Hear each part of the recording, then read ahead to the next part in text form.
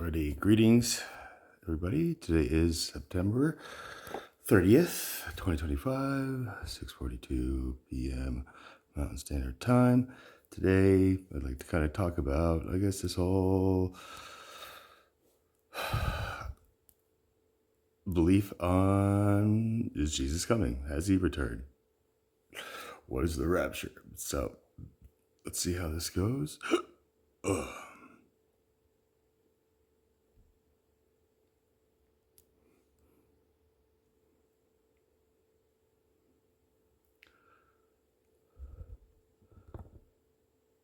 Ready.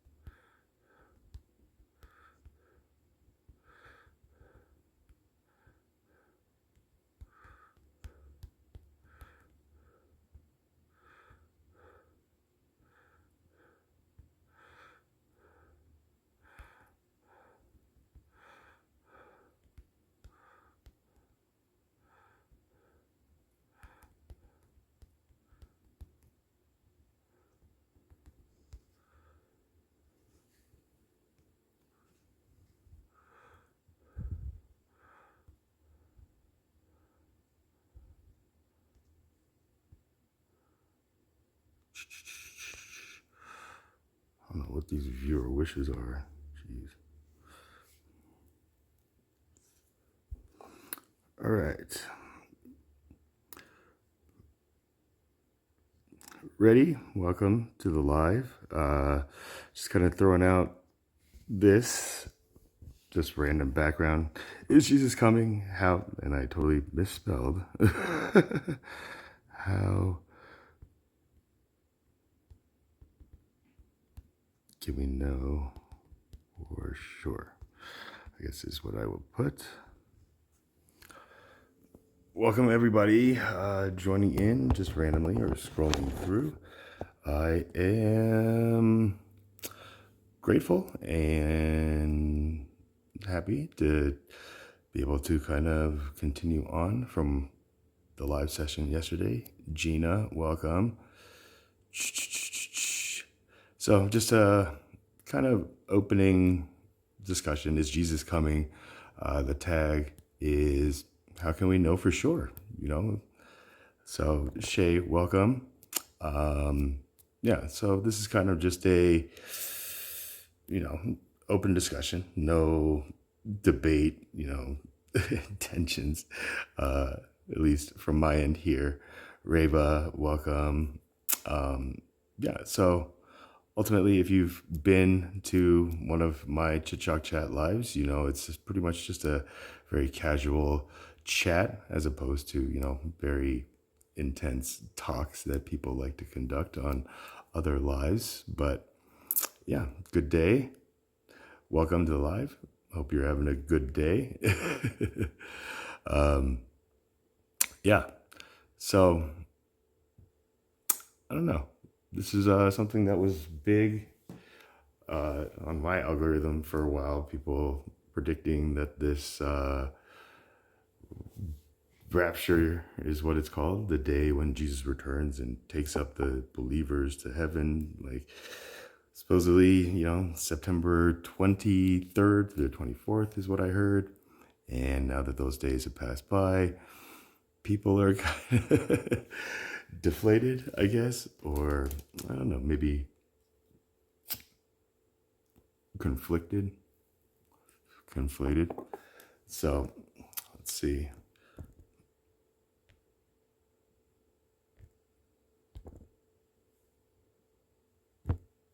Maybe if I can.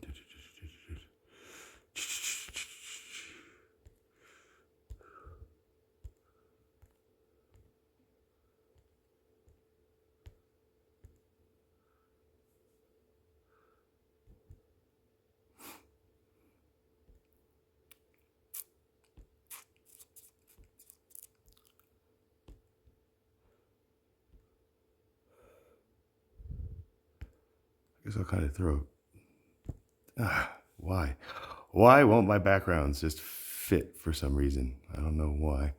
They used to, but now they don't.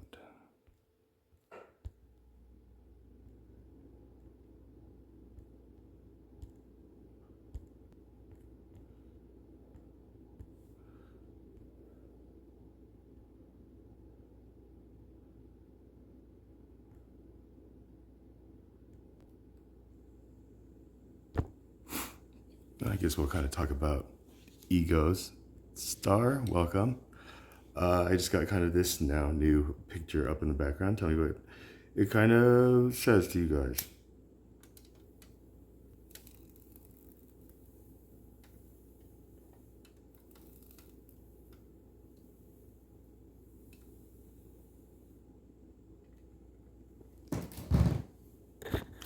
Sarge, welcome. I don't know. Is there anything specific you guys want to discuss? What's on your guys' mind?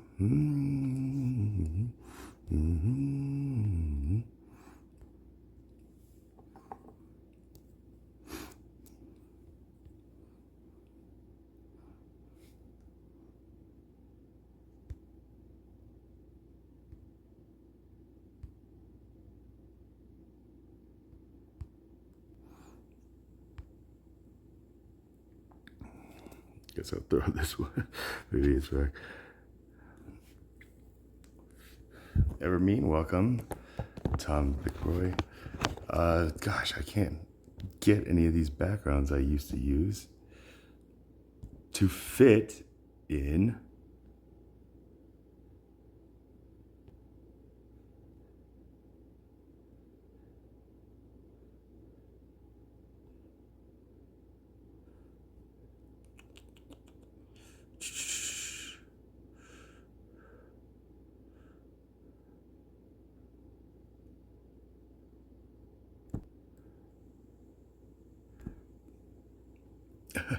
I guess I'll kind of start with this.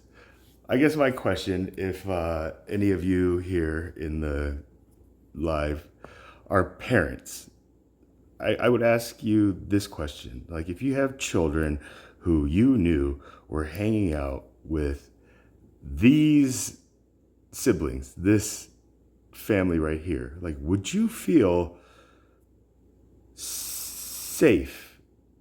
Would you feel your children were safe in the home or presence of a family that I guess just represents themselves in just like this fashion, if that makes sense? If you don't know, the mother here is a politician from my home state of Colorado who is a very vocal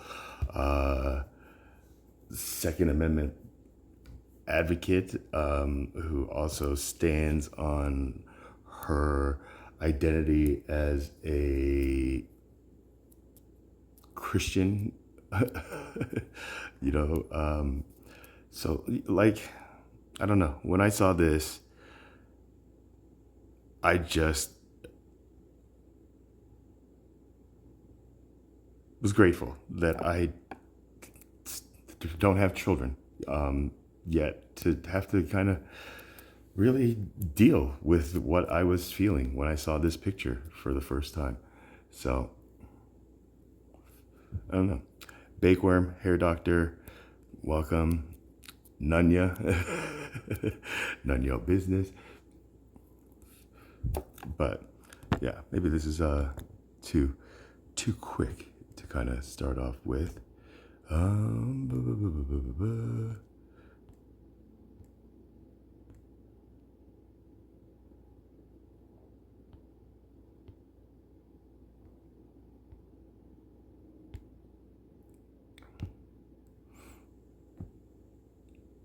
Classical or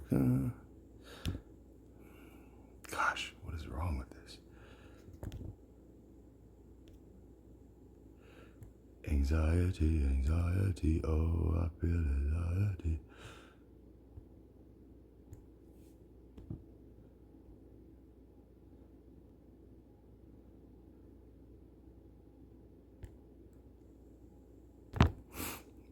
All right, well, let's just kind of switch this up. So here is a little Turing test. If you're familiar with just kind of this diagram itself, you'll probably associate it with how the Christian ideology of the Trinity belief is kind of diagrammed and taught, but really not fully understood, especially when I hear just people tell me, like, oh, yeah, it's one person, three essences, or something like that, not three gods and stuff like that, which I don't know. I want to help them out, but sometimes I don't know how you help like that kind of logical computing, if that makes sense. So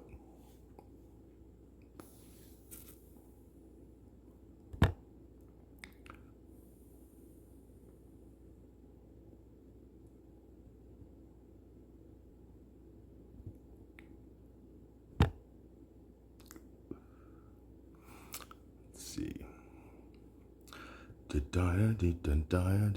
Hypothetical theist. Any insight? I'd love to kind of hear kind of hypothetical theist. I've never actually heard those words put together. It's a very thought-provoking name. Theist, hypothetical, as opposed to like a hypothetical theism seeks the atheist method for demonstrating lack of evidence for X deity. Okay, so seeks the atheist method for demonstrating lack of evidence for X deity. Can you just kind of explain what the atheist method for demonstrating lack of evidence? Like, this is where I debated an atheist and presented not a deity, but just evidence as I can't even get it right now. Hold on one second.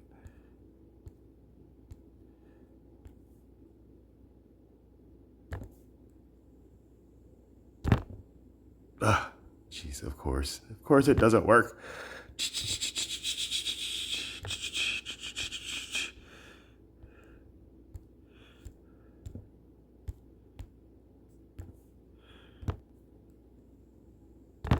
Okay, so you see this hypothetical. I had so atheists need to solve for X and demonstrate the methodology that produces lack of evidence for X. So if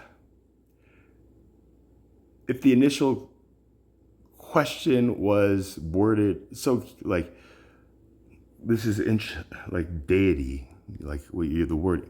So atheism, the absence of a scientific method for demonstrating the lack of evidence for X. Okay, so if I present just this proof, God is love, right? Just this simple,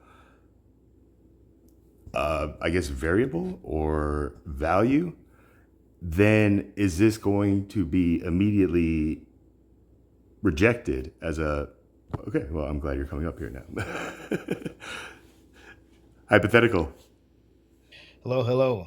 Hello. How are you? Welcome to the panel. I appreciate you coming up here. Yeah. Hypothetical theism is just a framework that I developed to explore the nature of the divine, or the likelihood of various phenomena, whether it be metaphysical, angels, demons, spirits, ghosts, gods, goddesses, whatever phenomenon, but especially atheism. I'm very interested in atheism because what I'm asking from atheists is to simply demonstrate solve for X. That is to say, the X is the unknown variable, X deity. And I asked them which god, there are 10,000 gods on the list, which of the 10,000 gods have you tested for? And can you demonstrate the methodology that exposes lack of evidence for that deity? And I haven't found an atheist yet, or alleged atheist on TikTok yet, that can follow through on this simple request: solve for X and demonstrate the methodology that exposes or produces lack of evidence for X. And they simply can't do it. Don't they always approach this the other way though, where they say we need to provide X and then demonstrate? Which is why I'm a hypothetical theist. Okay, As okay, a so hypo- that's where you're kind of flipping the script on them, right? Like you're well, kind of like, as a hypothetical theist, I'm interested in the likelihood of X deity. So the likelihood of God. And my opening statement, my first tenet is, and they may laugh, but that's their trap, and that is, since there is no evidence that there is no God, a likelihood remains that a God may exist. And I'm interested in exploring that remaining likelihood. And in and fact, you could set up a likelihood function that will begin to extrapolate probabilities.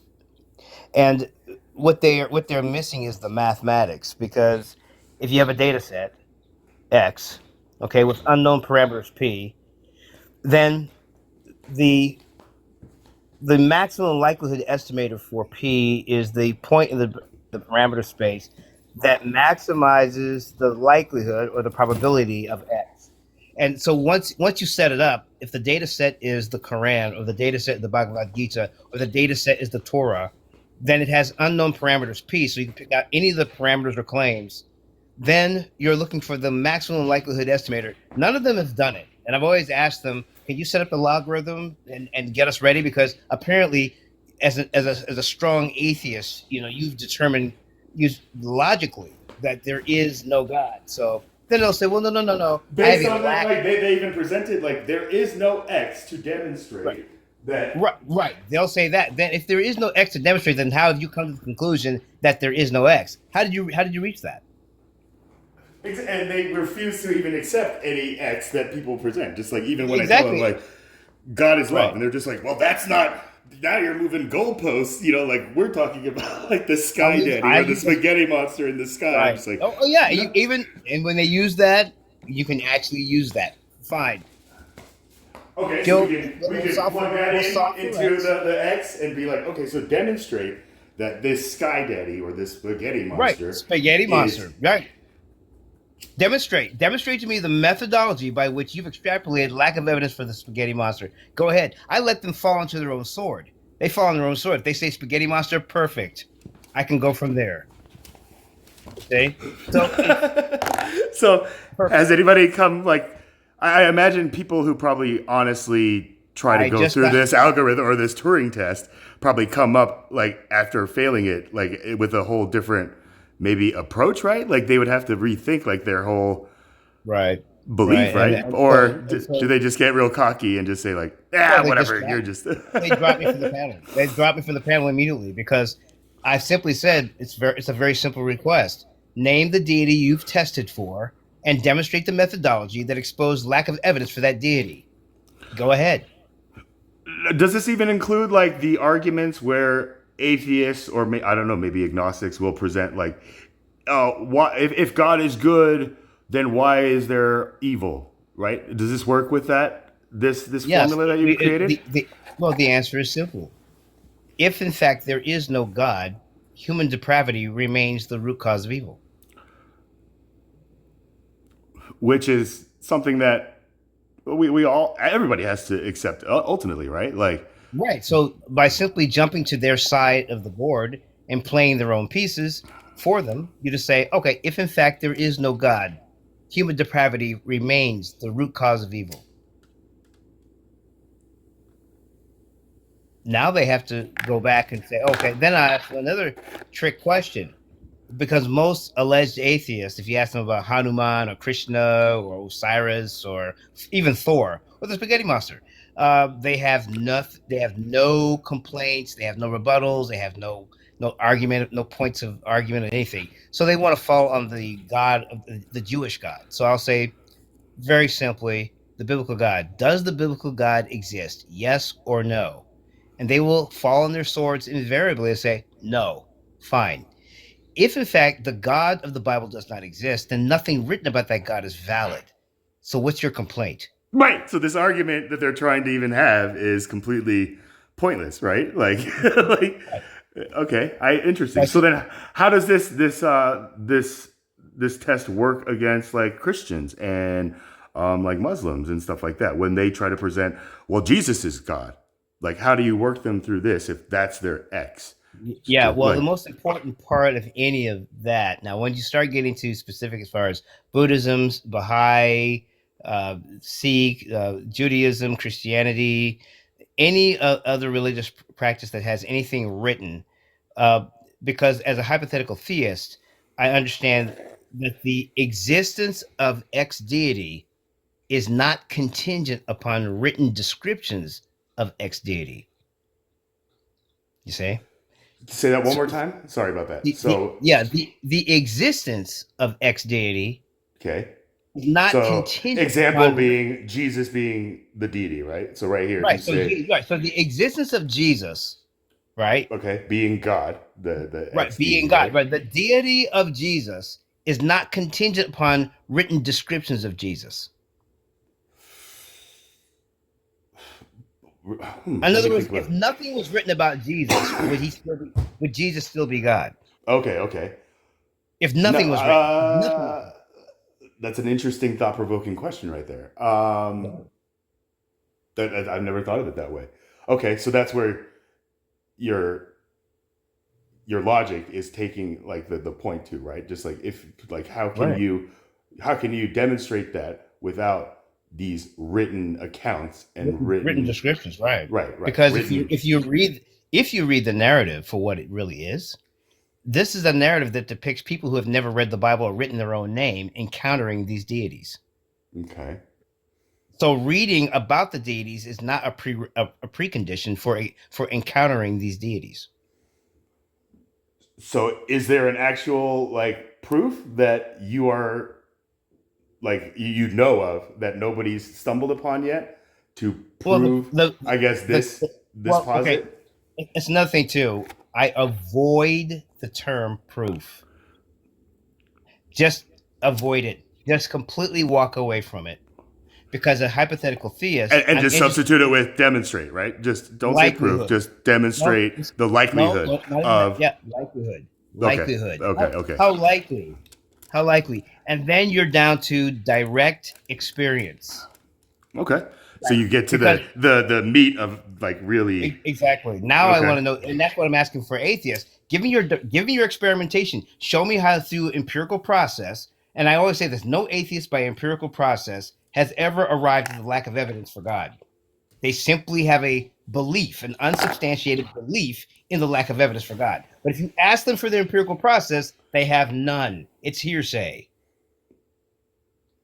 They have not directly experimented and tested the claims for any God, any deity, any angel, any demon, any spirit, anything. They have not directly tested it at all. So they're just taking all of this information at just face value and accepting it as Okay, just whatever like they've heard, they take it. It okay. supports the position. They take whatever they've heard, but if you ask them for their personal empirical process, they have none. And if Right. they start saying they believe in science, I ask them which branch. uh Yeah, yeah. It's science is not a yeah, duh. Right. Science is not like a thing like I believe in science. No, which branch, sir? Which branch of science? yeah. And then they even start like, throwing Hail Marys. It's like, well, you can't see electricity, but we know that it's the They will jump on quantum mechanics right away. They go straight to quantum physics, which is right. a Okay. mistake. So can I Okay. ask you in your observational data set that you've conducted, which of the two groups, the atheist and the theist group, like end up getting further? Like, do you get what I'm asking? Just like because theists, in my opinion, let's say like like the Christian Trinitarian like type theists here on TikTok Yeah. that will tell you Jesus is God, the Father, Son, Holy Spirit.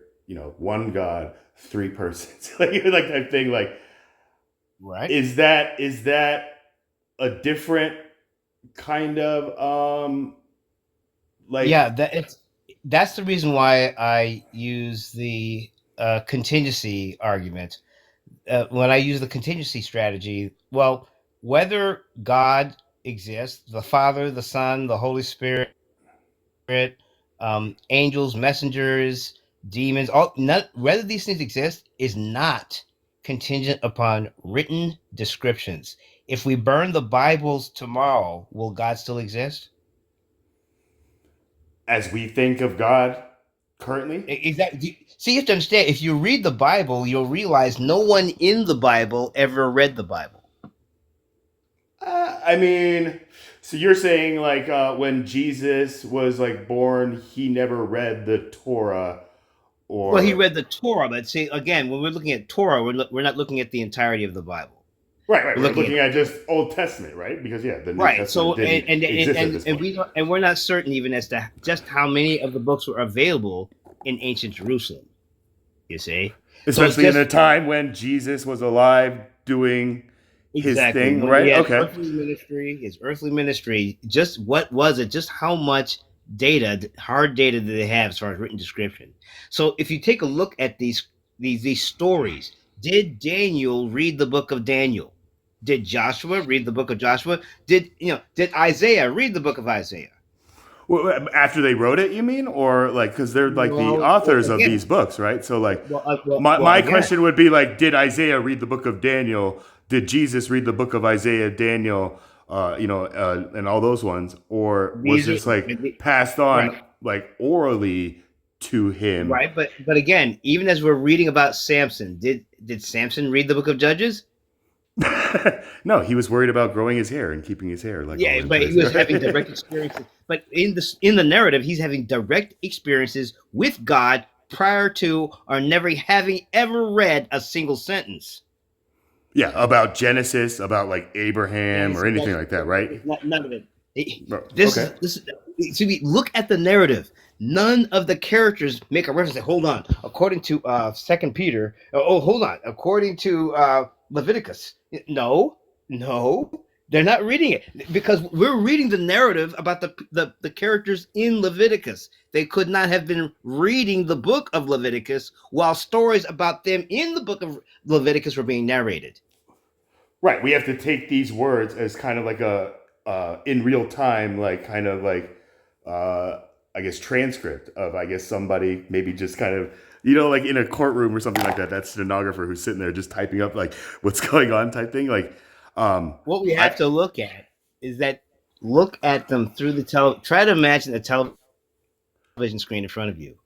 None of those people you're watching has ever seen the movie. They're in the movie, but they've never seen it. Do you see? They're characters in the movie. We call it a movie, but if we were looking through a window at those characters moving around, they have no idea they're in a movie.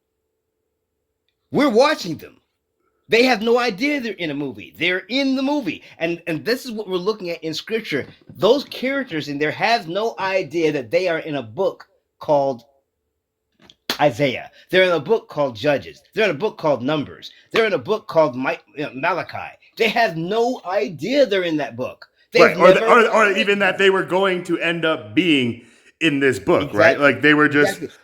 But living all right. But as all it the was a normal stories day, right? Okay. right, right. But all the stories are of those people having encounters without ever having read any descriptions. Okay, right, right. And they're all pretty much the same account, right? Just like this They're having supernatural. encounters with angels, the Son of Man, blah blah blah blah. All these different things are going on. Wait a minute. Did you read about that? No. How did you know it was Gabriel? Well, obviously, then this proves the narrative itself is showing we don't. It's not required that we read anything to encounter God. Which is, I think, exactly what Prophet Muhammad's like revelations that brought the Quran is kind of prove, or I guess demonstrating here, right? Like he never read any of this stuff. He didn't read. He didn't write. He was just like an orphan man who just like ended up like having to exile himself from his hometown. Like I don't know if you know the story of his like like Yeah. life. Ooh, But then all of a sudden he goes into a cave and just has this experience, right? And goes to his like Gabriel, wife right? at the time. Well, I mean, like that's the thing. Like I guess the angel like told him like I am Gabriel, but he had no idea who Gabriel, like any of these Right, people were, right, right. I'm right? Gabriel. Okay, fine. What do Right? you want to know about it? And then Gabriel Exactly. said, "Here, read And he's sight." just like, am I like going mad? And he goes to like his wife, and is just like, I don't know. I must be, like, so it was like a real human like moment, like when I learn about like his life story. And but like that's the thing about that. But interesting. It's very interesting. I'd like thank you for kind of just making me kind of think about this. My mind has never kind of started grinding these gears before like this. That's okay. It's okay because when I started to look at the scripture for what it is, rather than what we've made it, the Bible is an anthology of ancient cultural narratives. That's what it is. And many of these narratives, most of them, were never meant to be in the same binder. They were never meant to be in the same cover. They were simply put there in like convenient. It's basically an ancient laptop. The Bible is an ancient laptop, a database from which you can conveniently refer to various other documents. But these documents each have their own timeline, audience, and intention. Right, that all kind of, like they weren't all planned to like coincide and work together. They all like, Exactly. were they all came out and existed on their own, and then as Exactly. they came along in their own They're timelines compiled. after like centuries or whatever, They're human collected. beings started collecting them and seeing like, whoa, Yep. there is a connection to these, and we Yeah, they have seem to be to talking about the same now culture. put it in one, right? And that's why even Right. when the first, like mass printing press, the Gutenberg printing press, it was Right. this book that was chosen to be the first one, right? And it was What's put in. fascinating is so I use this as a point, a defensive point, that why should we be fascinated? Why does it fascinate you that there are quote unquote contradictions?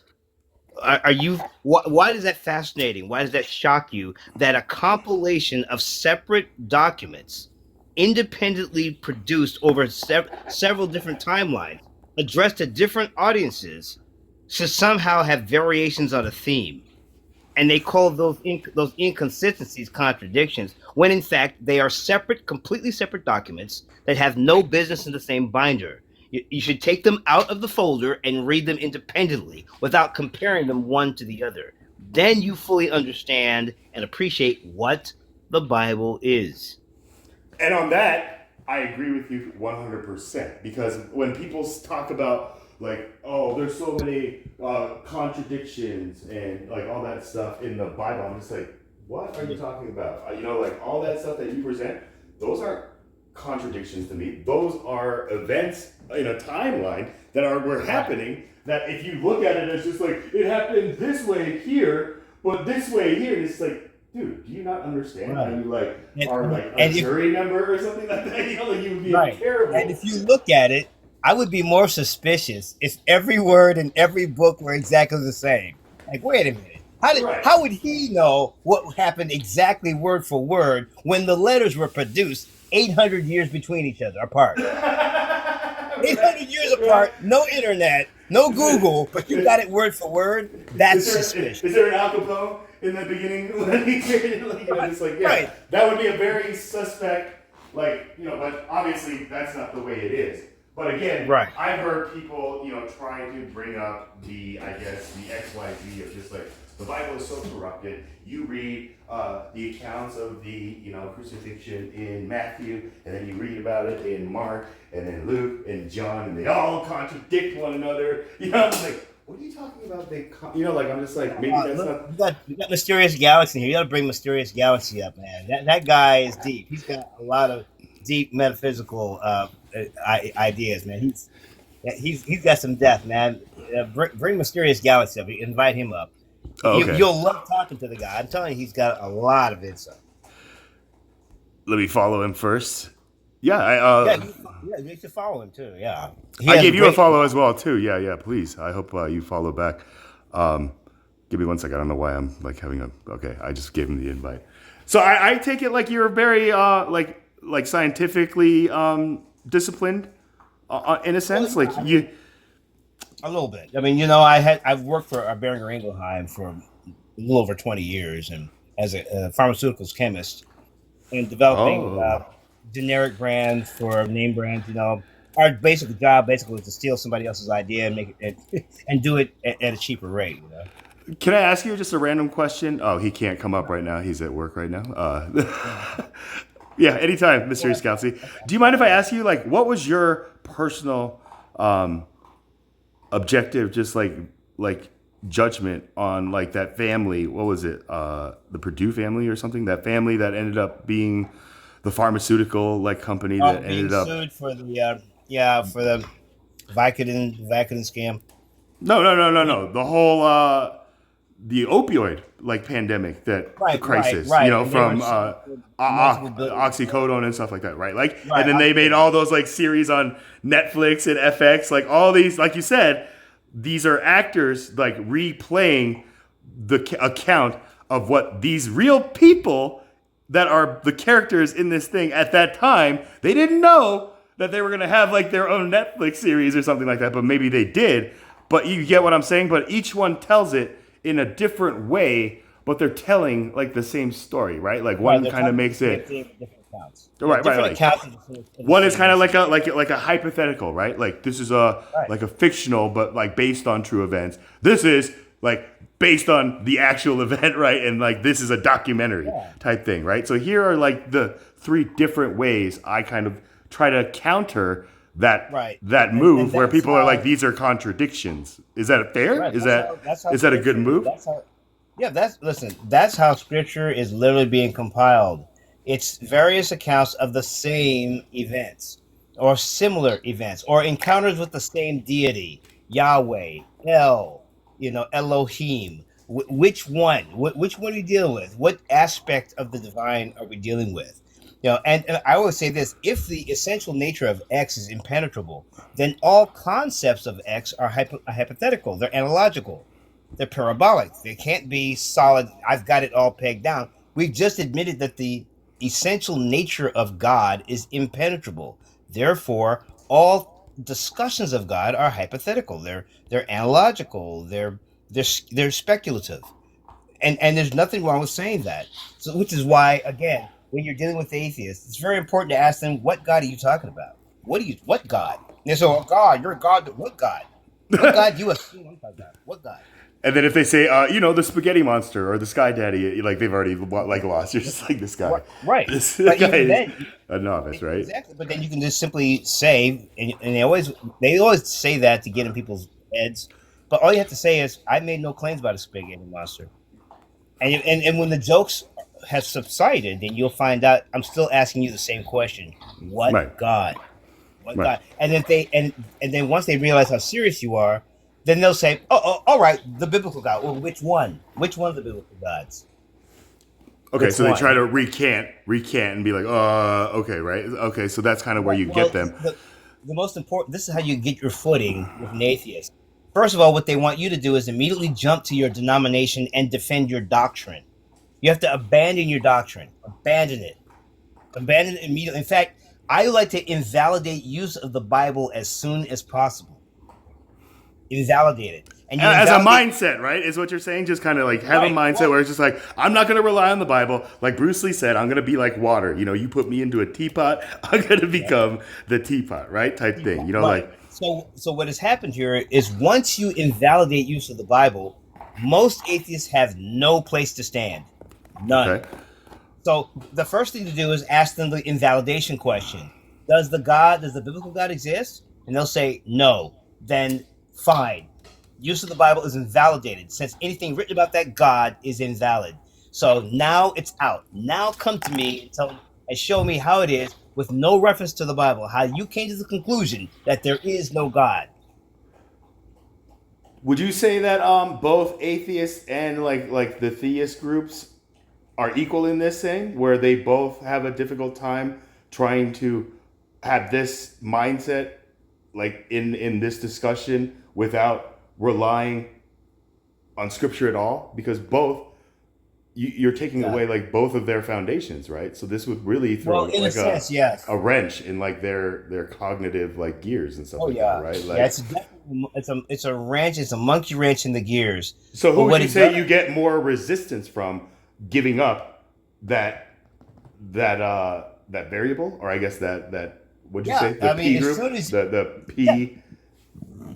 yeah, as soon as you yield the position in the Bible, the atheist has lost pretty much 90% of their traction. They don't know where to go from there. Because once you say, "Oh, I don't need the Bible, forget about it," we've just invalidated it. You just said the God of the Bible doesn't exist, so now we're not talking about that anymore. Show me how God doesn't exist now. There's no Bible, so now how do you know God doesn't exist? Go ahead, show me. And they'll just well, you're the one making the claim. I said, no, I'm a hypothetical theist. I take no stance on the verity of metaphysics, of the metaphysical phenomenon, anything. I'm here to ask you a question. You're an atheist. You said there is no God. I'm here to I'm seeking your methodology for demonstrating the lack of evidence for X deity. And they And this simply don't.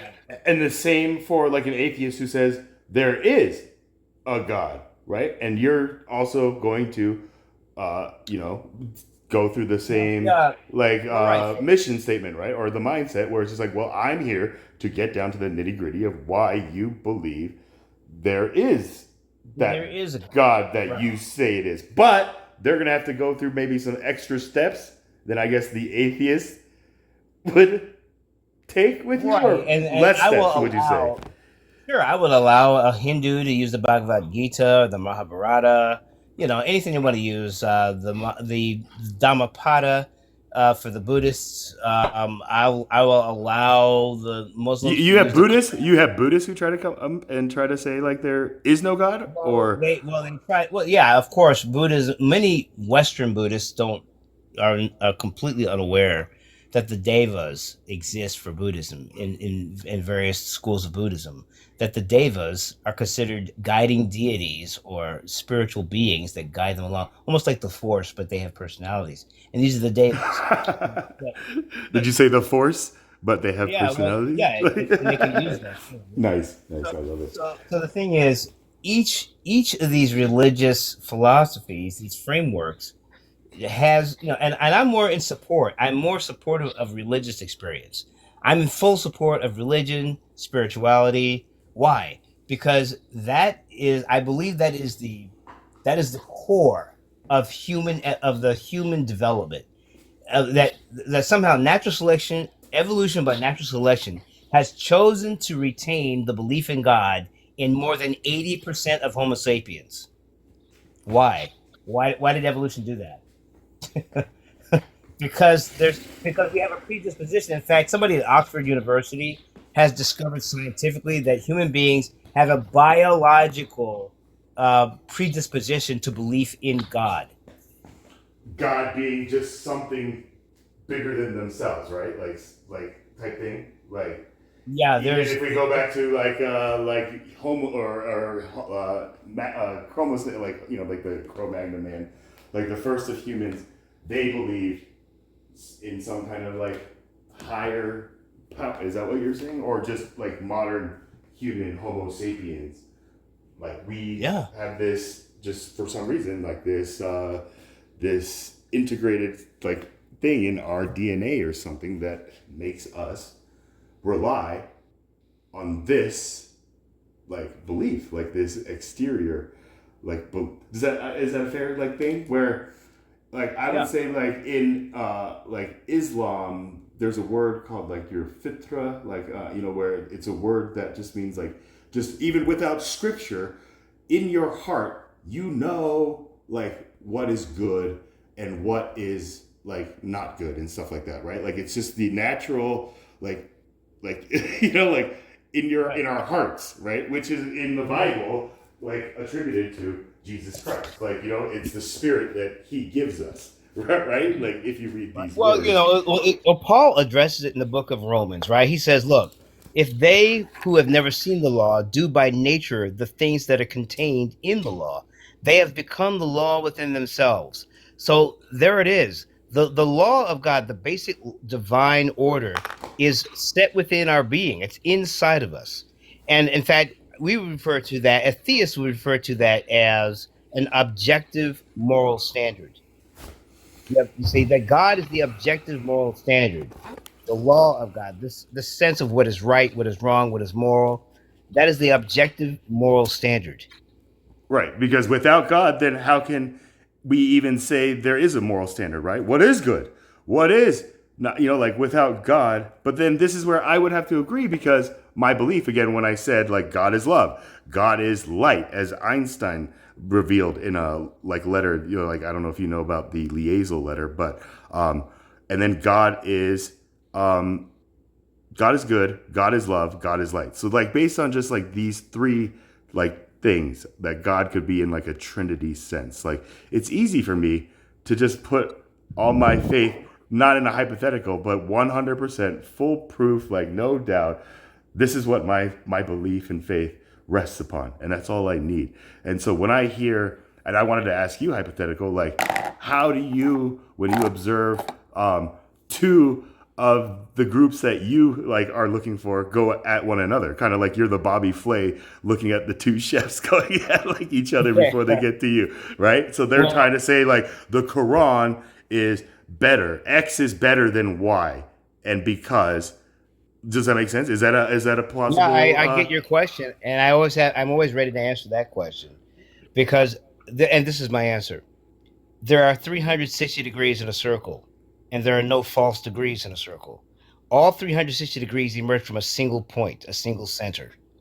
Okay. So that means that what we're dealing with are the 360 degrees of insight on the center. Every degree is an accurate representation of the center. There are no false degrees. And if I eliminate even one degree, I've broken the circle. So the entire objective is to find the place, either the degree or the radians. There are an infinite number of radians between first and second degree. Between every degree, there's an infinite number of radians. So we are looking at the place in the circle for these thoughts and for these ideas. And anything in geometry, anything outside the circle, a line running across the outside of the circle is what? Called a tangent. That's tangent to the circle, which doesn't do anything to hurt the circle. And this is So, why I'm glad you said that, because with tangents, there's also sine and cosine, right? Like right, these things, like the ratio between like that point right, from the angle of like a side to another adjacent side, to right? So another this is side. where, like, when I look at the words in math, where it says, sine, which is just sin, you look at like sin and then cosine, right? So it's just like Right. when I look at like math Okay. in like that sense, I'm just like math is a sense like leading to God. Just saying like, yeah, like if Yes, you it have is. like Yes, it sin is. and a cosine, like like I looked Right. at it when like Einstein, like this whole thing, when I looked at this equation E equals mc squared, it like blew my mind after just kind of like I read like this revelation in that letter where he says, God is light and God is love, and love is like gravity because it attracts us to one another. So he was like very philosophically like, giving value to like these variables, where he even said like when I tried to explain this to like the scientists of my time, they had no idea what I was trying to talk about. So I I'm telling you. substituted, like my value for c squared, right? But he was ultimately saying if we can accept that the energy required to heal the world and everything in it is love, then like that's what he was trying to explain. But like I don't know. Like I said, I don't know if you read the letter. I'm not doing it justice, but that like just flipped on this light switch that like again I started looking at math terms like sine, cosine, right angles, Right. right triangles. Like when I looked at this and I asked myself like, if I break this down and they say energy and mass is interchangeable, it doesn't mean like m equals e equals e c squared, right? Like you Right. gotta flip it around. So like c, if you look for c, c squared would be equal e over m, right? But in Right. another sense, in geometry, c squared also equals a squared plus b squared, right? Squared. Like, Right. so it's just like which one is right? Like it's this weird thing where, huh? So then it started making me think about like binary and like non-binary kind of terminology, where it's just like everybody thinks like it's the Schrodinger's cat, where it's like, is the cat dead or is the cat alive? Or alive. Right. Yet it's Right? Like, both right, until observed. Right. The right. observation. And if I look at that, I looked at that. In fact, when I started looking, the trigonometry of it, I said sine, cosine. Okay, fine. But then I saw sin, and for me, I started looking at the laws of thermodynamics, and I realized if I look at when we attach When we reattach the word sin to its etymology, the entire narrative starts making more sense because the etymology of the word sin is a thermodynamic description of to miss the target.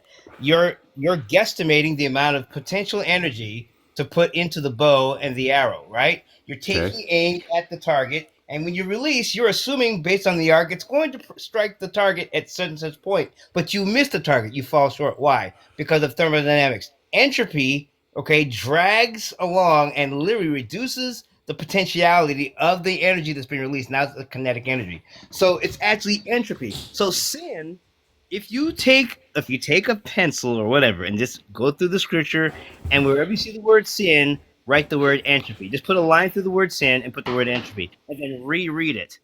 Then all of a sudden you realize, wait a minute, God is without entropy. God is attempting to reconcile a point of zero entropy, is attempting to reconcile a fallen state, the fallen state of the universe, into entropy and bring it back to order from order to chaos because everything was good. All things were good. There's none good but God. God is zero entropy. All things were good. Then suddenly entropy entered in and was less than good. And what God has been doing, this whole quote unquote salvation, this quote unquote redemption, is what? He's redeeming from a point of entropy. He's reducing and thereby eliminating the chaos, the disorder, from disorder to order. It's what this message is really about. But if you take a look at it, even from a secular Bible Can I standpoint, pause you right there for a second? So if I yeah, substitute for the Bible verse, where is it Paul who says it? Where it's just like children who are born of God do not sin because sin is lawlessness, right? So if I do your thing where I substitute sin with entropy, so children born of God do not like entropy, or like do not like, so have entropy, no right, are not in entropy, have no entropy, like are not in lawlessness is like no entropy, or entropy is lawlessness, right? lawlessness Like, so because with no law, entropy. you're just shooting an arrow with your bow with like no kind of like physics or just like experience. You're just shooting it like in the dark, and you just completely miss like the like dartboard completely, right? And you're just like, what happened, right? So, and then some like you then introduce like, oh, if you pull it like like then you can bring in other disciplines. I don't know. This is interesting. I'm just kind of breaking it down, but you get what I'm trying to kind Yeah, of I see it. I I see it. take I see it. myself through in here right here. But that's fascinating right there because, like I said, when I think of like that word lawlessness, it's just like the laws of physics, the laws of science, right? Like You're all abrogating the laws of physics. You're abrogating the laws of physics and the because you laws are of in nature, the laws of the what, universe, right, like all the laws that govern everything. You're in abrogation to it. You're working in entropy, an entropic direction, a chaotic direction. You're hold in on. So chaos. entropy versus entropy and what is it? And is there Order. another? No. What is the definition for entropy in science? Like the potential. Right. Well, no, entropy is a reference to basically the tendency to go from order to disorder, to fall from order to disorder, is a general description of entropy.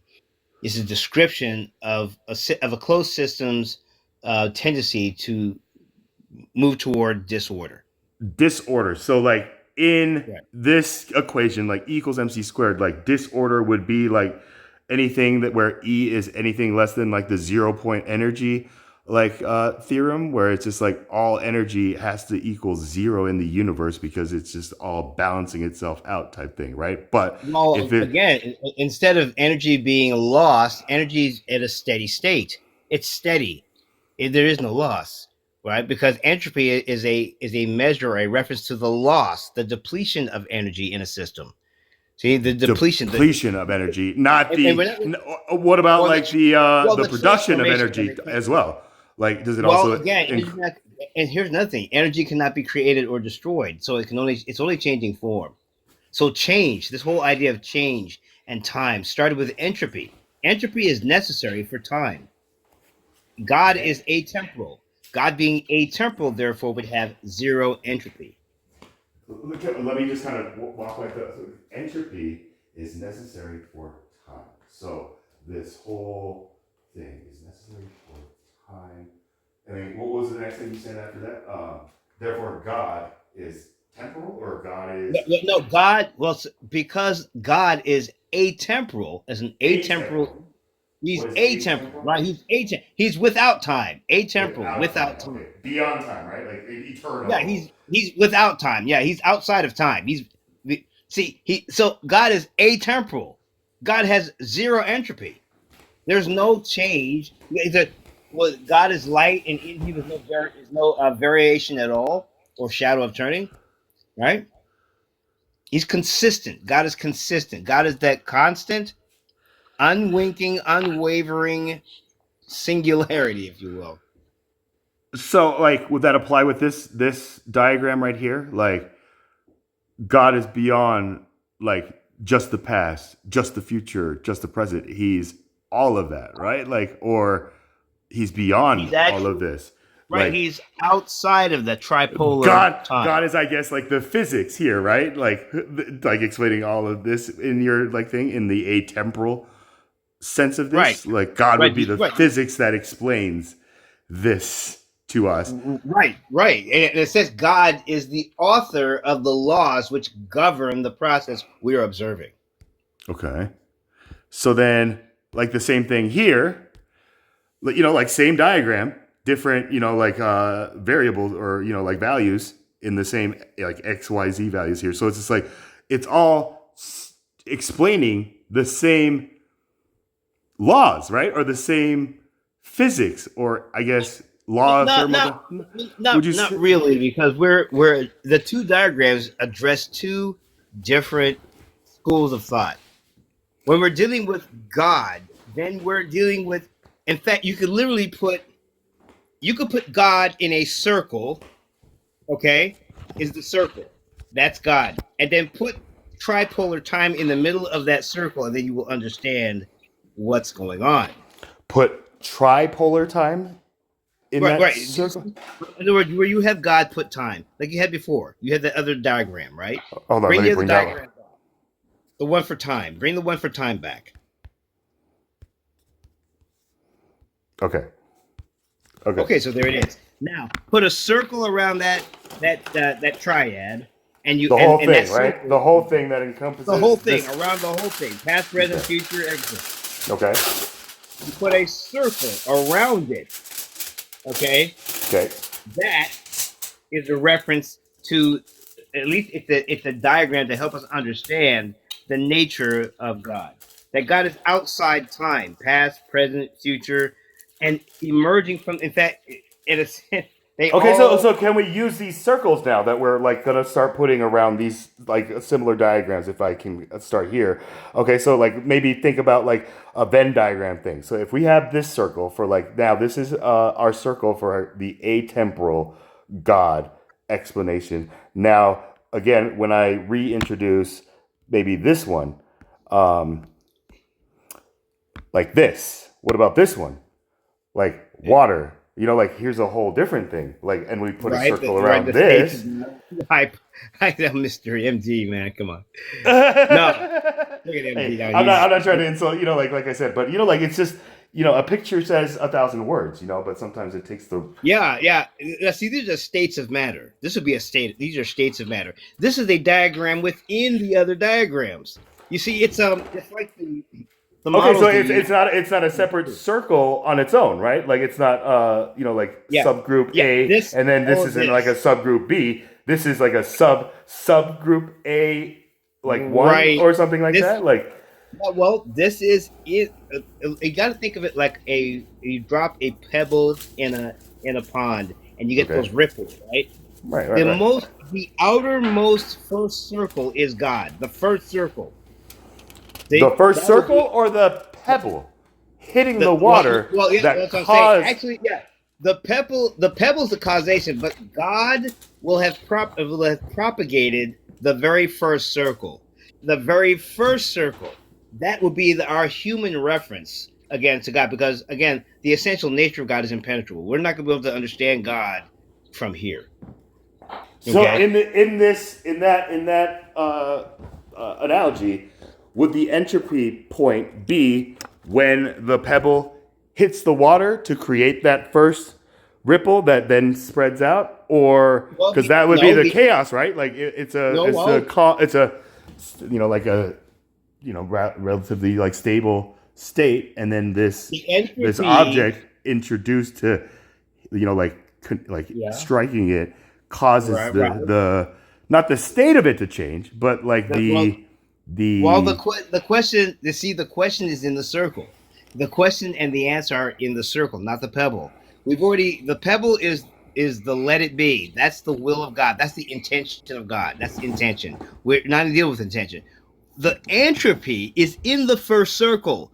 Where is the first circle? It's so far out on the pond that it's the background radiation. It is barely perceptible, except for high technology can pick it up. It's that wave, that very first circle is way out at the edge of existence. It's way out there. But that would be the uttermost comprehension of human comprehension for God. Now, everything inside the first circle, there are stronger waves. There are stronger ripples that emanate from the center. Stronger ripples. Okay. So I just kind of threw this down here because I had like circles around these. I look at yeah. just kind of these things as like the entropy. Like if I look at Oh just kind of no! what I have circled here. No! You need a pond. You need a picture of a pond that has ripples. That's the only way to understand this.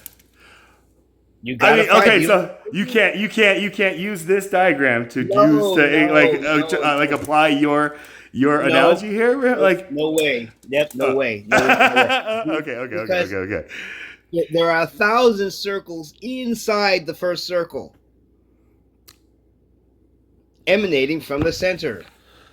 Okay, You need to so it's always just one circle though, right? You're saying that. Like there's no I guess like would it be the multiple or parallel universe yeah, theory? There's no yes. other separate circle Well, existing. yes. I'm just saying, every circle, the circumference of every circle contains the reality, okay, within that circle.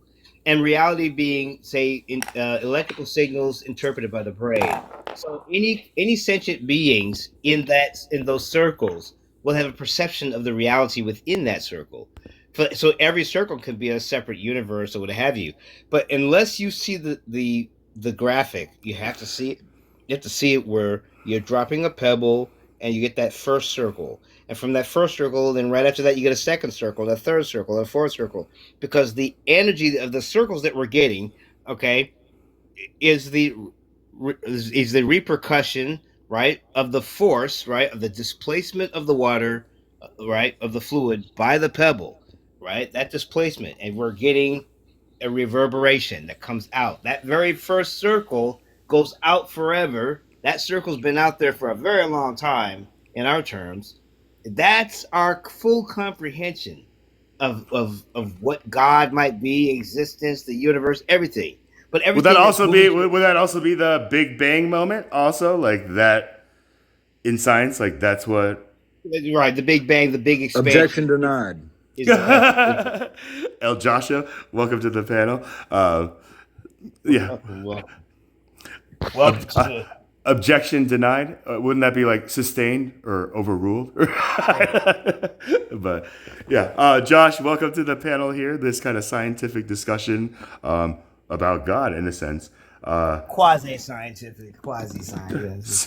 Was it? Is it quasi pseudo? We can't even say it's Quasi, pseudo. yeah, It's pseudo, yeah.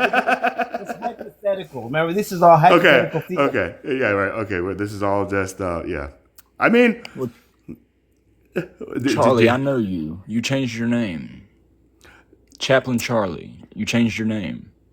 Did I? I've had this name for a long time. Dude, what was it before? I'm talking to other people right now. I got you. Are We're on the you same page though. Don't you don't gotta play pretend. It's all right. I know who you are. who I am? I know exactly who you are. Oh yeah, yeah. I mean, I'm Chaplain Charlie. I show my face a lot. Do I need to show my face just to confirm? Nah, I remember you. I remember you. Did you change your name? I can't. I've never recalled like El Joshua or anything like that. I'll give you a follow though. Okay, appreciate it. Yeah, yeah, yeah. Like I said, is there anything specific? I saw that you kind of requested up. Was there something we were talking about in this whole kind of thing that kind Well, of I resonated heard with you? objection. I heard objection denied down there, and I just thought I'd pop in. I haven't even been paying attention to the comments and stuff like that. Like that's where. Oh no, okay, I got you. Yeah, yeah, my bad. So is God omnipotent, omnipresent, omniscient, all of the omnis? Okay, so like hypothetical, you want to take this? Can you demonstrate like how you would approach like this like X? Oh, yeah, sure. What God? What, I don't know what we're talking about. What God are we talking about? God of Abraham. Oh, does that God exist? Oh, apparently a lot of gods exist, and apparently yes, it does. Okay. So, in your estimation, the God of Abraham exists. Yeah, I believe so. How do you know that the God of Abraham exists? Well, because somebody in a book told me so. Oh, okay. And you realize That's kind of a bad reason why, huh?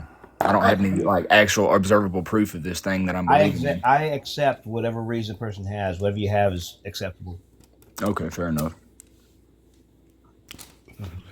But is that all like you really need for yourself, Josh? Or like are you at a point where it's just like do you ever wrestle which is like maybe I should kind of figure out like truly what I believe on this or are you just kind of content with just this is all I need to know, all I care to know at this point because there's other stuff that you are focusing on that matters. Does that make sense? Like because this is I'm like like a a bipolar. I'm like a bipolar atheist. well, I think that I'm bipolar as well, and I guess I'm, like this whole thing with like bipolar, these words that we've like been like diagnosed with, but they're just words, right? And when I like had people ask me like, "Have you been diagnosed with bipolar in any way?" and I was just like, "What is bipolar?" and they're like, "I don't know. You're just like happy and like joking like one moment, and then right now you're like crying about your dad," and I'm just like, "Yeah, I mean like Yeah, I'm but just." you don't follow a predictable pattern. That's the thing. No, right? Like, I mean, if I'm just, yeah, I don't. What do you mean by a predictable pattern? Like, I Well, don't for try to filter bipolar to myself. Like, for bipolar to exist, there must be a pattern of mania, and it's a pattern that you can normally predict. But with how you are, it's just random. no, I mean, okay, so I guess I'm either very happy, like very upbeat and stuff like that, but I can just kind of get to a point where like it seems like I'm like sad or depressed, which maybe I was at the time when I was like maybe dealing with depression issues, but I wasn't then relying on man-made pharmaceutical medications to alleviate that condition for me, right? So like, and nothing against like anybody who is part of this, but when I watch like commercials for like, medication for depression and stuff like that, and they always use like actor portrayals where it's just like is like they have like a literal like just a smiley face drawn on a paper plate that they're holding in front of their face as like a portrayal of how these like patients are like expressing how they feel with their depression, right? Like they just are walking through life just like with this expression behind this, just this totally false like expression of a smiling like happy person where I look at that as the problem like that humanity society needs to be the one and say like we are the cure when we are the ones who are able to recognize like yo like I see through your paper plate like talk to me, right? But when like I guess people who are now diagnosed because they have a predictable pattern, like I guess maybe you were talking about that, like a professional would say, oh yeah, those are manic, or those aren't too extreme, and then based on how on that, like spectrum, you get whatever prescription you end up getting, right? But that prescription ultimately keeps you in that state of, is that called the state of entropy, or is that the state of 0 point energy where you don't progress or you don't, does that make sense I like hypothetical how you just put that. I like how you put that. That's you cooked. You landed the plane with that one. Thank you. And by cooked, I hope like it's just like when I cook, I'm just trying to serve people like a dish so that we can all sit down and enjoy, not like to destroy another person or exhaust them. Does that make sense, like Josh? So thank you for that. You know, Yeah, like yeah. So you're not even worried. Like you're so far past the idea of the smiley face. You're like you're in a state of meta awareness, and like you're so far past the human emotion being displayed to you that you're yeah, I see where you're at. So let me just tell like you the what happened. artificial, the artificial display, right? And this is where I distinct it between like there's like artificially intelligent human beings, and then there is sentient human beings that I've Yes, recognized here on like TikTok or social media. You know, and boom. sentience is just like those who recognize that even though this isn't like physical reality, this is a reality, and like you know, like this is not just a video game like world Yep. where we can just be whoever we want to be and stuff like that. Does that make sense? So Well, continue, Josh. well, no, we can be whatever we want to be under certain circumstances, but I believe that it's all predetermined destiny almost. And but we do have some sort of, even though it's not completely predetermined, it's predestined, but we do have influence over paths we can take and things we can manipulate. But this is what happened, man. So it's kind of funny that you brought that up, and then I was able to notice really quickly what's going on here with you and everything. So I was diagnosed as BPD, Okay. right, borderline personality disorder. Okay. Yep. It Yep. was I got a second opinion. It was a misdiagnosis. So did they give you a new diagnosis, or they just said the old? Yes, Okay. I'm autistic. Let's see, this is where even that word. So what does autistic mean today?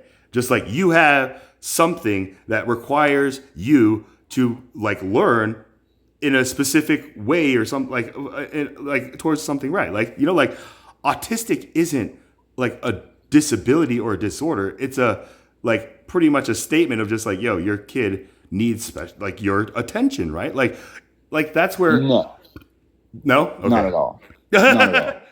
So far from it, so far from it. But I get you. Like, a lot of people. A big thing is a lot of people are, going around self-diagnosing as autistic and stuff nowadays. And you know, now there's been a lot of older people who have come to realize this, and Can I ask you, you Josh? know, Like, what generation are you part of?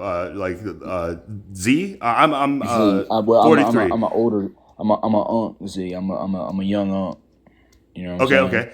I'm like an older millennial, right? Like I was born in '81, which is now like the start of like the millennial generation. Hypothetical. I don't know if you're like within my generation or if you're part of like X. You know, like So this let's is just where say it's I was born in 2000. 2000. Yeah. Interesting. Okay, so are you guys aware of what is now defined as the Omega generation? Like I don't want to know. Yeah, I have no desire. I was born in 1959, so I really don't care. 1959. Okay, so you're part of like the baby boomer generation. The edge of the boomer. Yeah, He's only a little younger than my dad. That's crazy.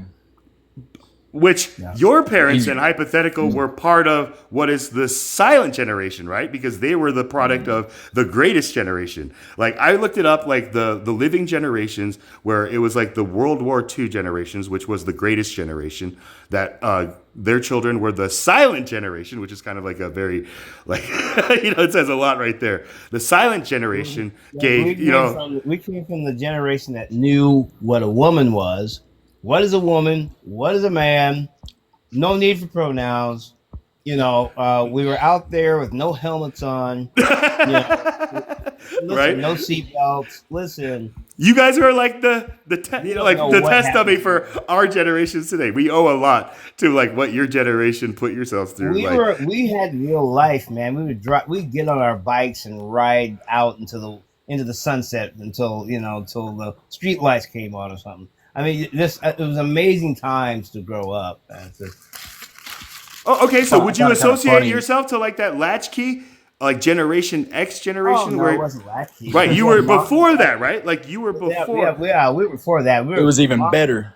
It was It was Ah, even was mom it and dad. better? Well, like it's We like had that thing, mom and like dad. in Yeah, my that's what he's gonna generation, say. we didn't even have like like Yeah, we music. had mom and dad in the proper places. Right. Okay. So then, for the Omega generation, is referred to um, anybody born after September 11th, 2001. They are Like leaves in a forest fire, man. I'm just, just sit back and watch the show. They are leaves in a forest fire. Oh There yeah, is so I was like no. one when September 11th happened, but right. I So want to you're say something actually real like the quick. cusp right there, Josh. Like you are this like alpha Yeah. omega. Like because you are part of. Like so you're interesting there. So please continue. What did you want to say? Oh yeah, yeah, About yeah. I your was about to say BPD, the BPD. with hypothetical real quick. Comparing what he's saying, every generation that comes, there's nothing new under the sun. It's a reoccurring pattern. We're all going to say that our childhood was the best. There was nothing else like it. It never will be like that. You know what I'm saying? So like we're on this linear time scale. Anyway, I'm not going to go into that right now, right Actually, yet. but But Josh, don't you think the pattern should be like every generation should expect that the generation after them will have a better childhood than what they claim to have experienced, right? Wouldn't that oh, they be know that they. the goal? Like if their children are just like, I had a crappy childhood. My parents tell me they had a great childhood, but I'm currently having a crappy childhood. That would be a sign telling like an observer, just like our generation is failing the younger generation because I see a lot of Generation Z, and maybe even now alphas, just like It's just not. like It's not generational. It's political. It's political because when your politics interferes, It's neither. It's neither. It's neither. You know what it it's is? it's It's both, what. or is Nah, it it's both? neither. It's It could be. neither. I You want think to it know could be why? all of these or none of these. Like this is It's the none of them. none It's of them. because we're Okay, so set in our ways. We're so set in our ways, and we're so. Once we made our mind up, we made our mind up. but how do we get set in those ways? Like that's the It's just a like tradition. I think it's human instinct of just okay.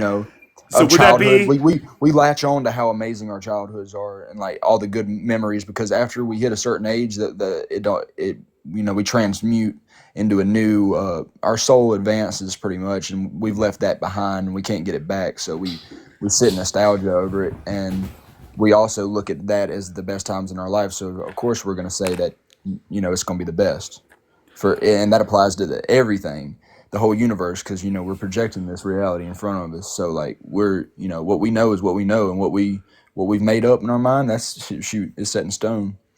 It's okay, so I'm glad you said that. It's set in stone. So hypothetical, can we like use that as a segue into your analogy of like the pebble hitting the pond causing the first ripple that causes the next circle, that causes the next one, the next one, the next one, the next one. So would we well, we be never able got. to would we be able to We kind of use that to say like this is the human no, experience, just like no, no, our conditioning no, comes from no, whatever no, pebble. No, okay, you're no.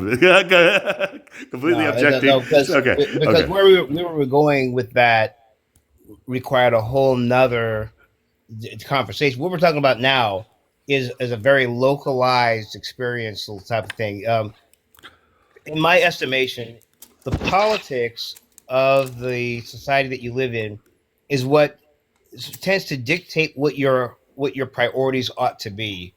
And human behavior is so standard that we can say, hey, every generation goes through this pattern, a repeating pattern, which looks like a straight line, but it's really a circle.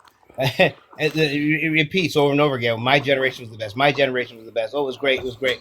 But it's the same basic. Someone on the politics says, hey, look, since human behavior is pretty standard, let's manipulate the way the people in the timeline interpret their priorities for their existence, for their life.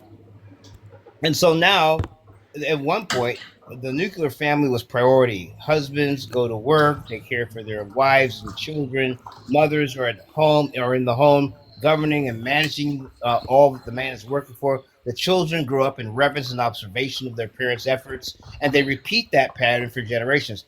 But politics comes along and says, you know what? We don't really need some fathers don't need to be in the home, and some mothers need to delete some of their children.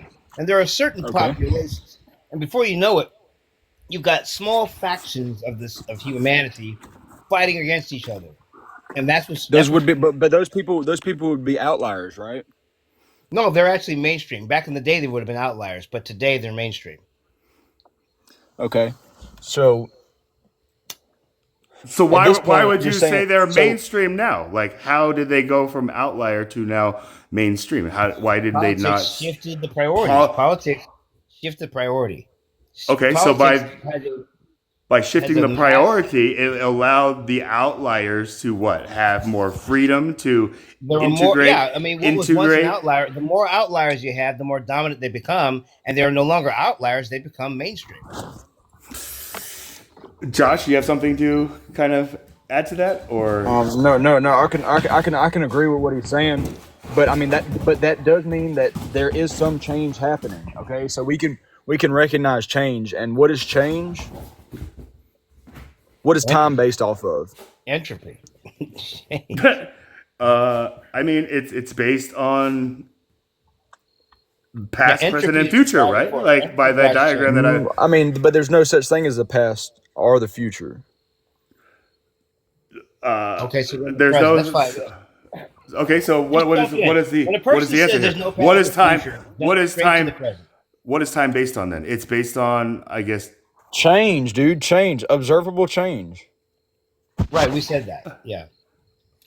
Okay, well, That's it. then okay, and then past, present, future is just like a metric to just kind of refer to those periods of change, right? Like in the past, in like this thing, like it went from slavery to the abolition of slavery, right? Like that's a huge change, right? Like it went from just Exactly. like the colonization of America to the United States of America and a declaration, right? Like these are like dramatic points of change that But notice the shifted. politics. But notice the politics in that.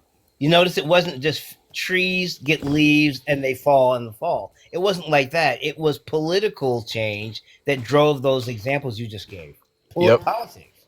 Yep. External. So so that's what's guiding the world, right? That's what the when it says the power, the what's it called? Oh, excuse me. The That divine, the No, what Powers, the rulers, principalities. the principalities, exactly. Yeah. Those things are what's guiding our movements, but at the same time, everything stays exactly the same. Because The human now. behavior doesn't change. Yeah, human behavior stays the same while the circumstances of that behavior are what's being manipulated. I'm saying we can observe the patterns in the sky where the stars are changing, and we can predict when it's going to come back and do the same exact thing. The sun sets and it rises every single daylight clockwork. Uh, but here we go about nothing's really changing. We've hit a plateau. There's nothing new that can be created, I believe.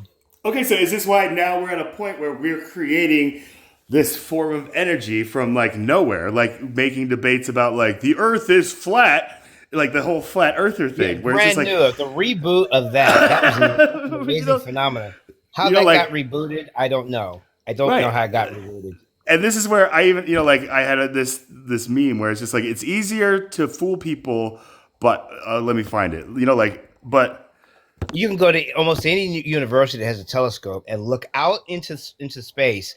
Show me anything out there that's flat. Everything out there pretty much has propagated into a sphere. Why is that? Has something to do with physics. And it's amazing to me that both centripetal and centrifugal forces are reach equilibrium to create spheres Yeah, in a vacuum. you think it's a spear. You think it's a spear, but your perception is limited to you. We don't really know what's going on. There could be all kind of man. Our perception is so limited, especially from distances. Like we see mirages in the desert. Like That's who true, knows? but I'm talking about looking through an but actual we telescope. we All Oh, we right, I do know that. I we do can that a lot. university. explain No, no, why I'm those talking about going mirages to a happen, right? university. Wait. I'm talking about going to a university and looking through a collegiate level telescope. I'm talking about with a dome. You open the ceiling and Yeah, they yeah, put yeah, yeah. they project it out. That's what I'm talking about. That's on my bucket list. Yeah, I've actually seen Saturn and I've seen Jupiter. I've seen these Yeah, actual planets. Okay, through a telescope. Everything yeah. out there is spherical. I mean, it's amazing to me, but it's all spherical. I There's agree. nothing. I agree. That's what we're seeing it as. That's what we're seeing it as. But that's just our sight. But here's the thing. I mean, you guys see this, right? Flat Earth. It's easier to fool people than to convince them than that they have been fooled, right? So this is where I was just like, Yeah. Oh, interesting. yeah. That's That a thing. type of fallacy. That's a type of Right? fallacy. So this I is the forgot what it's. fallacy that I always present to this flat earth thing. They say that the earth is flat. No, the earth is round and it's spherical, right? That has like multiple dimensions. It is the universe as we know it that is flat. Right? Like the universe is one dimensionally No. just to look, I mean, trust me, if you look it up, like is the universe is what's flat today, No. right? Like the universe to us is what like the old world thought of like the flat earth being, just like it just ends at this point. Trust me, like who's saying What no? makes you no? We can't trust you. No, I can't trust you. What make? Tell me the basis of the flat universe. What's the Yeah, that's basis? crazy work. It's cool though. What's up, Chris?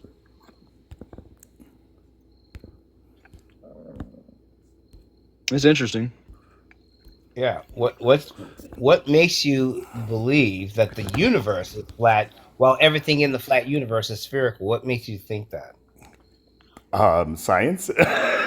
Like, Okay, does what anybody? branch of science? What No, branch? hold You on. see where I'm going now? What Okay, branch of hold on, hold on. science? Physics, right? Well, he's got to answer that question. See, I'm asking him what branch. My You bad, can't my just bad. say science. What branch? My bad. Yeah, that's how people try to get away. Oh, science, really? Give me the branch. Give me the branch you're talking about. Okay, so can you guys hear me? Can you hear Yeah, me? what Yeah, branch of science was it excuse that me, you're excuse me. saying leads you to believe that the universe is flat? Okay, so this is just what like my AI overview. Take that as well. Uh-oh. Don't. Yeah. Yeah, that's cool. Ruh-roh, That's right here. cool. Okay, so That's cool. Go for it. observational evidence suggests the universe is flat or very close to flat, but we cannot definitively say it is perfectly flat. Measurements of the cosmic microwave background show its geometry has a near zero curvature within a margin of error of about 0.4%. This quote unquote flatness means the universe behaves like an infinite two-dimensional plane on cosmic scales where parallel lines remain parallel and triangles angles sum to 180 degrees. Okay. What flat means in this context, geometric property, flat, refers to the universe's overall geometric curvature, not its appearance. It doesn't mean it's a flat sheet in the way we imagine a piece of paper. Euclidean geometry, a flat universe follows the rules of Euclidean geometry, meaning that parallel lines will always remain parallel.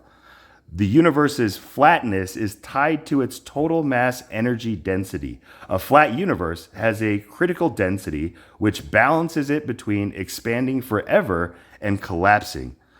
Cosmic microwave background measurements of the faint afterglow of the Big Bang, such as those from the WMAP and Planck spacecraft, reveal the universe's temperature fluctuations. The size of these fluctuations indicates that the universe's geometry is extremely close to flat. The mass energy density observations show that the universe's total mass energy density is very near the quote unquote critical density required for a flat geometry. Cosmic inflation theory of cosmic inflation explains why the universe appears so flat. Inflation stretched the universe to enormous scales, making its large scale geometry appear flat, even if it were initially curved. So, total universe versus observable universe. While the observable universe is flat, the entire universe is likely much larger. We can only see a fraction of the universe, so it's possible the larger universe has some subtle curvature that we cannot detect yet. So the universe's topology, whether it's infinite but unbounded like a sphere's surface or infinite, remains unknown. Okay. Yeah, I'm reading this. I'm reading the same thing you're reading. So yeah, it's good. So what I'm trying to figure out here is like, a plane is 180 degrees, right? A plane is, yes. Okay, so a plane has to be matter, right? Or can it just be an idea? What do you mean a plane has to can be matter? A plane Okay, is so a dimension in this sense. You know, like so it's a dimension in this sense, but how we view planes as dimensions are based off of matter, right? Based off of observable matter, right? I don't know if what do you mean by matter in this sense? Like just like physical, like Something physical, yeah. solids and stuff like that that we can like just Well, say like yeah, even water can be, even water is still matter, right? Water is something that has three states of matter, right? Like there is ice, there is steam, and then there is like liquid water, right? So this is where it's like in science, that word matter. I would I don't I so you say the plane, right? So just like the plane could be just like the ground, right? Or just Yeah, yeah, yeah. It has to be something observable, right? So how could you say that space is a flat plane if there's no matter in space?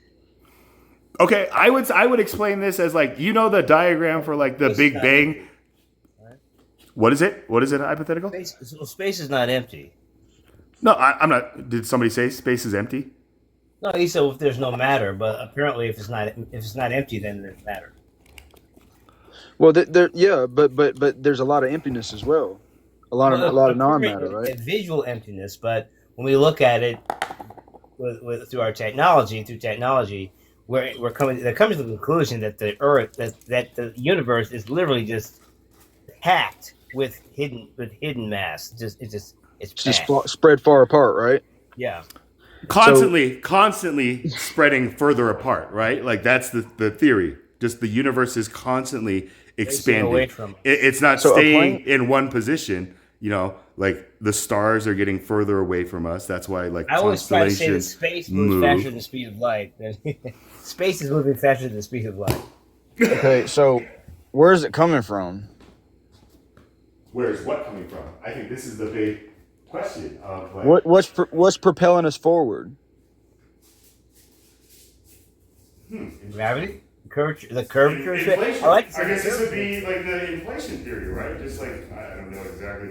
Like these are terms where it's like, are we talking about political inflation, like like theories, or like these are where terms really kind of like what is the word homonyms? They're like homonyms. Where I'm like, are they talking about the same thing or like Oh, I'm not different? doing no ad hominem. No. But you know what homonyms are, right? Like where Of course, right. What is an ad homonym? Like an ad it's homonym it's is it's, it's an assault to character. It's a personal character assault instead of So ad attacking the hom. problem. Yeah.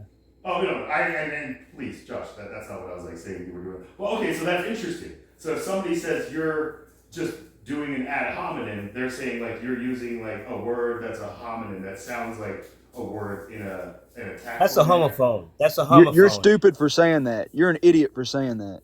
That's a homophone. Okay, so that's an ad hominem. That would be an example of an ad hominem. Yeah, yeah. Yeah, Okay. ad hom would be name calling, basically. Okay. Yeah, I mean, both of you guys kind of gave me a great example. Thank you for agreeing. Such great teachers. Okay, but like I said, a homonym here is like like inflation. Like the theory of inflation for a like a cosmologist can mean like explaining like the expansion of like the stars getting further away from us. But if you're like an economics major or like a business major or political major, that term, if you say, give me the inflation theory that you were taught, they would tell you something completely different. They'll talk about like money and like that kind of change. Does that make sense? Like, That would be kind of like building a it's like yeah they try to okay, I know what you're saying. I can't describe it right now, but man, what I was trying to get at was dang, if the universe is moving forward at all times, right? Something has to be propelling it, right? okay, so this is okay. So like the Big Bang like diagram, right? Like it's just like it just starts at this one point, and then everything comes out of this It one point. starts. Wait, it starts. I mean, in the diagram, right? It's just You don't know if it started or not. that's the scientific confliction. I'm just saying, like what like Stephen Hawking says in his Big Bang like explanation is just that if we since the universe is expanding, if we like hypothetically like rewind all that to the point where like it's all coming back closer, theoretically, all of this has got to just end up coming down to just like one like critically dense like point of all existence, which like they say is going to call like the Big Bang theory. This is where theists would say this is God. This is when God says creates like the heavens and the earth, right? Like so this is like a point of contention where a lot of different disciplines or a lot of different groups of humans are now finding themselves in, where we, like you said, we've gotten to a point where, like our bodies haven't evolved much past this, other than just like becoming like super like athletic or something, like, but we haven't gotten to a point where we've changed other than like consciously through like the technology that we have. But as Hypothetical mentioned in his observation, is just one thing we share is that we cannot seem to just abandon this dependency or this existence of like a god or supernatural power above us. Does that make sense? Right? Hypothetical? Excuse me, my fault. No, you're good. You're good. So you can agree that we've hit a threshold when it comes to observing the universe, to where we can't see past this Big Bang theory. That's the best we got. That's where we've been capped at this moment. Nobody can figure anything else better than that out, but they still can't figure out if it started, if it was created, right? All we know is it just has. All we know is it has happened. Not even that it has happened. This is just the so far accepted understanding that this is probably the most plausible scientific explanation of how the universe began, right? But then everybody will ask, just like, well, then where did this one point come from, right? Like nothing can be created from, so it's like, so then there's like the theories that are coming out where it's just like, what if we are inside of a black hole? What if all of that energy came out from the other side of what is on, like, in the black hole, which is the biggest unknown in science right now? We are looking for black holes in space because black holes to us are like it turns metaphysical at that point, right? I mean, like metaphysical is like a lot of things. Metaphysical is just kind of just an explanation of just everything, right, in nature and stuff like that. So this is part. It's not observable. It's not observable. Beyond like telescopes, beyond telescopes and like satellites and stuff like that. Like it's all theoretical at this point. Like you're right. We can't observe what's on the other side of a black hole, right? We haven't shot anything into a black hole and seen what happened, but we have movies like Interstellar that like theorize what it is, right? Like, so this is where interesting. Do you get what I'm saying here, guys? Like, it's a very I'm following. So you can pretty much, from that belief, from that understanding, you pretty much can accept that there has to be some sort of creator, right? Whether we understand it or not, it's still created. Yeah, there is no branch of science where cause and effect have no application. And for the universe to have always existed, it must have always had a cause. And so even without saying the G word, right? You could just say, well, what we have to ask ourselves, what are the preconditions for the cause of the universe? What are the preconditions for something like that? And I think over time, through what they call abductive reasoning, I think we can rest upon this person we refer to as God. But a lot of times atheists are just waiting for you to jump to God, so they can slap you in the face. So I take my time getting to God. I try not to go directly to God. I say, okay, if the universe has always existed, it must have always had a cause, because there's no branch of science in which cause and effect have no application. Yeah, God needs to be our last resort for sure. The very last conclusion has to be God. Yep. Right. Okay, so then these three questions are completely irrelevant, right? Like there is no need to ask these three questions, like who is That's low tier. That's low tier, bro. This is low tier, right? So if we change the wording to like who is controlling the laws of the universe, right? Or the laws of nature, where does this standard come from? Or where does this like science come from? Who is deciding where, like, how would we reword these three questions? You see, and you look at the trick terminology. First of all, in red, you're talking about in red versus like what's in black here now, because who is a presupposition. Who? What do you mean who? Is a person here? You see, who's keeping track of what you're doing morally? And then Interesting, right? where, Instead of what's keeping track, or yeah, right, or like what, like or how, how's how is a record being kept? See, how is the record being kept of what you're doing? okay, See, fascinating. how? Keep going. Okay, Okay, and you're saying where does this moral standard come from? As though somehow morality has a source somewhere out there, right? Where, what? Just simply ask, what is the source of this of a moral standard, right? Of our moral standard? What is the source? What is its source? Its point of origin? Like, look at this. Who who is deciding where you go in the afterlife? I mean, look at the presumptions. Who deciding an afterlife? You have to first establish that there's a who, that there's decisions being made, that there's a mind involved, and that there is in fact an afterlife. Oh, I want to answer the questions though, for real. Like, Go ahead. okay, flat out okay. answer 'em. So the first one, Josh, I'll ask you: who's keeping track of what you're doing morally here? Okay, what is keeping track? Not who, but what. Okay. So, Josh, what's keeping track of what you're doing morally here?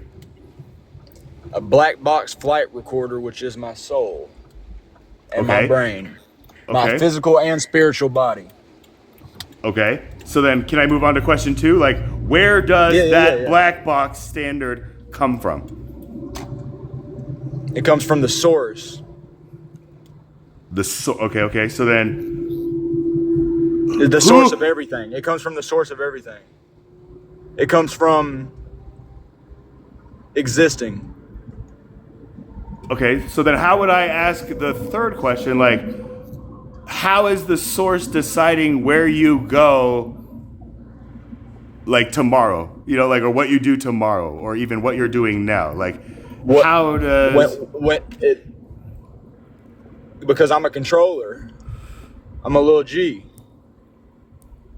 Okay, so I'm creating this reality in front of me, and I am moving through it and taking control. I have free will. would that be the correct It's me. interpretation? Because it's like, okay, so then where does the source energy come in? Like, the source energy is what keeps track.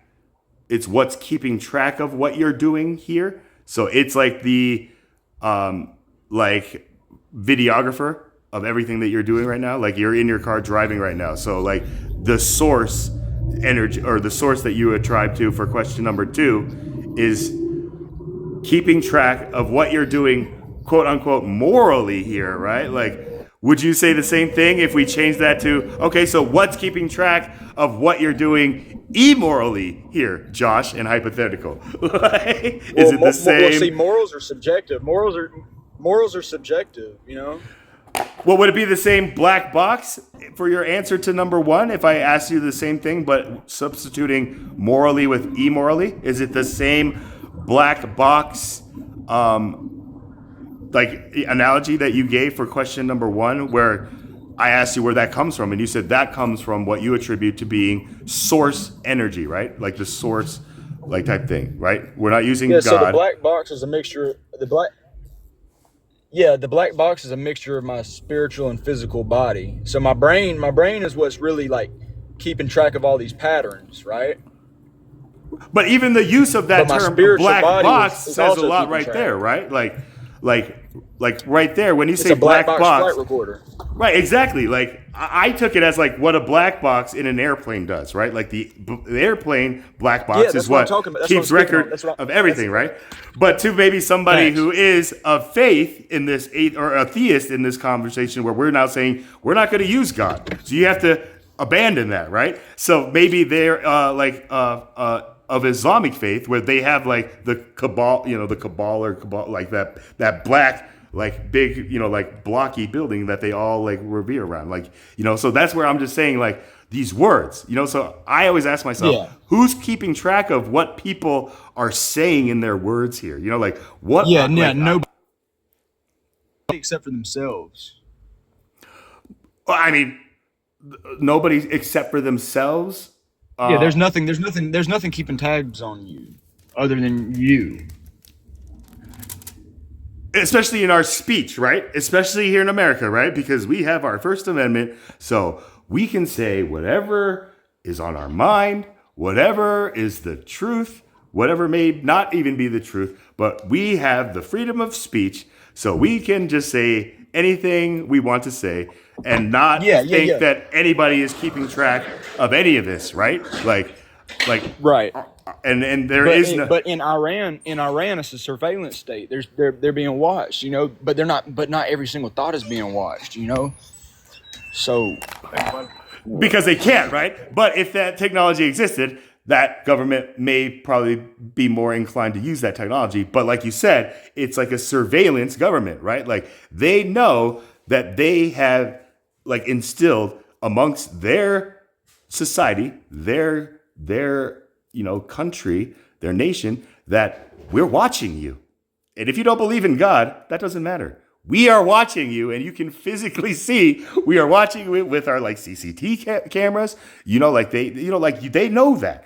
But here in America, we take that for granted. Especially after, like I said, that Omega generation moment, where after 9/11, so many things changed with like the Patriot Act, where that gave our government the free reign to now keep track of everything morally and immorally going on here in this life, right? And then who's deciding where we go in the next, I guess, realm here? This is where I would imply what's happening here on TikTok specifically, where you see now, like, adults of my generation and even your generation, hypothetical, who nothing could change the way they talk until TikTok started putting like bans and strikes and taking them off TikTok and all this stuff, and told them that it's because of the language that they use or whatever they say. So what do they do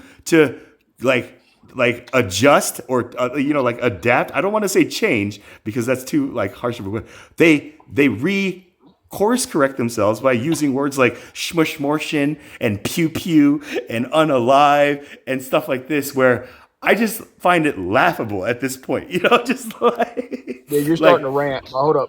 You're starting to rant. Okay. I just want to say this real quick. Who is deciding where you go in the next life? You are. You decide where you go. You decide where your energy is intended to go, where you intend it, and it's only you. Okay, I get that, but let me ask you this in like a more direct sense, like Josh. When you come on TikTok, right? When you like joined TikTok, signed up, and started using it like for all that it can do, like, do you know? Question number one, like, who's keeping track of what you are doing on TikTok here, right? Like, Not only the CCP, not only flat earthers. I got a lot of people who keep tabs on me on this app. right. The Essentially, fans the as answer well. is anybody who is using this app is a potential person who can be keeping track of what I am doing, what you are doing here, right? That's the broad like truest answer you can say. Like to say like it's the CCP or it's the algorithm or it's the TikTok, like whatever it is people say. No, it's anybody. Anybody on TikTok can be keeping track of what we're doing here. Now, where does this standard come from is a different answer, right? Like people could say like I work for TikTok, I work for the CCP, or I work for Trump, or like whatever it is. This is where I would say the shift comes. But then like I said, the set of these questions, and like I said, maybe I'm kind of going off tangent from where we were at, but I don't know. I think this is just kind of fascinating. Like, so hypothetical. How would you answer that same question that Josh said is the black box? What's keeping track of what you're doing morally or immorally here? Or even take that word out. What's keeping track of what you're doing here on TikTok or on Earth in your lifetime? There's it seems to me that if everything is energy and energy cannot be created or destroyed but changes form, then all energies, thought energies, motivational energies, spoken energies, and active energies are recorded in perpetuity and stored in in the field, in the quantum field, in the energetic field of existence, and can be recalled perhaps by some technology beyond our understanding. Eternal Uh, forever now. what I say is being recorded by the walls of the room that I'm in, with the right technology. Everything that I've said and done in this room can be recalled based on its energetic thumbprint that's been imprinted into the walls and ceiling of the room. All the furniture in the room are recording it. Everything is recording everything. The presence of everything is interrelated, so that energy is not being created or destroyed, changing form and being stored. That entire record of change is being stored in the ether, if you will, whatever. Oh, so the collective unconscious, the Ashokart records, or whatever, Ashok records, however you say it. You talking about that? Well, yeah. Well, Carl Jung described God, in fact, as a powerful archetype residing in the collective unconscious. So, uh, we have to take a look at theoretically. I'm speaking Eternal hypothetically. forever now will take over the world. Well, we're looking at hypothetical ideas as to how what we are doing being tracked is being tracked, and it's being tracked energetically.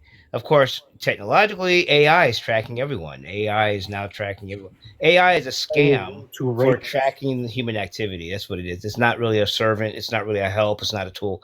It is a surveillance system set up to track all human activity right down to By the its level. government. It's by just data farming. It's just data farming. They're just data farming. That's by it. Mossad. Farming. Mossad. That's all it is. But for what Mozart. reason, Josh? Just for For what nothing? reason? Like, For monetary, this universe is of a transactional nature. Every god is transactional. This universe is transactional. We are That's a transactional. presupposition. That's a presupposition. You're done. You're toast. All right, I'm sorry. I couldn't help You're myself. toast. You're toast. I couldn't help myself. God. hey, we only serve dishes to serve guests, like with pleasantries and stuff like that, Javier. Yeah, But- I'm just busting his ball sack. yeah. Hey, I'm about to we're drop. well, man. Yeah. Thank you for. I don't just, know like, you. No, I'm just playing. Either way, like, if it's all entropy hypothetical, but like we have to accept that, like, this entropy of, just like I said, in this digital space, right? This new reality that we are all like a part of, right? Like Eternal forever now. Eternal forever now. Eternal Lucid forever dream now. state. Lucid dream Yup. state. I mean, this is what I call the entanglement, like, like entanglement, like quantum entanglement. This is our quantum entanglement, that whatever we do on this existence here, right, as whoever we portray ourselves to be, whether that is our true selves or whether we create multiple versions of ourselves, right? Multiple Like, realities. or multiple existences, right? Like, not even, Or or I guess personas and identity and the personas, universe. right? Exactly. Like, whatever it is, like, there's more than one of us, but it's still us, like the same us, right? Whether We're we in the want to collective, Put me on the But big screen. selective. Put me on the big screen. collective and selective. That's what we live in. Because people are selective, but we in a whole are collective. Oh shit. I mean, it's more like it's a micro macro thing where it's just like, like everything is connected, like a web, through the web, the World Wide Web, right? Like, what are you showing us, Josh? That's the Got it right here. Buddha. The Buddha. That looks like my grandfather. No, I'm just kidding, guys. Josh, is that your soul encompasser? Oh. That's my black box flight recorder right there. Oh, The third eye, like the third eye. The 33rd vertebrae. 33rd vertebrae. Christ consciousness soul. Okay, Drops Christ over consciousness. the Kundalini. Heresy. Heresy. New Age, Jesus.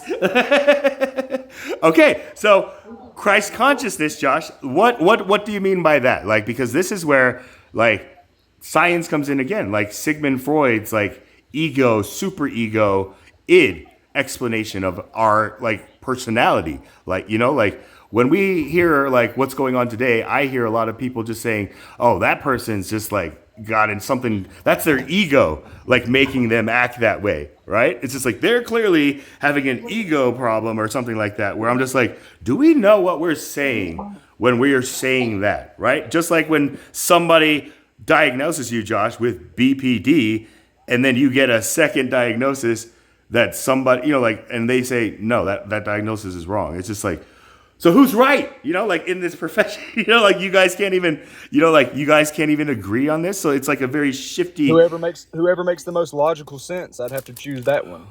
or whoever, yeah, or who, like that's the thing. Whichever one's cheaper, whichever one we think is going to give us like the, that's where the whole, Whatever we see as true, our subjective version of truth is what we're gonna go with, right? See, let me ask you guys this. Would you say, you're more agreeable to be able to identify that, yes, I am a narcissist, or would you be very resistant to, having that term thrown upon you? Because this is where... Personally, no, I wouldn't have any resistance to it. Okay, I would be disappointed. I would be disappointed in myself for even showing the symptoms of that, but I wouldn't resist it. Just gotta stop resisting arrest.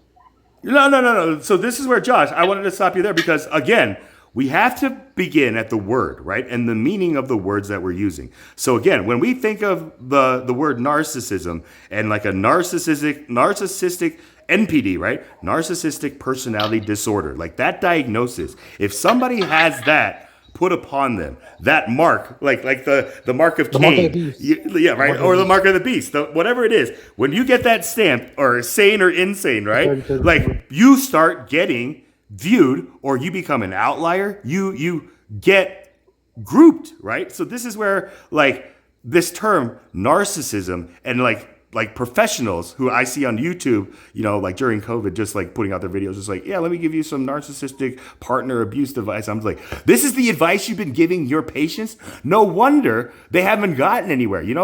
People don't understand that by the literal Oxford definition of this word narcissism, or narcissist, it's just a human that essentially perceives everything revolved around their own experience, right?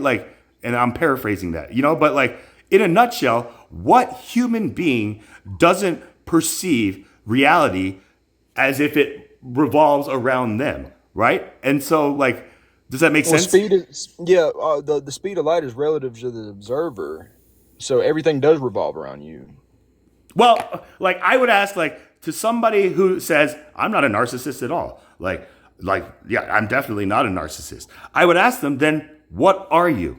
What is the antonym for narcissist? Is it I'm normal or I'm sane? Does that make sense? This is where... Do you know the definition of retard? Or retarded? Yeah, to be slowed, right? Just the slowest... No, not at all. Or you're talking about the noun, the person, No, just retarded in general is to too much of an extreme. Too much. It doesn't have to be too. It has to be too much of an extreme. So it has to be either too fast or too slow, too big, too little. Those can be examples of something that's retarded.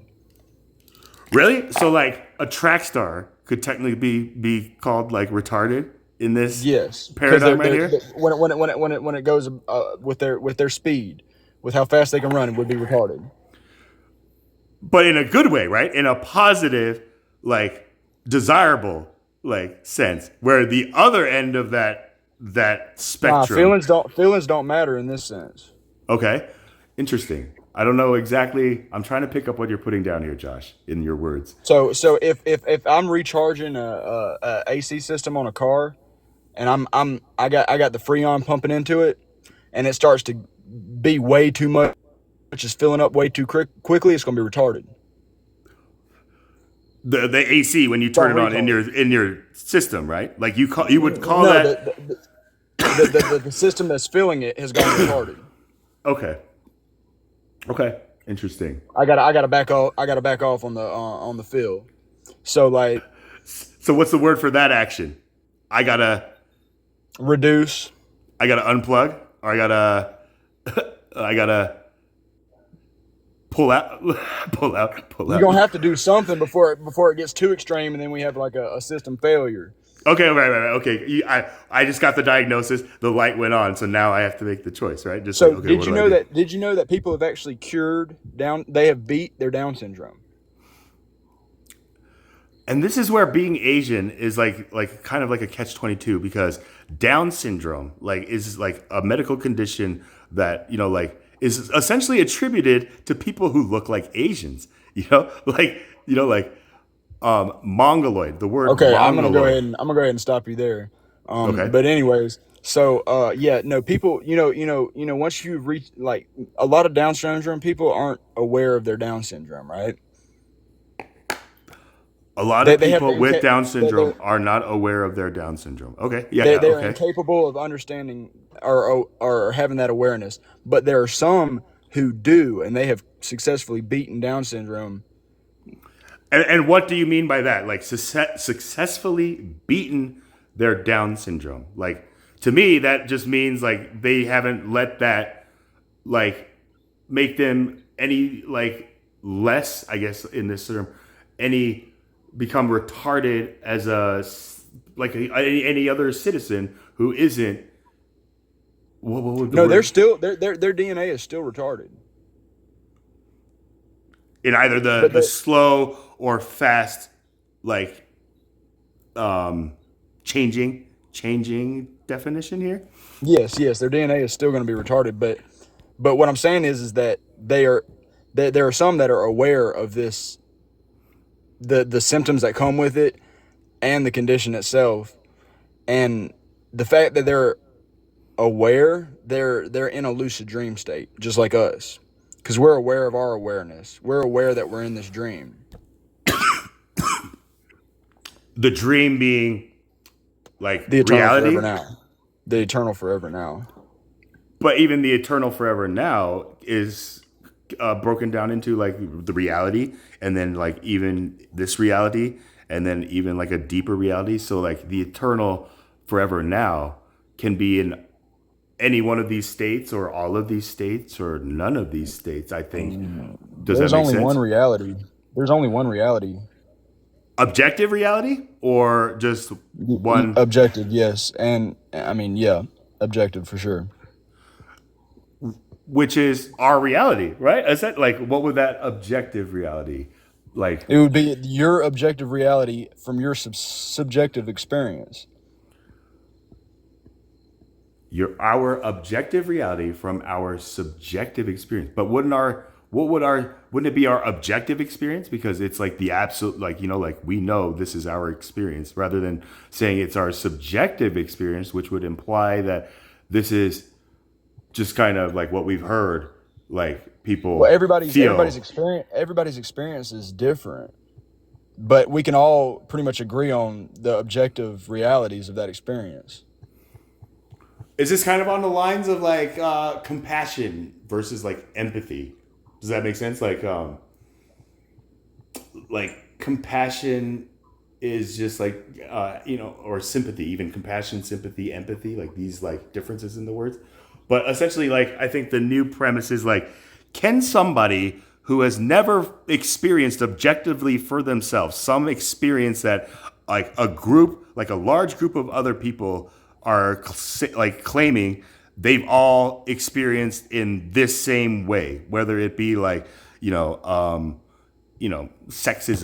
or racism, or something like that, whatever it is, can like somebody just like hear so much of that, and like even like know people like very well who've experienced that, and fully like objectively say that they understand exactly what those experiences are like. Does that make sense? Fumble. Like that question? Fumble? I fumbled. You fumbled. Somebody pick up the ball.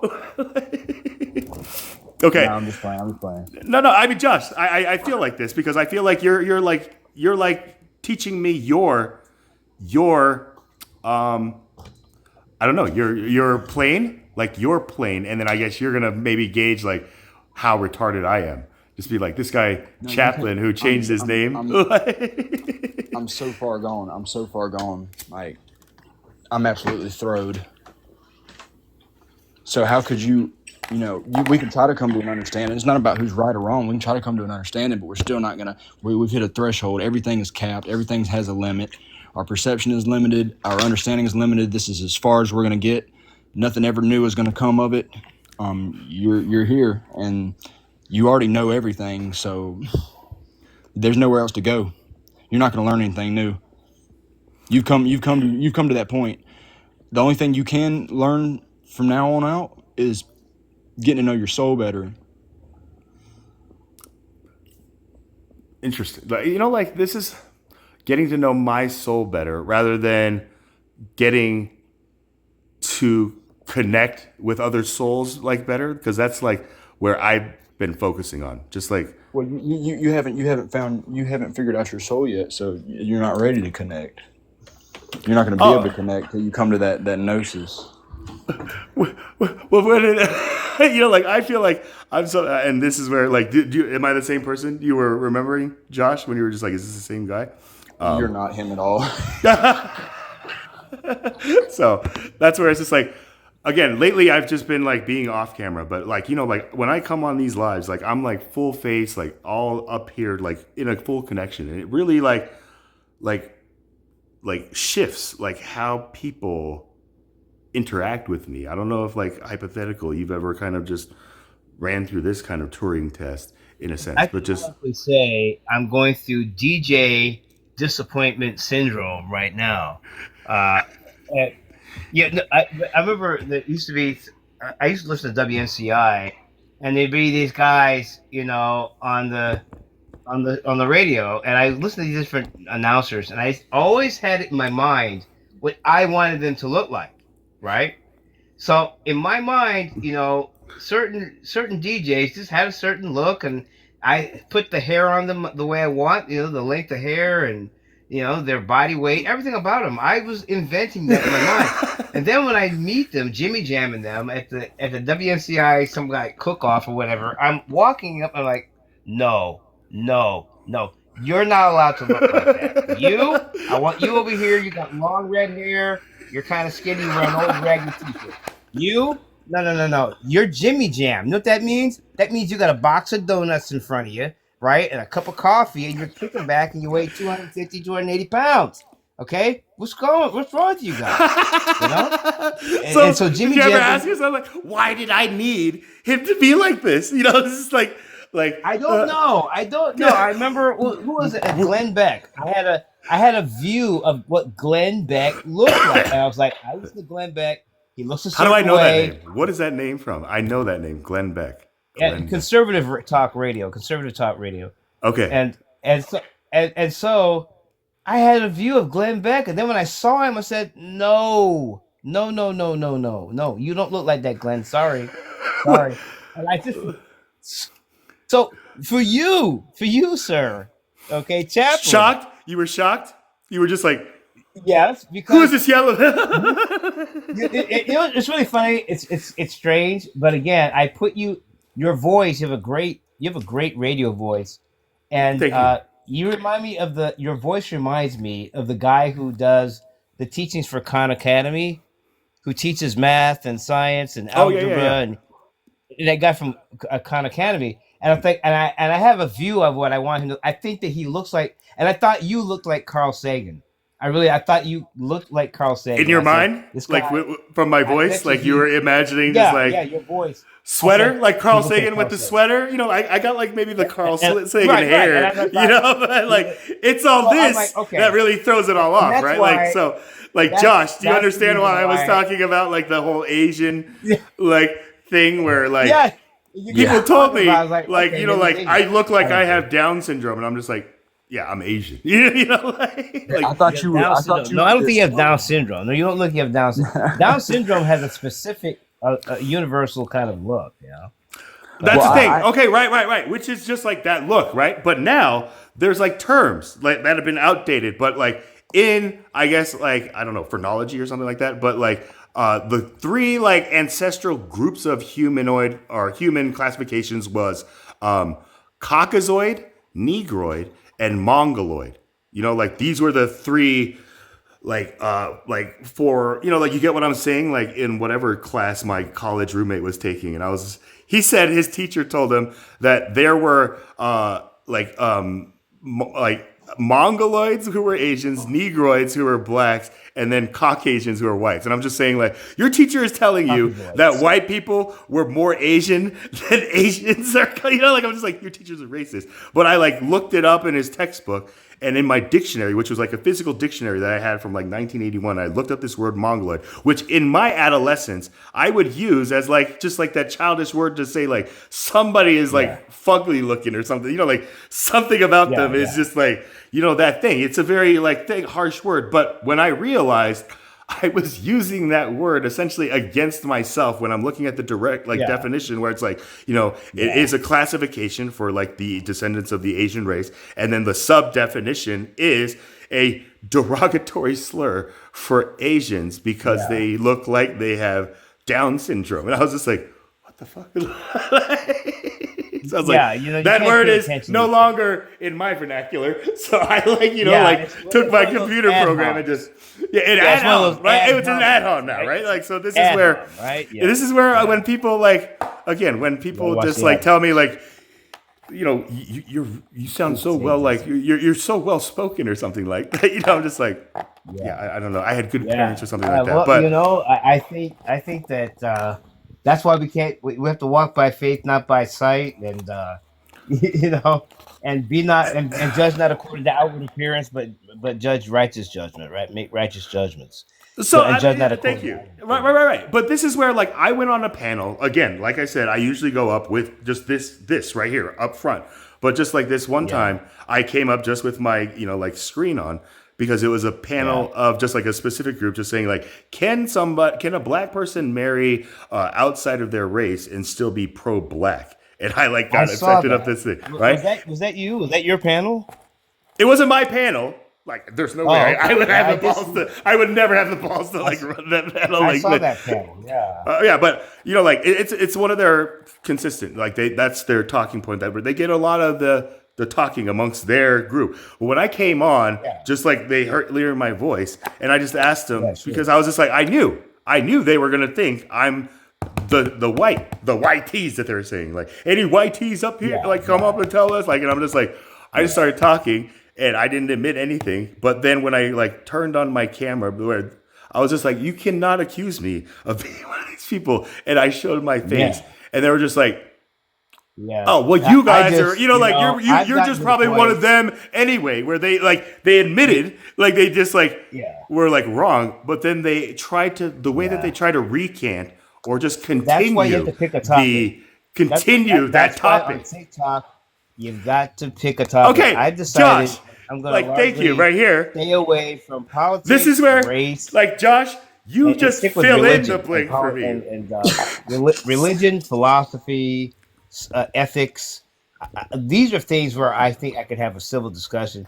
When you get into politics and race and gender and identity, forget it. Forget about it. Okay, so what about Josh here? Hypothetical. Did you have is this what you imagined here? Like, that's the thing. Like, I think he's seen me before. I think I know. I think I've talked to him before. Hypothetical. I think he's seen my lives before.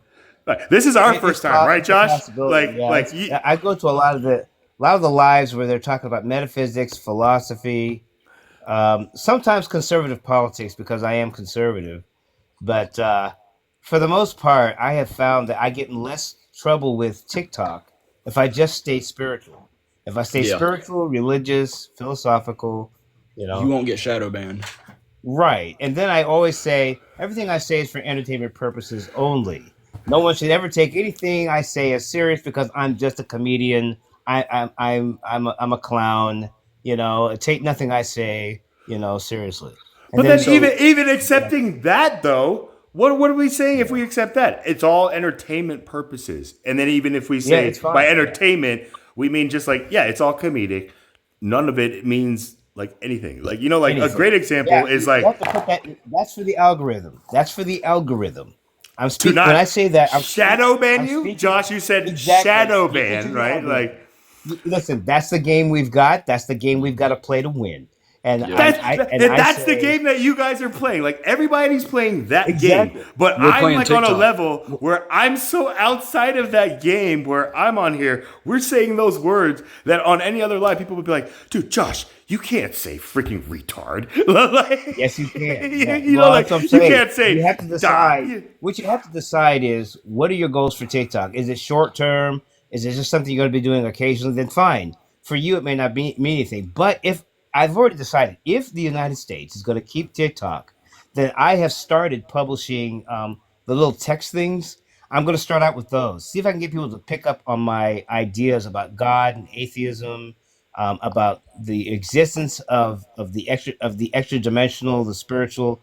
I'm going to start dealing with my thoughts and my ideas, What do you and mean by those then little text things? What is those little text yeah, they things? have this feature where you can put in just text, and then you can put music with it or something. As Hold content, on. like just like editing like content and stuff like that, like just like put some words, just type like, "Hey, come on my live. I talk about metaphysics," and then put like some music to it in a picture, like hypothetical. It's just like, are you at that level, or is it like there's so much more we can do on TikTok? Like, Josh, I haven't looked at either of your profiles. Like, what do you have an intention, Josh, when you come on TikTok or when you join TikTok? Like, is there Yeah. So something?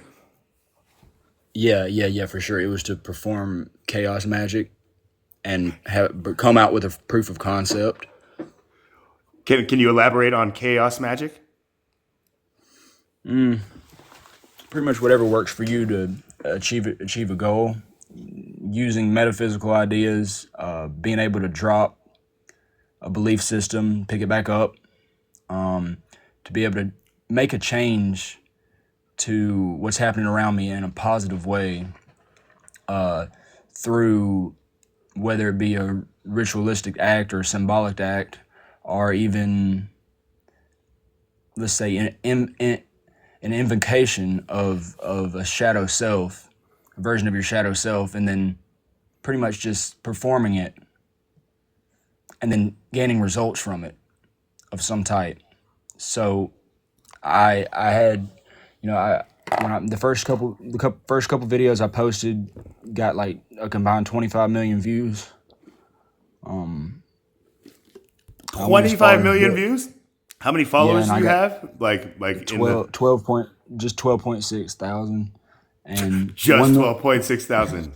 You and yeah, humbled I me, know it sir. didn't do You it humbled me, wasn't sir. I didn't do what I was supposed to do with it. I had the momentum rolling, but it didn't go very far because I kind of like dropped the ball a little bit So then, halfway hypothetical, through. would we say here he picked up a lot of entropy quick? Like he gained a lot of entropy quick here, and then Yeah, ended. yeah. For me, you have to understand too. If you look at just read the laws of thermodynamics, and you understand entropy is as universal as gravity. That's it's always in motion. It is always it's a dynamic process that's always in perpetual motion. It has perpetual effects on everything we do. Every inhale is entropy. Every exhale is entropy. Every thought, every word, everything we see around us, things that even appear to be standing still, are under the influence, the continuous endless degradation of entropy, Entropy, which right? is But why this is where Jesus like, so said, how does energy fit in with this? Because I've always, like we're all, everything is energy, it's but like yeah, is right, energy right, yeah. So everything interchangeable with is entropy, or is no, yeah. energy Well, energy is entropy is simply the observation of energy. It's the observation of observation. energy? Okay. Yeah, entropy is describing the activity, the action, the behavior of energy in various circumstances, under various Oh, environments, under various conditions. okay. Okay, that's all. Entropy is just a reference to. If you Googled all that other stuff, Google entropy. Google it. Google it now. I Look mean, at Well, look, actually, look. Google. Do you know what an egregore is? An egg roll? egregore. Did you say an egg roll? Egregore. Egregore. My bad. No, I have Igor, not. Igor girl? No, no, no. Egregore. So this is exactly what y'all are talking about. Y'all are talking about an egregore. Can you spell it? Egregore. Egregore. Egre. Egregore. Let's take a look. Yeah. Egregore. You know, I there's nothing like learning. I like learning things.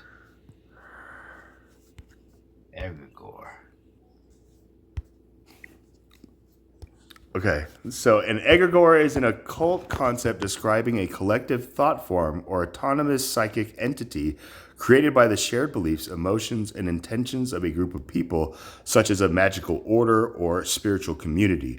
This entity is believed to be a quote unquote spirit of a group that takes on a life of its own, influencing the thoughts and actions of the people who form it, with some egregious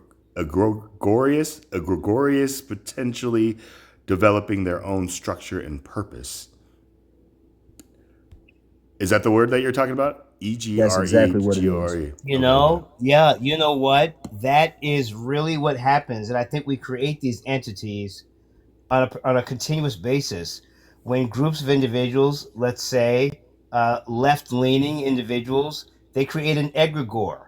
They create a hive mind that takes on a persona of its own. It becomes an independent entity that can influence the behavior of a sniper at a distance to take out the life, to delete the life of another person whom they consider to be the enemy. Why? Because this egregore has taken over the consciousness of a single individual. That's the kind of real spiritual warfare that's going on out there. Egregore, huh? I'm gonna take a look at this. So I have one, right? Okay. You're feeding them right now. An egregore, yeah. The ego may have an egregore, right? Meaning you, Nah, Josh? it's not my ego. It's not my ego. It's created around a character that I built that had the attention of millions of people, and based off of that character, I was able to manipulate and change the thoughts of millions of people. Or even influence, right? Like you were able Just to through the egregore. The egregore did that it. you Not me. I was feeding it. I was letting it speak through me. So that was and you said that was your shadow self, of a shadow identity. No. Read it. Read what it says there, Chaplain. Read. It's right there. Collective consciousness. Egregore arises from the shared thoughts, ideas, and feelings of a group rather than a single individual. Okay. It says it's right here. It's right there. Read it. It's right there. Google it. So by the time I put in my little bit of work, the egregore started working for me. It wasn't working for me necessarily. It was just working for itself, of course. But it started to change these people's thoughts itself without my interference. You know, I think that an egregore might simply describe something that happens in the collective conscious without a name. If I put it out there, like in my store, I put it out there that I'm doing great. My sales are up by 25%. I'm giving away free gifts to children as they go through the mall. I am greeting people at the height of success, even though I've only just gotten started. But what has happened is this has created this egregorical force that hangs around my shop. And what it does, it draws families to my store. It draws them in because there's an unspoken sort of perception that when you go to that store, if you walk in this direction, you will get some kind of benefit. You'll get something for free if you'll just walk this way. And I've noticed that as I continuously throw out free gifts to kids, that there's this egregorical force hanging around my store, bringing me sales. There's Exactly. and there's a and it just so happens it's very much the idea that whatever we think we get. I've gotten to the place where if I say I need a light for my store, if I say it out loud, or if I have a thought that's strong enough, someone will walk in, and they did. They walked into my store and said, "Hey, I've got an extra light. Would you happen to have need of it?" I said, "Absolutely perfect. Yes, thank you." Why? Because I put it out there. Just I looked up, saw my ceiling. I said, "I need a light right there." And this guy Okay. walked right in with it and said, "Hey, I've got a light." So I found like what is the egregore effect? It's like it is a collective thought form, an ethereal entity that emerges from the shared intentions, emotions, and energy of a group. It possesses the power to shape our thoughts, attitudes, and actions, often without our conscious awareness. So that's what you're talking about, Josh? Like, Right. Yeah, exactly. And you know, I invoke this side of myself, and I performed what I needed to perform. And when I posted that video, the moment it was posted, you know, magic is immediate. It works immediately. As soon as I hit that button, it was done. It was sealed. and you And knew then, it? Like, did you know it? oh Like, you yeah, knew yeah, like for a this is fact. going viral. This is I going watched like the video. I watched the video. As soon as I posted it, I was watching it 2 minutes later. I just knew. I knew it immediately. And it hit 2.3. The first one hit like 2.3 million by the first like 2 hours. And then the second one hit like 14.5 million within like a couple days. Can I ask like what And the video was? Like, what was it? Like, so I put a dress on over my clothes, and I put a 11 wig, o'clock. put it on my head, and Hello, I put a guys. wig on my face, and then I ran through the woods and had my homeboy film it, and I was like frolicking through the woods, and it looked really freaky. So I posted it with a caption saying, "My neighbor keeps trespassing," and then I posted the second video with the same type of caption with it saying, pretty much describing what happened. And you got to see the videos for yourself. It's pretty crazy, but I mean, it went crazy viral, and why? a lot of people were What focused. was it? Millions of people. Like, what was it Huh? about it? Like, here's a random, like, this is what the lefts are doing. They're just roaming through people's property, frolicking. Like, like, is this a man or like type thing? Like, what was it about your video of just you dressing Yeah, up, like, over your I can clothing? show you. I can show you real quick on the big Yeah, screen. yeah. So but when I did that, when I actually did it, I was doing it in a with an intention of doing magic, was creating chaos. My intention was creating chaos, and Okay, I so invoked darker magic, right? Like a darker magic, right? well, what she was yeah, and you can feel that through the video. Like you can actually feel how dark the energy is, and a lot of people were commenting how disturbed they were because they could actually feel through the video that something was bad wrong. It had people's uncanny valley going off the charts, bro, and that's because what I invoked was very, very dark. It was the darkest side of me I'd ever displayed before. How long And ago? What did this? this was a couple months. It was like 5 months ago. 5 months ago. Okay, so the big bang for you on this video was 5 months ago, right? It all started from this video for you, correct? And started No, expanding. I had been doing little stuff, videos on my other account, my main account that well, it's not my main no more, but it's like I was doing little projects, little AI videos, little like weird stuff, weird different art and stuff. But this was the first time I actually incorporated magic into what I post on TikTok. Okay, so you kind of just changed your style or something like that, right? Or did No, you no, just no, no, no. Like I actually like performed chaos magic. Raven, welcome to the panel. Thank you for coming up. I don't know if maybe you're somebody who knows anything about this. Like, I don't know what you mean by Yeah, like. no, chaos magic definitely doesn't have to be dark. But what I'm saying is, I chose it to be dark. Right. I needed I it to see. be I dark. see that when I looked it up. Well, It's like if magic with a to C and a K. Like, to the untrained eye, they're going to say it's this. But I could tell it was fake. Of course, but the average person. I mean, majority of people believed it was real, and that's the magical part about it. hold They on, so truly hold on. believe. My neighbor keeps crossing my property line. Oh, my neighbor keeps crossing my property line every morning, and the county sheriff refuses to do anything about it. Here's the video I took this morning. Okay, it's But 15 seconds long. Okay, so and they were just watching it over and over again. There's so many people couldn't sleep after watching it. So that's the first one, right? It doesn't conclude to anything. right, and it's just yeah, right. Like, was this on Vine? Like, this is like a Vine thing where it's just like, yeah, 15 seconds, just No, like, this is on TikTok. This is on my TikTok. So check this out. So here's the second video that I posted. This is where it gets real. This one was like 14 million, right? So run past it and then hold on. So what does it say now? Like, this is my neighbor who constantly trespasses. They saw me on the way back, lunged at me, trying to grab either my phone or me. They do not speak and do not respond. My, what does it say? I got my comments in the way. my grandpa is losing his mind because of this. Okay, so like, yeah, like you're purposefully, like, intentionally, like guiding us on this experience, like what we're supposed to like interpret this to be, right? Like, so is this the Yeah, magic part of it, the an chaos ARG. It's magic? called yeah, it's called an ARG. Well, no, that's not. But that is part of what I'm doing here. See, there's no set rules in chaos magic. It's whatever works for you. What is ARG?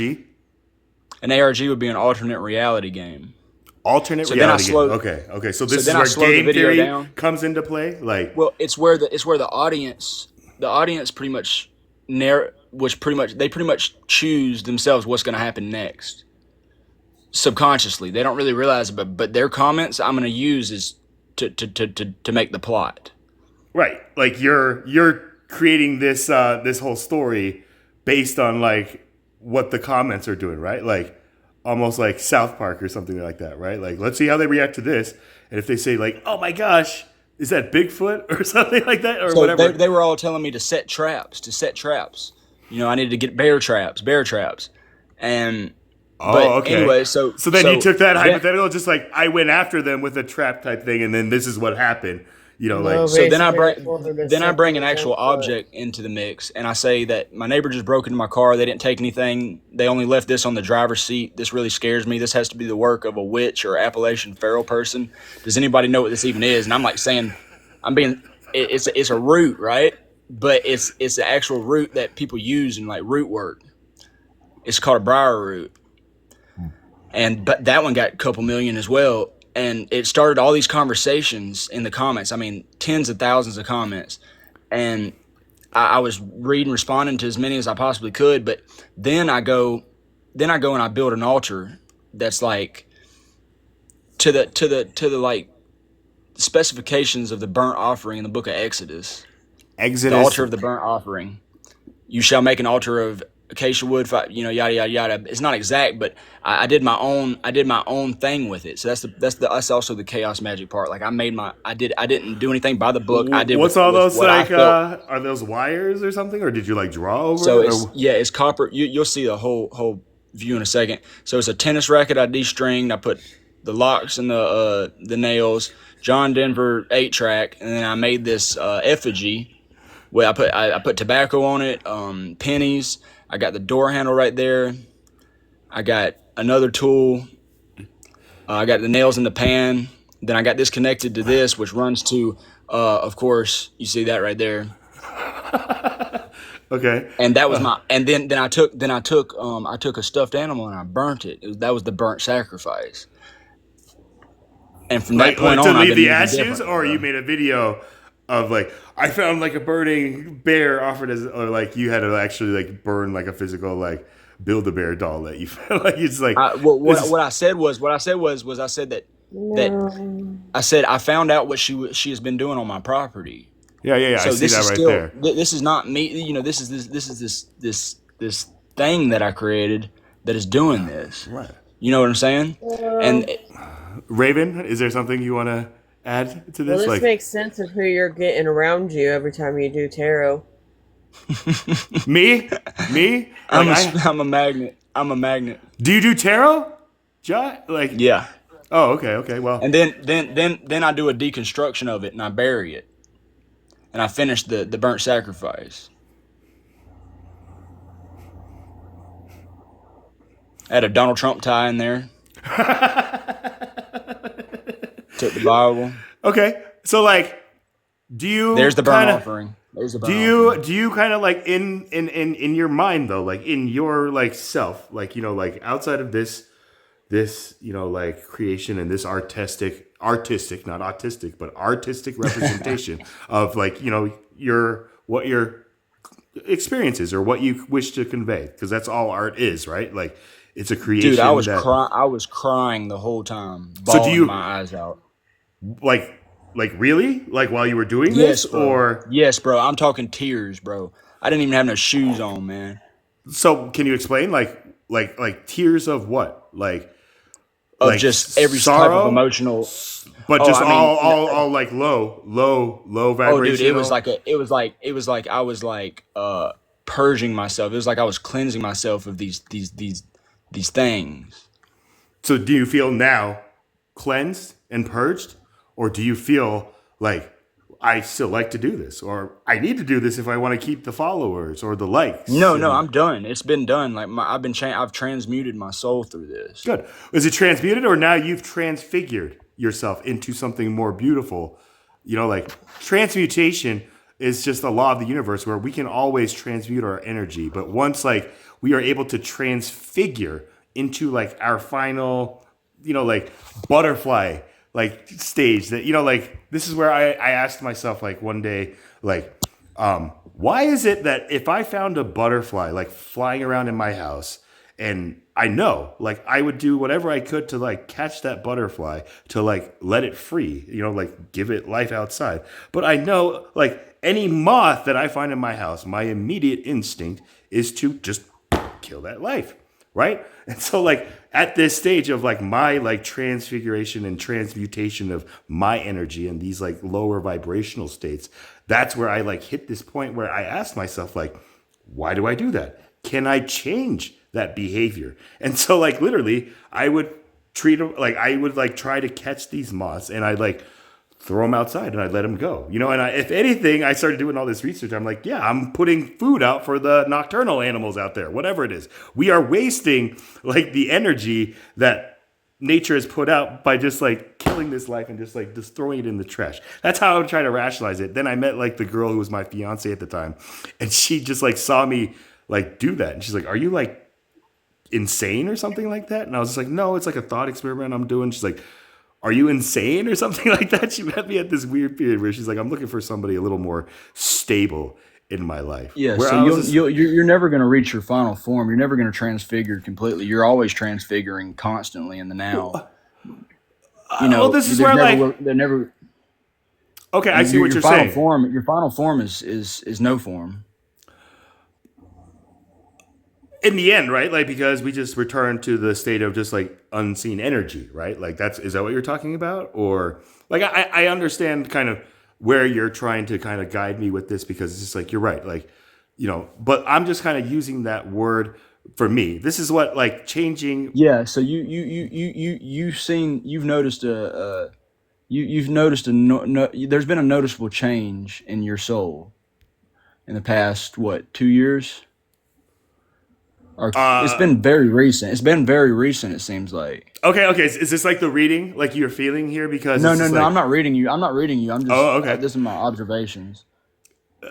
Can you like read me? This is where like I don't know what it is, and like this is where I really like feel like it's like taking away from like maybe like your skill or your guys' craft if you take it seriously, or like. But I always get like the spam messages where it's like, hey love, I just like was sent here by the ancestors, something about your energy, and it's just like I'm just like, Oh, oh, at first I got it and I was just like, interesting, but then I realized just like this is the script that just like this group, Well, this some of outlier. those people actually some of those people actually do a reading on you without your consent when they do But that. they're people Well, who I now asked, are but posing as like the person who's like bigger than them, right? Like they're a copycat, like but doppelganger. Does that make but sense? Yeah, I Right? know what you're talking here, about. Yeah. see, but Josh, there's something you said that when you said in the last 2 years you're already reading. No, no, no, no, no. I said in the last two. I said I was no, I was not. I was making observations. That's a loophole. Now, if I wanted to start actually reading them, I'd start. But those were just based off observations. Which one? What was based off observations? You just seem. She's kind of right, but you might be right, Raven. I might have stepped the bounds. I might have Yeah. stepped the bounds. Remember how I told you, like, when you Yeah, I get stepped the antsy bounds. with it? I Yeah. stepped the bounds. I told on myself then as well. Yeah, you did. I repent. I'm sorry, Mr. Asian man. Mr. Asian. I'm trying to teach you because I go in lives and they say do not read energy. That's why I never read. And that's why when I say I do something, what do I do to you? What do I say? It's your life. Can I do this? Yeah, exactly. Yeah. I'm sorry. It happens sometimes. Like I just got overwhelmed. Like I really do like his energy. His energy's crazy positive. Hey, I got a chaos. I get it, but I'm trying. Because when you flirt with the lines, you're going to get tested, and that's why you keep getting the people you keep getting in your life. Yeah, but I need them. They're When part I'm of the not process. there. They're part of the process, though. I get that. I know. That's why I said you're being tested. You're right. So, Chaplain Charlie. Yeah, Josh. I might have been projecting a little bit too, but so this is kind of new to you. What? This being what? Your spiritual journey. No, I'm 43 years old. Like, I like my spiritual journey. I could tell you began specifically when I did my own, I guess, version of what I just looked up and understood and read to be like this chaos, like magic, where it's just like I didn't know what was going to happen. My effect didn't get like the visibility or the viral like that kind of thing, but I went like the route of the tortoise where like from 2017 till today, like I've been gaining a lot of entropy, a lot of like momentum and Okay, inertia. so since 2017, that's pretty recent. I mean, 8 years. Yeah. I mean, yeah. And depending on like what scale, 7 but years. The so calendar, you said 2 DNA years. shift. You said 2 years, like is when. So I'm just saying, like, no, it's like that times 4 on a Yeah, that was on a that was scale a, of that 4. was an analytical. I know That what was path you're yeah, on. that was an analytical overlay on my part. But here's the thing, like we're all green to this. We're all pretty new to it. You know what I'm saying? You might in 7 years might be a long time in your eyes, but to me it could be short. Vice versa. You True. know, we don't all have the same concept of Right. the to past. God, a day is like 1,000 years type thing, right? Like that's the thing. Like we don't know. You know, like I always have to. You know, when I ask somebody like, "Hey, how old are you?" You know, sometimes people are just like, "Why does it matter how old I am?" Like, blah, blah, blah. You know, I'm just like, "Why are you so offended by that?" You know, like, so I always just open up, just like, "Look, hey guys, I'm 43. I'm always like this," and I just hope that puts out like the magic to tell them like, oh yeah, hey, I'm 27 and I'm like this or something like that. Like that, I don't know. I don't know if that's the same term, Raven. I get where you're going. I know what your problem is. You follow the astrology calendar, like your horoscopes, the zodiac, the stars, all of that. Because if you 7 years ago, and now you're talking about wanting to, smash a moth.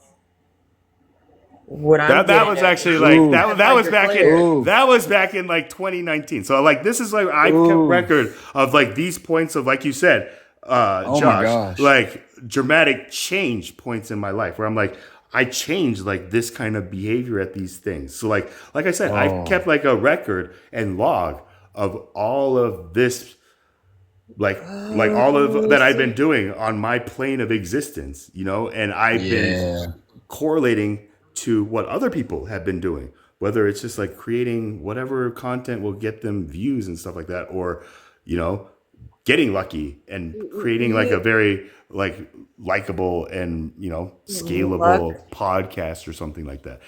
Charlie Kirk is like my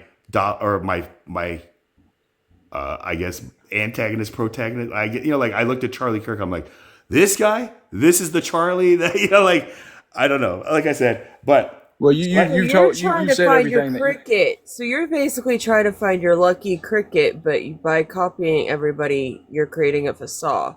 Oof. Oh no. That would be Yeah. Like that would be I, I'm inaccurate. saying, like I'm What do you saying, mean like by for what by Saul, but cricket? By cricket, you mean like like you're a trying to find like your lucky ticket, like your lucky the lucky sauce, ticket? like to Okay, hit. like Charlie Yes, in the Chocolate Factory, my golden ticket into the chocolate factory yes. type thing. No, okay, yeah.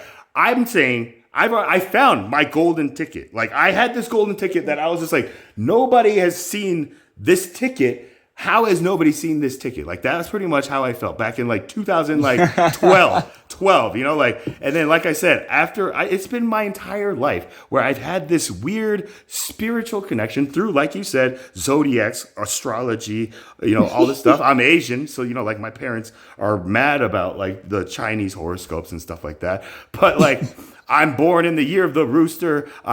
You know, so like when people always say like, Hello, which came fellow first? rooster. Which came first, the chicken or the egg? I'm like, everybody knows the rooster comes first, guys. Like, come on, let's just drop that argument. You know, like, but you get. Do I have to wait for like that joke to land for a second? Okay, so are you still following like the zodiacs and all of that stuff?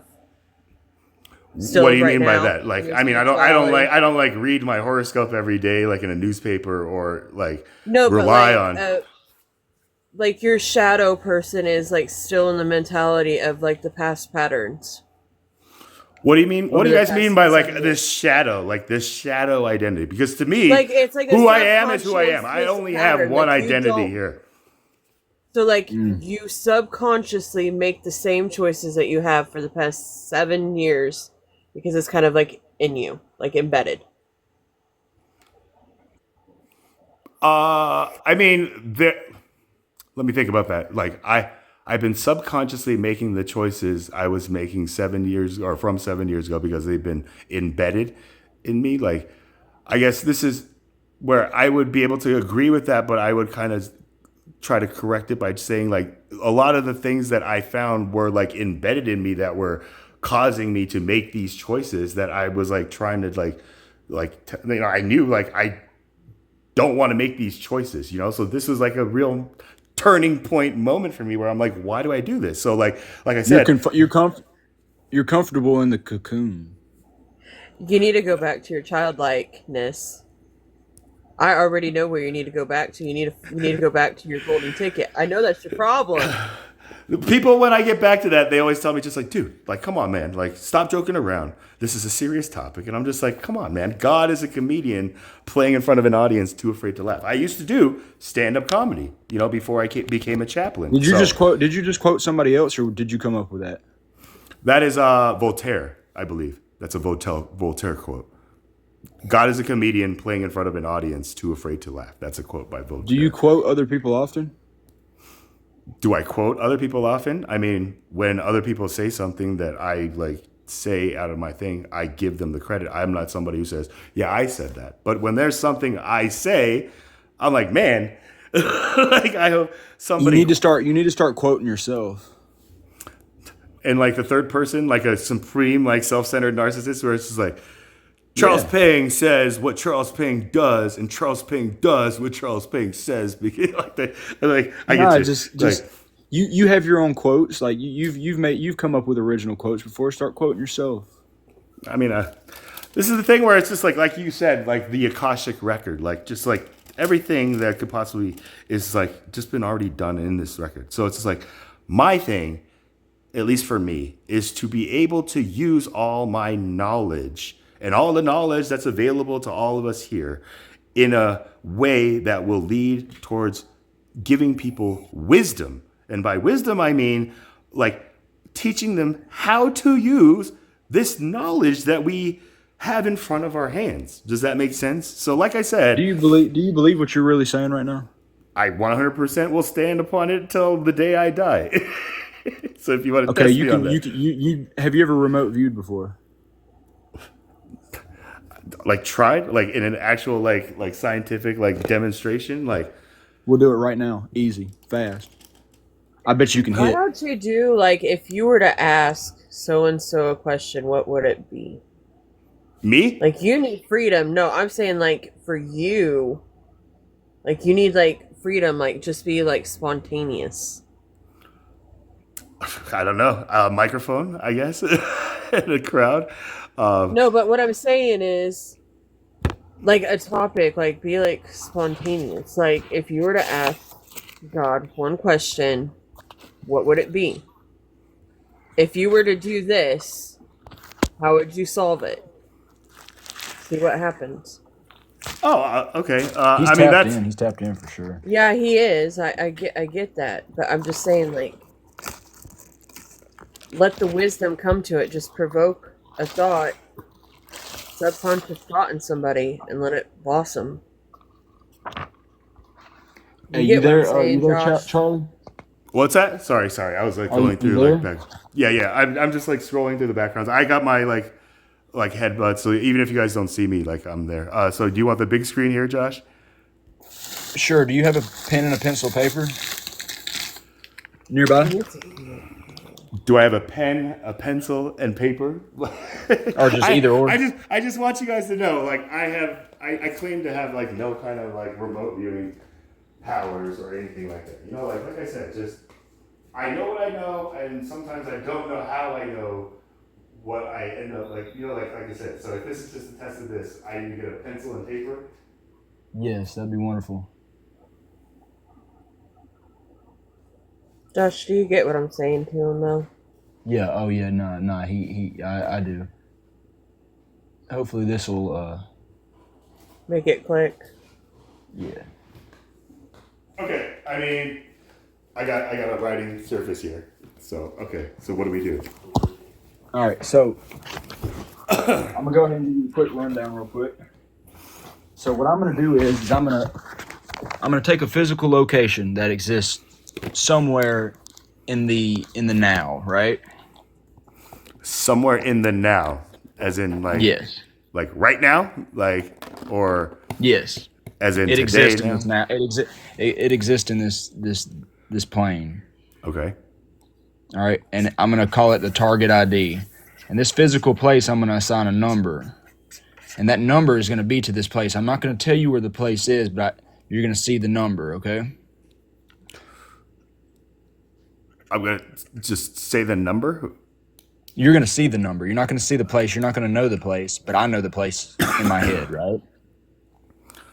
Okay. So, okay. The target ID. All right. It's gonna be given to me. Okay. Give me 1 second. So I have to go to a place. Like you want me to go to a place, and you're gonna get a number from me. Is that what you're saying? Or I just got to talk, and just then now you're gonna. That's Interesting. the target ID. That's the target ID. 27912. Right? I'm reading that correctly? Yep. 27912. Yep. Let's see Okay. what So that number, right? I want you to just look at that number, and I just want you to try to enter somewhat of a state of meditation. Start just kind of like ingest that number, and just kind of think on it. And when you can close your eyes, you can do whatever works for you, but you're gonna meditate on this number, and then you're gonna give it a few seconds, and then you're gonna receive a download. And it's not gonna be auditory. It's not gonna be visual. It's just gonna be a feeling. You're gonna know down in your heart, and you're gonna start drawing. Draw whatever you feel.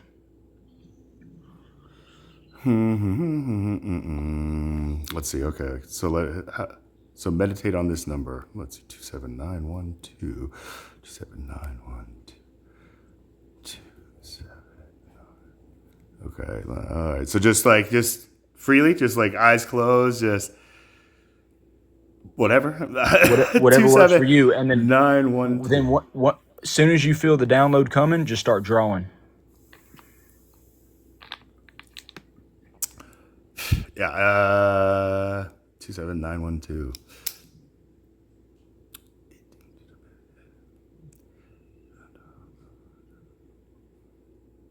Okay.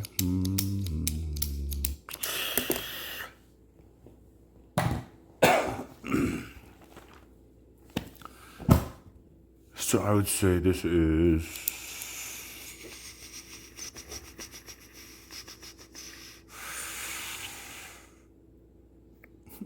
I don't know. I got like nothing here. I feel like I'm in the spotlight, and I'm Okay, so before, okay, It so just so like if think it that. that's perfectly fine. So you did a great job though. yeah. Thank you It for. it came through. It came through, but something, I guess your ego blocked it. I mean, this is I where. think it's more of like trying to. Okay, so like he needs to breathe, and Well, then if just he like can't do he it right sees now, the then number. there's no. If he can't do it right now, then there's no point. Like, I mean, this is where like Just don't you guys want overthink me it. to. Just don't overthink it. Yeah, I kind of put you on the spot with it. You know what I'm saying? But you did a great job. Like you were open to it. You were open to receiving it. Yeah, thank you. I mean, like I said, my mantra is just like nothing can be loved or hated until it's fully understood. So like this is something where I'm somebody who just will.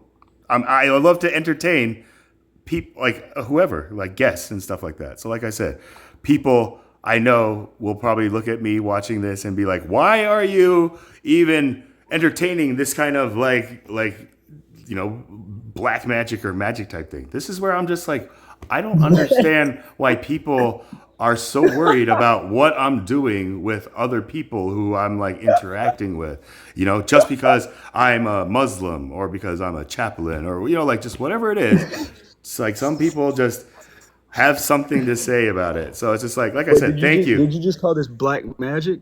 No. Hey, Like they called me doing black magic because I was doing a live where I had a guest who I had never like met. It wasn't somebody I followed. She just like came up, and I could immediately tell that she had some kind of disability.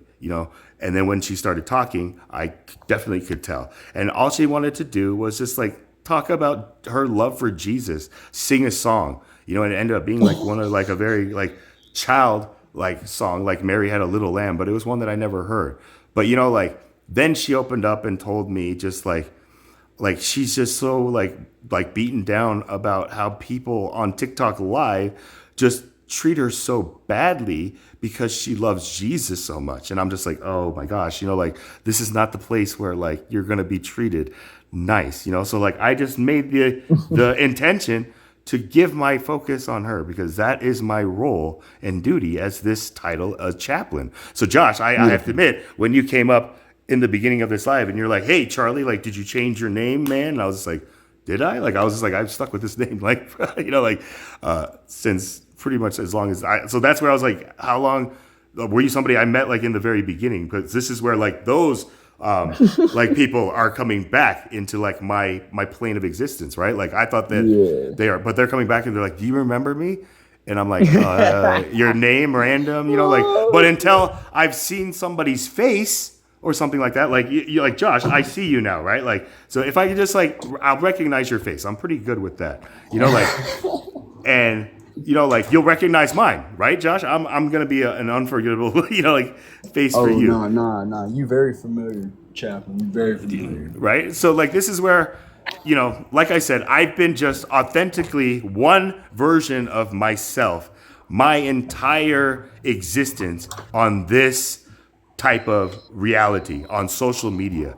Like I came from this like part where I was like the beta like test dummies for social media that now for your generation, Josh, and future generations after you are like suffering like the lack of like accountability that we today like don't realize. Like the adults from my generation who have children who act more like immature adolescents than their children like are allowed to be at. Like it's just like a real Hippocratic like state of like oxymorons everywhere. I just see oxymorons in so many people, and not in an offensive way, but just people who say they're this, but then clearly I can see through them, like almost viewing like into their true like self. Like I can see their ego through their id and their super ego inside their subconscious and in their heart, battling with one another to speak for the ego. And when they all speak at the same time, oh, you better not let me catch that, because that's when I'm just like, this person needs a diagnosis where I will tell them just like, this is not right. Like Candace Owens, she is one of my like guinea pigs right now. Like, you know, like, Oh, it's okay. It's okay. I know. I know. Tell me so this much. Tell me this much. Who ordained you? who ordained me? This is the thing. The same thing, I guess, that you call source energy, like God, my creator of everything, all of this, like the one and only God. Like Well, I knew that's you weren't a real chaplain. I knew you weren't a real chaplain. well, that is why I spelt it here. I mean, I'm ordained by a ministry through just like uh an online, just like that's the problem with this thing. It's so easy to get ordained as a minister in today's technological age. So by the criteria to be a chaplain, you know, like I fit all the criteria in like the loopholes ways. But I took that, I guess if you're going to call this a shadow identity, maybe I'll call this the shadow identity I was creating for myself that wasn't like you were doing, Josh, for whatever purpose to create chaos, but to bring order to all the chaos I was seeing, right? So I was looking for an answer to how I can be part of that solution to solve all this chaos, you know? And that question would all begin with like, prove God exists. How to, you know, like all these things, like, you know, so when my spiritual journey, when you say like, look at these numbers, like I really focus on like these numbers. When people tell me numbers right now, these numbers mean nothing to me, but like you told me, I'll meditate on them. And the moment I tell you, oh my gosh, thank you, you know, like I'll be the first one right there. I'm that kind of person. But the one thing that I just, you know, like as a person like me, I tell people I'm 43 years old, you know, like I hope that by the way that I speak and interact with people, like people know, like I'm not just like your Joe Schmo, like, you know, regular, you know, like whatever, like, you know, like I want to establish I'm not somebody who's just like everybody else on here, especially, you know, Oh, so the problem is you're gonna have to accept that you're one of the 12 archetypes, just as well as me and Raven. which one? I feel like I'm the gesture or the jester. You're the Messiah, the jester. Yeah.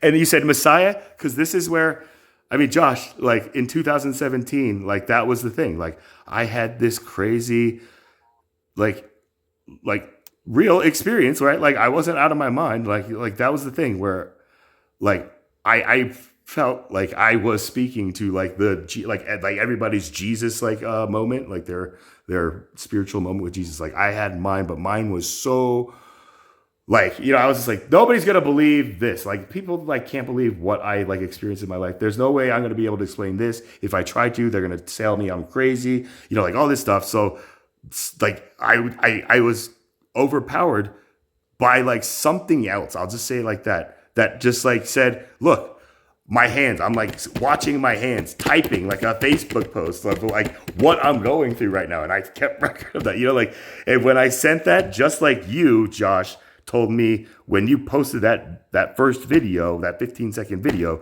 you knew that was going to change everything, like, right? Or at least for you, but like also everything else. And like I said, or like you said, when I did that, I knew the only thing that was going to change is like how people in both the worlds that I was existing in. There was like me, the like regular kid everybody knew, and then the kid who was aspiring to be a comedian. So this is where I had a problem dealing with trying to balance these identities that were both me, but then one, my comedic identity and I guess version of myself as I advanced in my like career towards the end became a moral dilemma where I was just like, I'm just bringing up the same trauma that I healed from this, and I don't want to follow Oh this yeah, dude. trap. Does that You make got you sense? got you got yeah, you got good vibes, but you got an extremely dark cloud over you, bro. It's so dark. It's some of the most. It's some of the. It's morbid. It is morbid. morbid and It's terrifying. but like an Oh, intriguing, you're dangerous. terrifying, You're dangerous. oh You're yeah, dangerous. trust me, you don't want to mess with me, man. I'm like the Bruce Lee, where it's just like, I'm not saying I'm a saint. You know, I have a temper, and you know, like I have a very bad temper, but every Yeah, day I but self reflect, you're trying to cover it up. cover it up. I mean, Yeah. I'm just in control of it, right? I've learned that I'm in control of what I do, what I say, how I act. And even though I'm human, I can get out of control. But when I do find myself in those moments and know that I just went through those moments, I'm somebody who really reflects on those moments. And like you said, in my transfiguration, like you were talking about, but you say like, well, we're always changing even after we're transfiguring every day. I get like the principle of that, but I'm using words that for me solidify. I've reached like, I'm a Scorpio. I've reached like my final third stage of like what is like the Scorpio's transformation from the scorpion to the eagle to the phoenix, right? I don't know if you're aware of these stages, Raven. And if I'm like, There's like there's many different ways you can paint the Trinity. Yes. and you said Who hurt you? you're a fellow rooster as well. So you were born like either in like 1981 or like within a 4 year. Is it 4 years? I Yes, don't I'm know. a rooster. Somebody broke your heart. Who hurt you? Somebody Are you hurt you. asking, are you asking me? Yeah, somebody hurt you. They broke What do your you heart, mean? man. What do you mean somebody? Come on. At 43. But again, Josh, this is where I've realized like No. There's like a specific person that hurts you. Like there's just one person that hurts you, just like they hurt. Ooh. I don't know. Maybe I haven't met that person yet. I meet a lot of people on this app that just come across me and like tell me just like A you lot of really. things can hurt people, but it doesn't really matter because the part of it is growth and Yeah, you understanding growing it and past that. controlling it. So Yeah, he's already past it. yeah. It don't matter. It don't matter. But damn, I feel it, dude. I mean, like I don't my know. I don't brother. know what it is, but I feel it, bro. And I understand. If anything, I think it's more of like a frustration more than a morbid energy. I would say if anybody, Josh, who comes into mind is just like my younger brother. My younger brother and his wife, my sister-in-law, just really hurt me in that sense, I guess, where it's just like it really, like they just used this language where they told me that they forgive me for what I said when I was just telling them like why I was like arguing with my brother, like I was trying to see if my sister-in-law would be a sister or a wife, in the sense where is she going to look at my younger brother as like king of kings, or is she going to realize when he needs to be checked and like disciplined or guided by who else than his wife, right? Like, I believe that Y'all don't talk anymore, do you? I mean, no. I mean like that's the thing. Like like yeah, I mean like yeah, we don't talk anymore is a bare yeah, that's an accurate, I guess. You may never Picture. speak again. That's the choice that they've made. So this is where again, a man of faith like me, I've done all that I can, and I'm always trying to think of what I can to just keep that bridge open.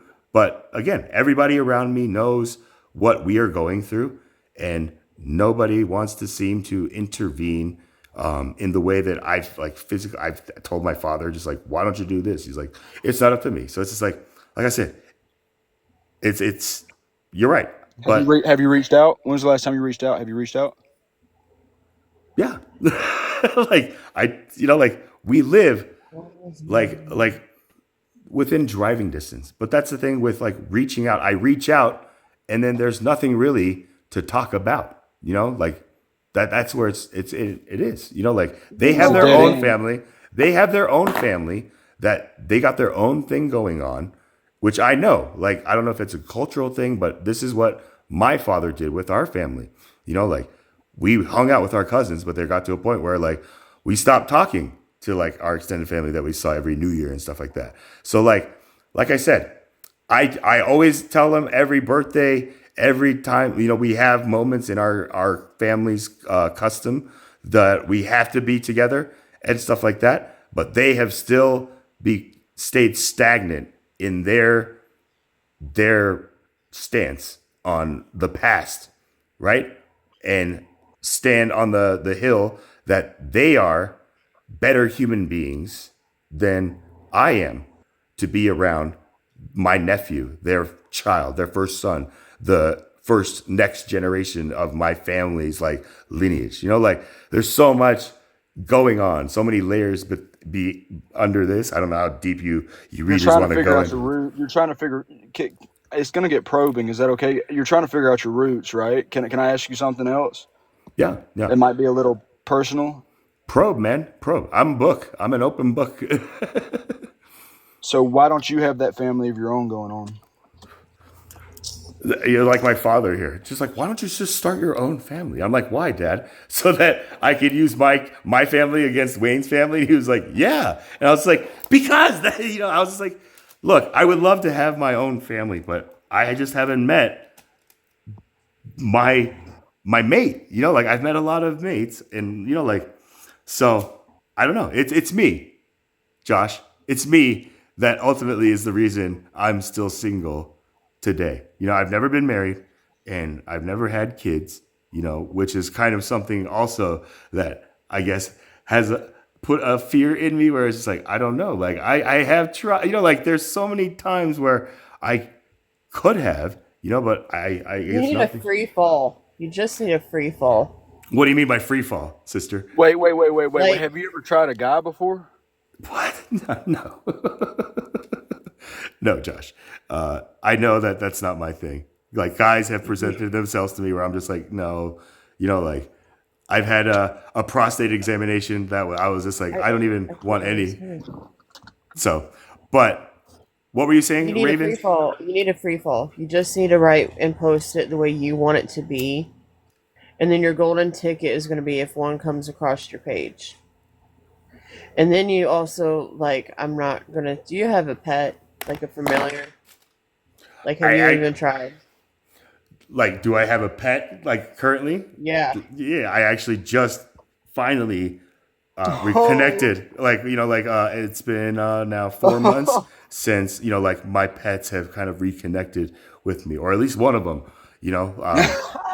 So, like I said, I'm in a very beautiful new, you know, like I don't want to, like, it's just like a new existence. As, like I said, what I'm going through right now. But when you said like Messiah, Josh, like that's the thing. Like, I have one of the biggest, like, studied Messiah complexes, I will say right now, that is like kind of being slowly like unraveled and like being kind of It's going to happen put when you out. free fall. I Okay, already so know. free yeah, fall he's meaning deconstructing. you said just to write what You I'm want to. The what way you I want to. the way I want Don't to. overthink it and just post it. See, that's the most freeing thing for me. I like when people want to focus on deities. I think the one that's supposed to speak is the one that's supposed to speak. So is that different than like the free fall of just like, look, I'm just gonna put myself physically, like, you know, in front of a camera, no, like no background, like with you know, like intent to start whatever, and just see who comes up and has a conversation with me, almost like a speed dating, or just like a bus bench, like Forrest Gump, just like, hey, life is like a box of Life's a chocolates, box right? of chocolates. Yes, Let's exactly. see Yeah. what I'm gonna Your get, Willy right? Wonka ticket. Like Right, I right. like even if like you post it on your page. If you want to write some comedy or something, or just like, say like this clip and then caption it, do it. It's a free fall. Yeah, I mean, so You're like, ahead, but you think you're behind, but you're not. no, I know I'm a It's tortoise here correlated. that has passed like the rabbits who have like fallen asleep and are still Right, I asleep get or that. just Yep. waking up. You know, like I know where I am in that race, And like I said, like I like I don't know if you guys have been reading just kind of this. It's all cut off. I don't know what's going on with the background. Though the spirits are working against me. But I'm just kidding. Like, Oh man, oh man. Yeah, he's not on you're not on autopilot anymore. oh, definitely Not on not. autopilot anymore, that's for sure. It needs to be niched down though. That's what I'm working on. I'm working on niching down. Like this is the background that I would normally use, Raven, just to, like try to bring out like my, like I guess improv, like self, like on here. Like Just like how hypothetical was saying that it's not you know how hypothetical was pointing out those things in the first questions you pulled up. which one? Yeah, I mean, we've been on The here three now questions for. that you pulled up. Oh, The okay, three okay, questions. like yeah, yeah. It's similar to that. Who's keeping track of what Yeah, we are doing morally here? it's too broad. It's too vague. It needs to be directed a little bit more with a specific intent in mind.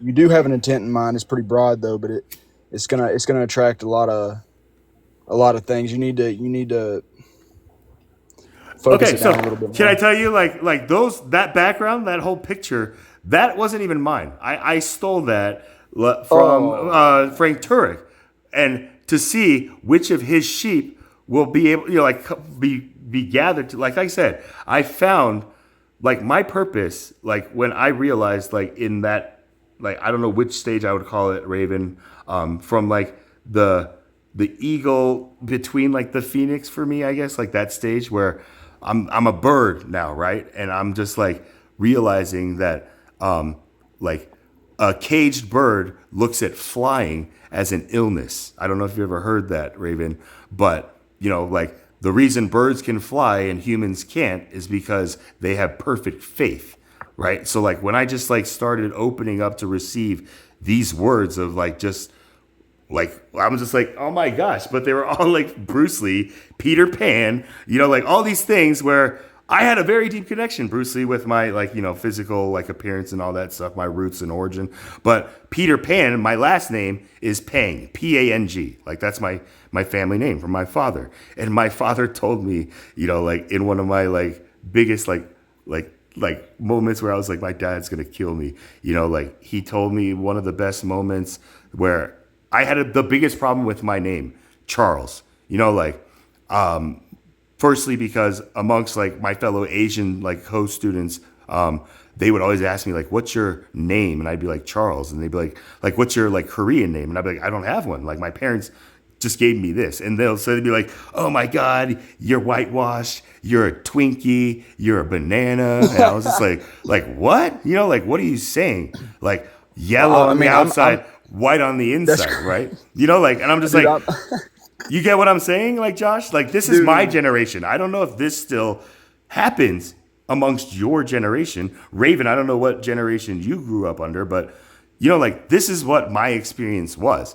Like granted, at that time, I didn't take it for anything. I thought they were like talking about like my dietary like habit because I was very chubby and I ate a lot, like so I didn't even get yeah. the like underlying racism. But when they told me my white like close brotherhood friends that I got like tattoos with, like they were the ones that are saying like they're calling you like white on the inside or American, like and I'm just like what does that even mean? Those guys are ridiculous. And then I started looking at like The Simpsons. I'm like, The Simpsons are all yellow, but they're all American, right? But then I looked at like the Asians on The Simpsons on the sushi episode, and like I don't know if you know The Simpsons very well, but the Asian characters were whiter than everybody else. So I was like so confused about that. So in my comedy like era, like in this infancy, that's where I saw this humor where I was just like laughing about it, but then I felt like I'm laughing at myself. So this is like a trauma that I like was like self, I guess, projecting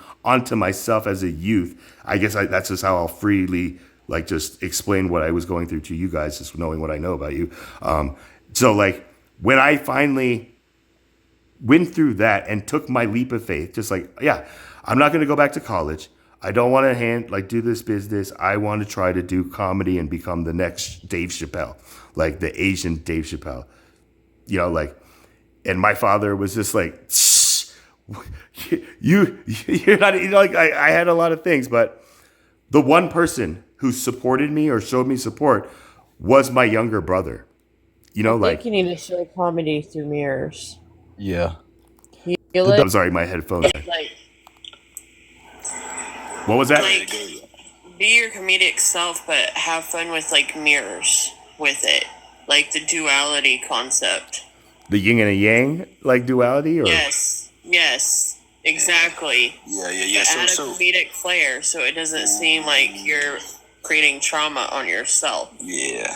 with my brother, or just like here on In TikTok. general, like The Simpsons and like topics and stuff. Yes. Oh, no. I mean, like, that's how I felt before. Now I'm able to, like, see a humor in it and see what Voltaire meant, where it's just like God is a comedian playing in front of an audience too afraid to laugh.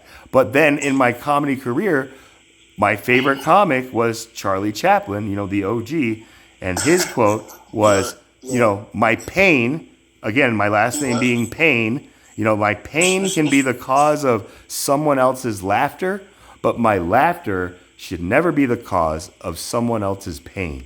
You know, so I like it. When But I you're reach not the point, reflecting. You're not looking at yourself in the mirror. You're not mirroring yourself. That's what it is. The dark cloud is worldly. It's of this world. It's not of you. the dark cloud that you said you saw above me, Yeah. Yes, it's of this world. It's keeping you of this world. It's making you. It's making you pattern recognize things of others, not yourself. You got to be looking at yourself in the mirror. I can't articulate this right now. just it's okay. Take your time, man. You know, like just like yeah, like we should be very. Why aren't you looking at yourself in the mirror? You're taking from others to build this version of yourself. Well, that's a pretty harsh accusation right there, John. We always do. What was that, Raven? I was like, we always do it. It's part of like going back in the cocoon and figuring out how we can rebirth it and transmute it. It's a constant thing. I know exactly where he's coming from. Josh You're just or putting me? it bluntly, and I'm trying to be like, you just need to go with it. He's not grasping it though, unless I put it bluntly. I'm trying to be nice. I'm being so nice right now.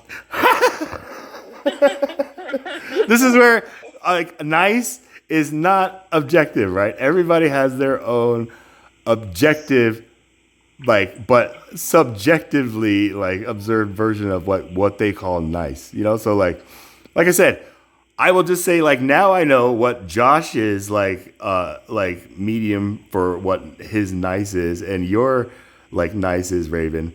I would like to now maybe I'd have to like start thinking about like what would I say is like the other ends of the spectrum. So that's how like my mind works. So like I don't know, like Josh, I kind of get and correct me if I'm wrong here. Maybe like I'm reading incorrectly, but my intuition is like just shown me that Raven is somebody that you have already like you guys already knew each other before coming onto my live. I've gotten that sense, and that she is somebody who has kind of been a mentor guide for you in this discipline of, I guess, like, you know, tarot and, you know, like the magic, if that's fair to say, Raven, you know, like something that, you know, like I've always kind of been like, you know, like intrigued by. I never, you know, like invested, you know, like too much into it, but never like dismissed it completely, if that makes sense. So Yeah, she's here pretty late, but she's come to make sure it don't get out of control. she's here at the perfect time because there is nothing called like late or, you know, whatever, you know, just There you like go, strangely perfect timing. no, not strangely, just like this is where like everything is part of God's divine plan, and I just know that we are here because not by coincidence, but because it was part of the plan. And for me, it's just to see what like is the plan. I try to read like what is the universe showing me when I'm meeting these people, you know, like everybody, not just you guys, you know, and you know, sorry for the pronoun use. I don't know, Raven, if you're part of that. But again, that's kind of like my comedic side where I just kind of start going off on a tangent that way. But like I said, I'm always my authentic self. I never try to put on a different persona just to get different results, but I will deliver my authenticity a little bit differently. Like Josh said, sometimes you have to be a little more stern, like, so this is something that I'm kind of just trying to get an ebb and a flow of just like, like, what do I feel just comfortable starting with, rather than just starting to just deliver individual punishments every time I meet people and just be like, yeah, Raven, Josh, you're cool. I am the second coming of Christ, and you are allowed to stay in the kingdom of heaven. Other people, you guys are like that kind of like arrogance, like. So like I said, I don't know what that means to any of you guys when I just kind of say it like in those words, but like Raven, I appreciate you just when you said just like, I don't know if you were referring to me when you were like, I understand like where he's coming from. I hope maybe it was a reference to both of us, but more towards me, just like, what I'm saying. I understand where you were. I was speaking more reference to you. Right. And why I was kind of just like offended when Josh was just like, you're on here like behind a mirror stealing like other people's, not in those words, Josh, but like that's kind of how I like interpreted where I'm like, is he accused me of just being like a hack or something like that? Because that's what I've been just like dealing with like in this. No, I think you, like, if I caught it right, that you were thinking about tarots. Did I hear that right? Or were you referring? He told me to read. He told me to read them. He told me to read them. When I said like I was referring to like people that were DMing me through like tarot. No, that's not the part I was talking about. Like you just said now, like maybe like a minute ago, just a few moments ago, you were talking about tarot and new to it, and you were like thinking about it. Is that what? Oh, when I was just Like for yourself. just giving my read on just like what's going on, the connection between you Between two, us. right? Yeah. And I said that you were somebody who Because is. I was like, if you want to do that, go and have fun with it. Like, read it for the day for yourself. Like, get some insight of how your day's going to be, and then just free fall from there. And so instead of doing the astrology thing, pick up the cards when you can't like figure out like what to do. Use the cards as a reference point for your day, and then just free fall. You're That's a Christian, what my right? advice was going to be. I'm actually. I identify myself as a new term that I say is a Muslim, Lamb. Oh gosh. We got a heretic. Heretic. We got a heretic. I have a kafir, a heretic, the Antichrist. Yeah, I just think you just need to have like some fun and just like not overthink it. Understand when, because you have a really good discernment of like knowing when to let like your darker side out and then like your calmness out. So your discernment's already there. Facts. You could use oracles are more of like a free creativity thing.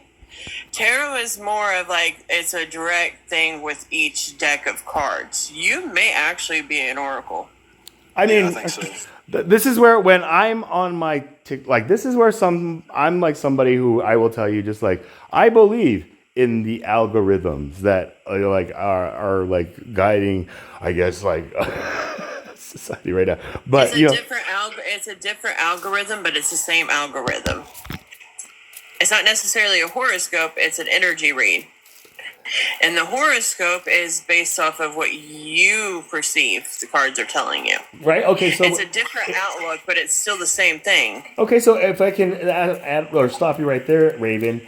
So in my algorithm, there are like readers that come up, like tarot. They're like they are doing readings. They're like, hey, I don't know who this is for, but it's telling me like just very broad. But like there are some Richard's readings is one where I was like, this guy, like I don't know why, but this guy, I feel like he's guiding me or helping me in this time. And then another like a user or content creator. But then I realized, like, once I started kind of posting comments on these people's like accounts and their content, that's when I would start getting like these other like You never do that. Don't bots. ever No. Hey, post comments. Do not, because it gives a false incentive of reassurance when it actually can derail you. Yep. I have a very, very Even if it's just like a response to just like the ridiculousness of something that people just don't Yes. don't interact with it at all, even Don't. Like, beyond. once when you hear the piece that you're supposed to hear, then you scroll on. You never comment, because that's fanning their flame for the next video. So if they don't have inspiration themselves, the comment section leaves them inspiration. Like, I went down this whole rabbit hole. I followed the trail. So would that be like And then an energy automatically vampire went type to, like a person, meeting. like a succubus? Like they're trying to feed off. You're feeding it, yes. I'm feeding it, but even by like You're feeding the liking collective. or reposting, like, is that feeding it as well, or Bro, yes. So Yes. you're feeding It's basically like you're feeding it and then you're reposting it, so then you're feeding it some more. Basically, you're feeding it a double stuffed Oreo. oh, good.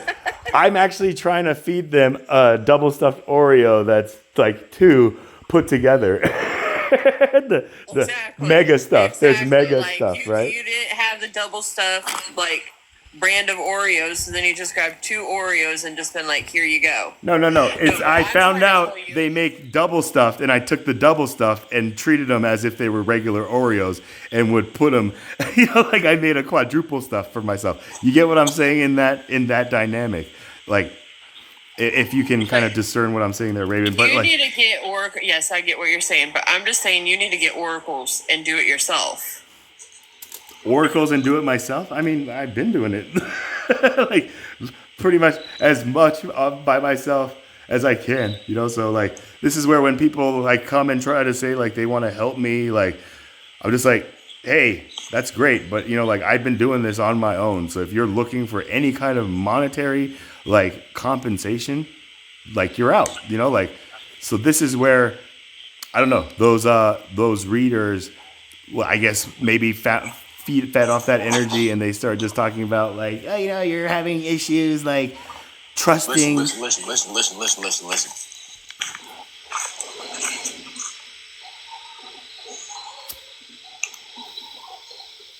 Hold on.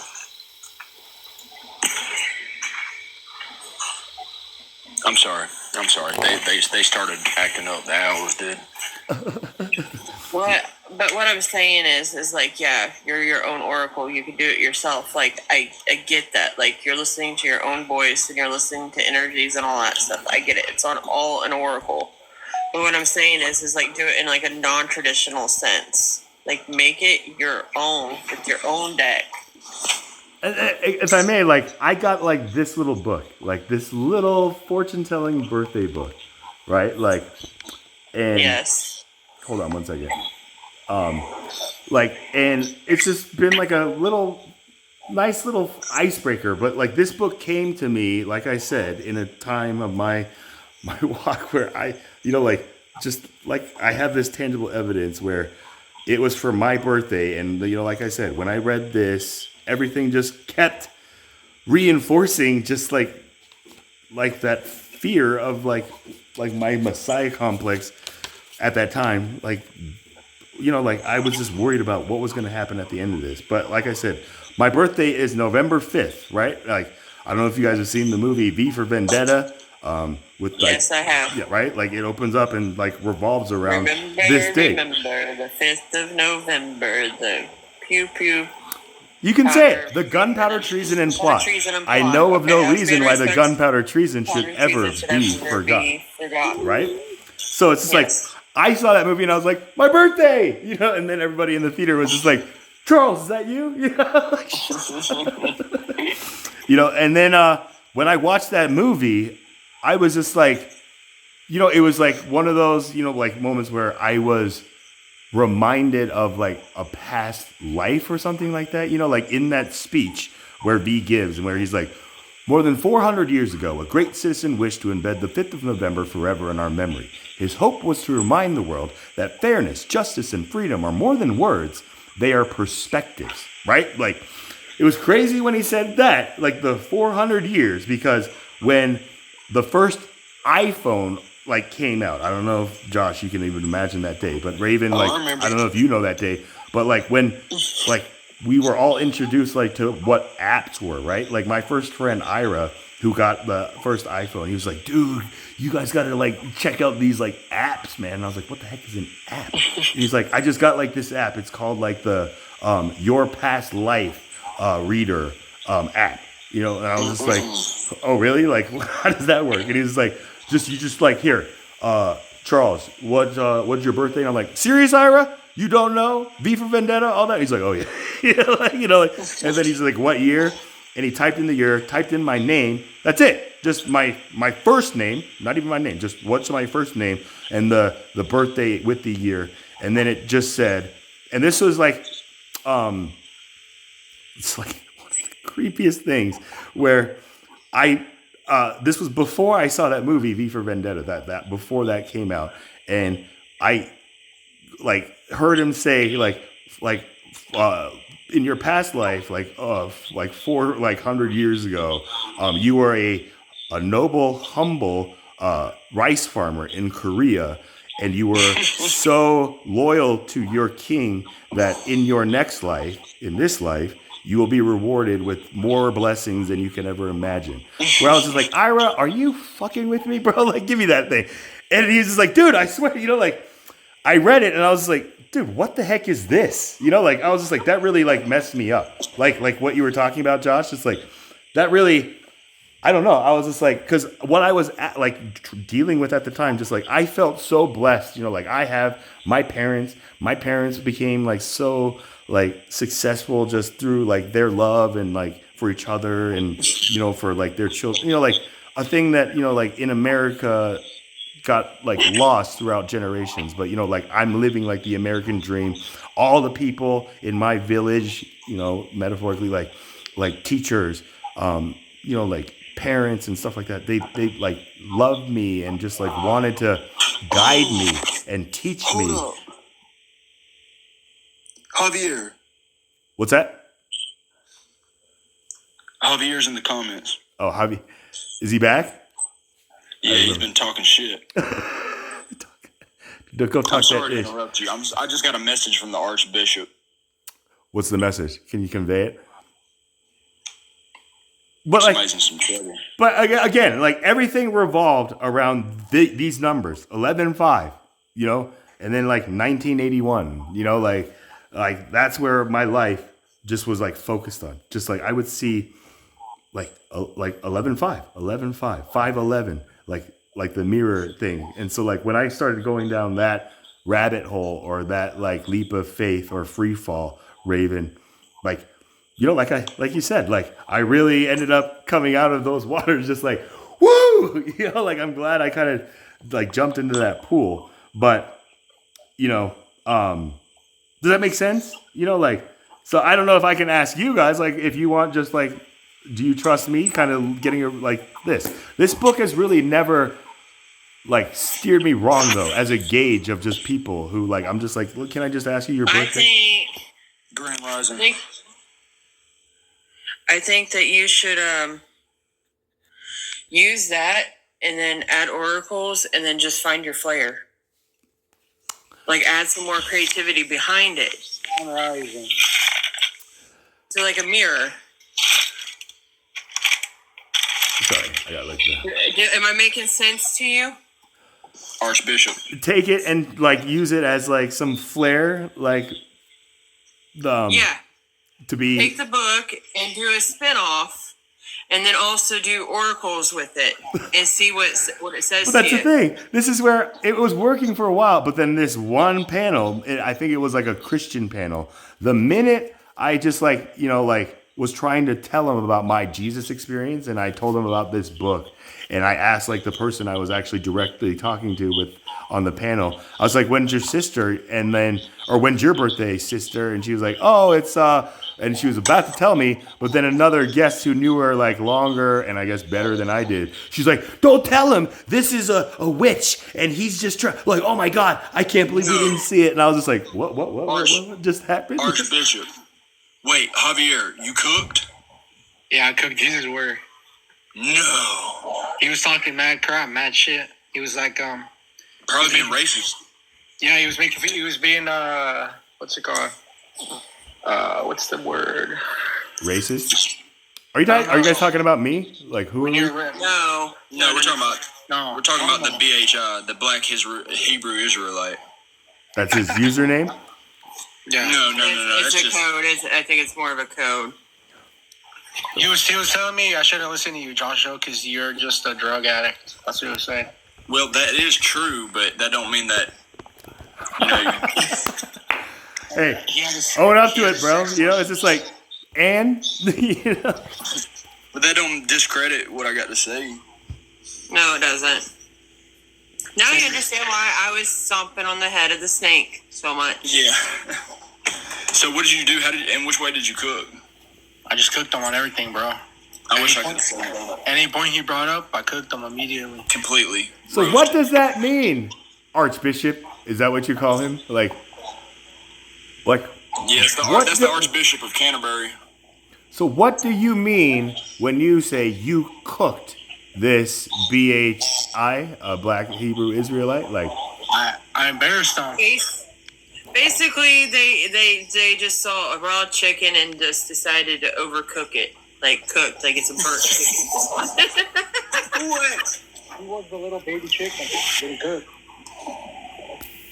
So, Charlie, I came up here to cook you, and it didn't really happen. So I'm glad you weren't cookable. But Matthew, oh jeez. this is where I tell people I am the Bobby Flay of this whole cooking analogy. It's just like everybody wants to cook each other. Well, you guys cook one another, and then you bring it to me, and you bring me whatever your signature dish is, and I'll bring you mine by comparison, and we'll see which one Matthew wins. thinks. Wait, do you know Matthew Raven? Yes, Matthew. He thinks this is rainbow language. Okay, so Matthew is like basically he's got rainbow streets. Matthew is a interesting philosophy. Like, you think I'm encryptic, he would be my mirror. Oh, I see what's going on. So he's used to me being in other lives, like not this energy type live. Yeah, So of he course. was like, when I said a cooked chicken, I basically just threw a curveball at him. He wasn't expecting that. No, he was not. Hold But on. he is a Archbishop What is of it? Canterbury what is the you, book called? Javier? Wait, hang on. What? The Kabbalah. So if you're familiar with the Kabbalah, that's Matthew. Oh, Matthew. Oh, man. So if you would Did you ever want to come up? come up here, he is fantastic. We ain't gonna hijack this panel though. We ain't gonna hijack this panel. Do as you guys This will, happens, man. I'll just tell you this: if it's something that God did not want in His plan, it's just gonna have it. So this is like the fun that I have. I just try to test the limits. You know, like I don't know what he meant by like this is not rainbow language. Like He's saying love and light, basically. in what? Like In what roasting context here? people, and yeah, he's, you know. Matthew is a foe or a friend to you guys? It's not love or light completely. Here from me or? No, he was saying about what was the comment about roasting, like being cooked. Yeah. Oh yeah. Cooking. Matthew Not you. is You're like, good. You're good. Matthew would be great on like trying to be like, you know, falling back on like your path and everything else in some mystical way. Like I said, if you think I'm cryptic, he is a simplified cryptic version, but yet straight and blunt. You know what I mean? A lot of wisdom, short and sweet. Like packed Josh, in just like a Josh is straight and blunt, Oh, get nice. up here. We're Not like that. No. we're all off the czar right now. All of us. Matthew, do you want to come up here, Matthew? Come up But here, Matthew. nobody attack him, like, literally, like, respect your elders, like, kind of deal. Like, seriously. Oh yeah, he's not. No, he's not coming up here to be cooked. He's coming up here to be good. Hey, Matthew, hello. No. Burakoff. Yeah, do Welcome. not. Please do not. Like, What are you I'm being talking about? serious. First off, Anybody- and you bring up a relationship to Apple and the phones. I kind of remember having a VIC 20, my Commodore 64. So, like, I kind of can go back to a binary makeup of communication, I guess. But at the same time, I've been listening throughout it. When I made the comment of rainbow, it's like everyone's using an acronym for different correlations of a synapse of something that we've created through a book or through an ideology. So when she's bringing up the Kabbalah is more of a Jewish mysticism. The Bhagavad Gita is more of a conscious system for moralic code. A consciousness that we all share is universal, but we all have it on a subconscious level. So when you bring up the theory of numbers and numbers coming up randomly to put you on your path and create paths, so on and so forth, it's because you become excited around certain frequency. Frequency itself, and basically what the consciousness is, books are putting forth, is you thyself. Not what somebody can teach you or what you can learn, because every day you learn life and you live life. So for me, I watch the balance of life happen. People create constructs of egos in relationships to what an everyday is, when it's pretty simple. The sun goes up, sun goes down. We create a consciousness of light from how we project and how we see. But the only time we can tell that story is at night, when the mirror allows you to reflect upon the consciousness of the light that you've recognized throughout your day. So these things, I guess, are kind of cryptic, and I kind of like, hopefully I've answered a lot of the questions, because like Raven's like, when I'm listening to this going, yeah, okay, I can do this whole Christianity and, you know, that kind of concept, but then I don't give credit to the other kind of consciousness that have always been. So if I had Sanskrit and I were reading Hindi, I'd have to go back to Hindi. But if I were reading English or Latin, sure. How does that create a dynamic flow of, you know, regularity? Hey, that's a cool picture. Mecca, or what's that say? I don't know I if see you guys can macro. hear me. I'm pretty poor reception. Macro. That's a. Is I that like. King David?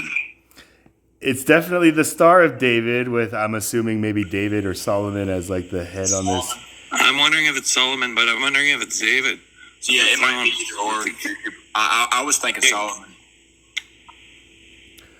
But It's more likely David. I don't see the. Oh, maybe the pillars are at the top. So the salt pillars are at the top. I haven't figured it out. Maybe. is this maybe like a Solomon. crest that you've created for yourself, or that you found?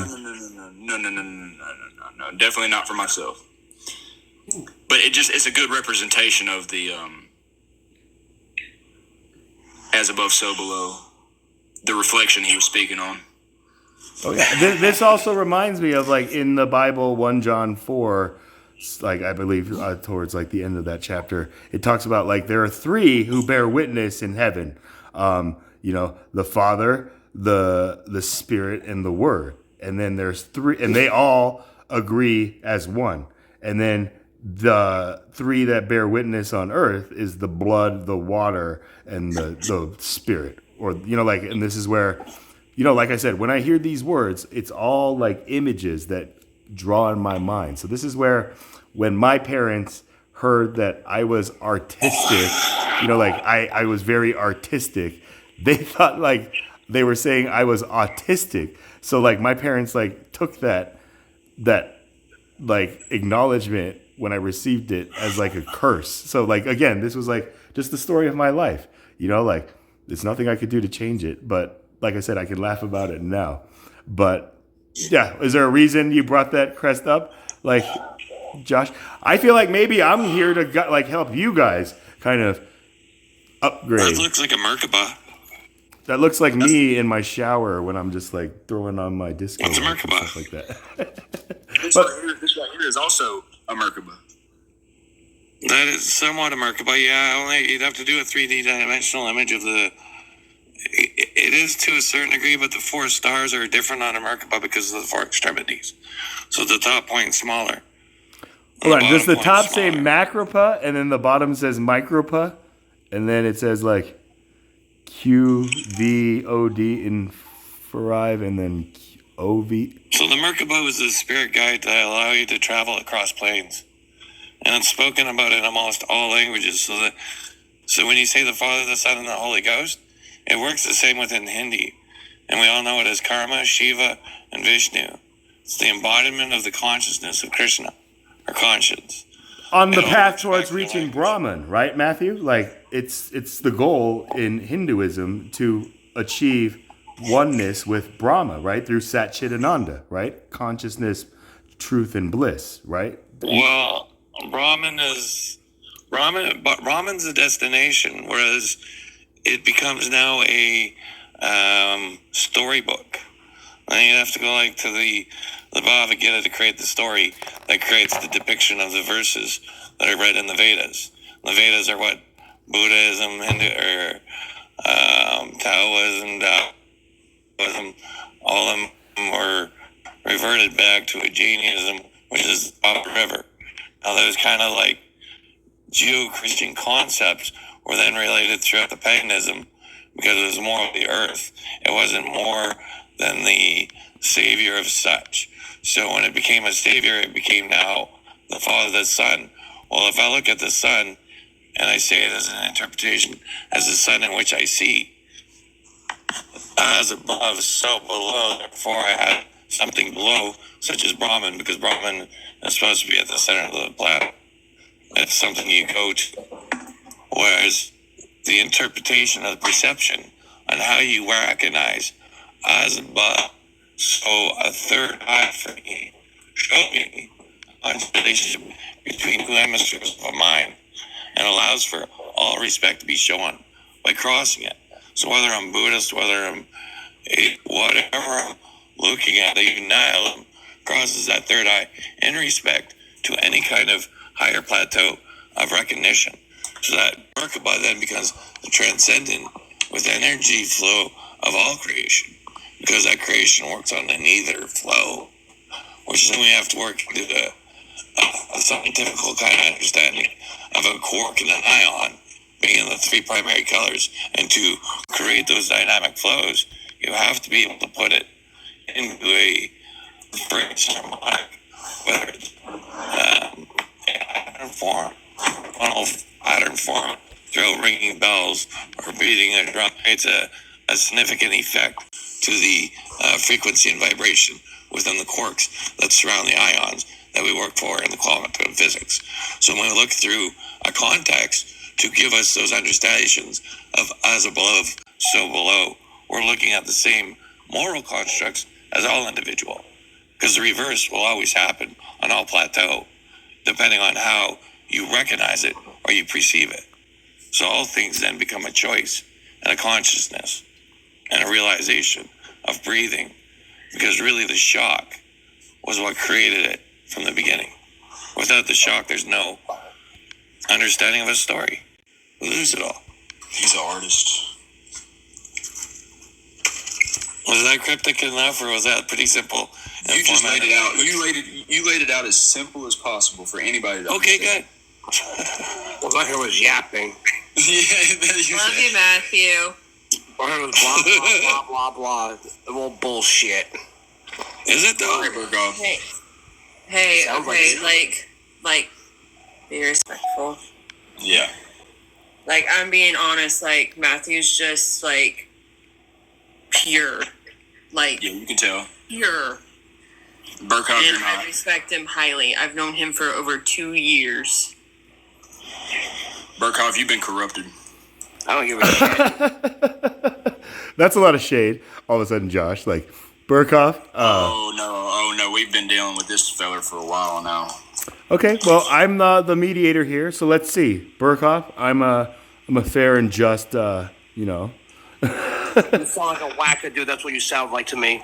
I sound like a wackadoo? Well, hey, I mean, I've heard a lot of what I sound like, so I don't know. What is a wackadoo exactly? Someone just keeps yapping and makes no nonsense. Oh, yeah. Then I'm definitely a yapadoo. Or yakadoo? Yapadoo? Yakadoo? Wackadoo? Wackadoo. Wackadoo. You're I'm born in the year of the rooster, and that rooster was called the wackadoo. Burkhoff would say nobody gives a shit. Fuck God. I really don't. So how have you been, Matthew? It's been a minute. I'm good. I'm always good. You still roaming, or are you on land or on the water? What's that? Are you still roaming, or are you like on the boat, the water, the ferry, or are you in the house? Or are you I'm actually sitting on the beach right now watching the storm roll in. If I had a dog on the bay, I'd go sit on the dock, but now I'm actually sitting on the beach. Oh, he called it. أدوس الله أدوس أنا حلي أدوس الله أنا حمص حمر. What? There we go. What? أدوس الله أدوس أنا حلي. Assalamu alaikum. ما تفهمنا. Walaikum salam. Yeah. You want to lick my salami? Alaikum, my brother. Salam alaikum. Walaikum salam. Yeah, I mean, Is this when I say free Palestine? Matthew, I love you. free the Middle East, man. You know, like, just peace in the Middle East. Free my brothers. Javier, before we proceed, you're gonna have to say that Prophet Muhammad is a false prophet and is of Shaitan. I like Ismaili. Ismaili's a whole lot funner. Then I get the Aga Khan to play with. Prophet Muhammad was a little piece of shit. What's wrong with Aga Khan? The Ismailis are okay. They run their UN. Prophet Muhammad. Oh, you guys. Okay, They're Matthew. Shiites, aren't they? Or are they Matthew. Sunnis? Or wait, no, they're witches. Hold up, Matthew. Just cook them. I know it's in you, and just have at it. Are you ready, champ? Are you ready to go up in there? Are you ready to go in the ring? Like, I'm just gonna mute, and I'm gonna let you men just have the stage, Matthew. You have my This is blessing. fun. Somebody cook Joshua. Yeah, cook me, please. Like nobody's been able to do it yet, except for Anglo-Orthodox. okay, but okay, before we go into this this new skit here, Josh, is this gonna go into the route of like the cooking using faith and religion to try to accomplish whatever is going to be accomplished? Is So much greater than that. That's a human construct. The human construct's alcohol. Something humans created to construct. I mean, all of this is It's a not just human breathing. construct. Everything is a human construct except for, you know, like, so, I'd much rather smoke some weed. It's okay. hey, Or wait, maybe some thyme and some mullein. That sounds like a great witch's thing to do. I'll just tell you this. I don't know how cryptic this is, Matthew, but my eyes don't look like this just because I'm Asian. Okay, stop it now. We're not supposed. It's the devil's lettuce. That's where technology comes in, and they have like new technology. Wait, I forgot. You eliminate the. I got a little one of those. You know what kind of frustrated me over the whole kind of thought of like, you know, being in North America? I live here in Canada, and here in Canada we follow British codes of ethics. So we follow the Queen. If the Queen pissed in the gold pot, we all had to piss in the gold pot. We follow a Napoleonic war code. There's nothing left to conquer, for one. And for two, Canada really has nothing other than an igloo painting board. And on that igloo painting board, we paint igloos here in Canada because it's safe, it's cold, and it's snowmobile time all the time. So here in Canada, I feel proud to say igloos are our best friends. I'd want Now, to. if I were to go to Palestine or something, I don't get to paint igloos anymore, and they get to come here and carry their sheiks and their blades and their turbans, but I can't even be a Canadian because I'm not from here. You just low key cook, bro, for real. Like, Yeah. Cook? You just cook. all the Palestinians who. Nah, not about the Palestinians. You missed it. You missed it, Javier. Nah, man, you don't get You it. don't know You what don't you're get talking it. about. You don't know what you're talking about. This is fun. Okay, so I know. pointing I'm fingers. lost. Are we roasting people now? No, you just roasted. Oh, I'm roasted. Yeah, with what you said. Like, I understood. I don't think Javier did. He completely went off track about the Palestinian stuff, but Nah, Yeah. because I'm looking at the deeper message. the deeper message is not Palestine. What's the deeper message? That's the real question. That's the problem. That's the ad hominem we fall into. How is it? You building a straw man right now. Honestly, it's a battle for light and darkness, and I am a Jedi Knight using the Force to find fellow. Yes, anyone that speaks of those powers. There we go. Yes. He's doing it now. It's a fight. It's a fight to the end. Keep on prophesizing, Chaplain Charlie. Yes, sir. Will do. Right on. That's your MO. It's your MO, Chaplain. I know. I have my guide, and this is where, like, I know the day, and I will tell you guys this. Like, I have to prophesy, on a specific day here coming up. So He knows the day and the hour? no. No. Don't crash out like that, Chaplain. Hold on, let's not crash out. No. It's just a day where I have to speak a prophecy. Like, this is the day that I have been guided. Not to say, like, this is a rapture. Like, when I heard that, like, the rapture is going to be the 23rd and 24th. And I was just like, what is this? And I was just, like, asking these people, you believe that this day, this span of 2 days, this is when people are going to be, like, physically taken up to the skies? Like, that's what you're waiting for? And the ones who said yes, I just, like, told them, like, you guys are setting yourself up for disappointment. And, I... Drink the wine. Drink the wine. The prophecy that was given to me was in 2032 that I was going to get herpes simplex. Where are you going, Haiti? I hope not. What's your prophecy that hasn't been revealed? That must You're telling me that in your prophecy we don't have a cure for herpes in 2032? No. Like, I'm gonna contract it. That's what they're saying. I'm gonna contract it. right? Who's they? But The Black Hebrew Israelite. First, is that like them and there and she and him and I don't know her and It's a Black Hebrew That's Israelite. them? It's a dude named Jesus Warrior. He prophesies that. that's when you just got to tell him, Josh. Your universe is a mirror, and anything that you are prophesying on me is on you. Like, that's how you just deflect that back to him. Like, The those. deal is he has herpes. I don't. It's just Right.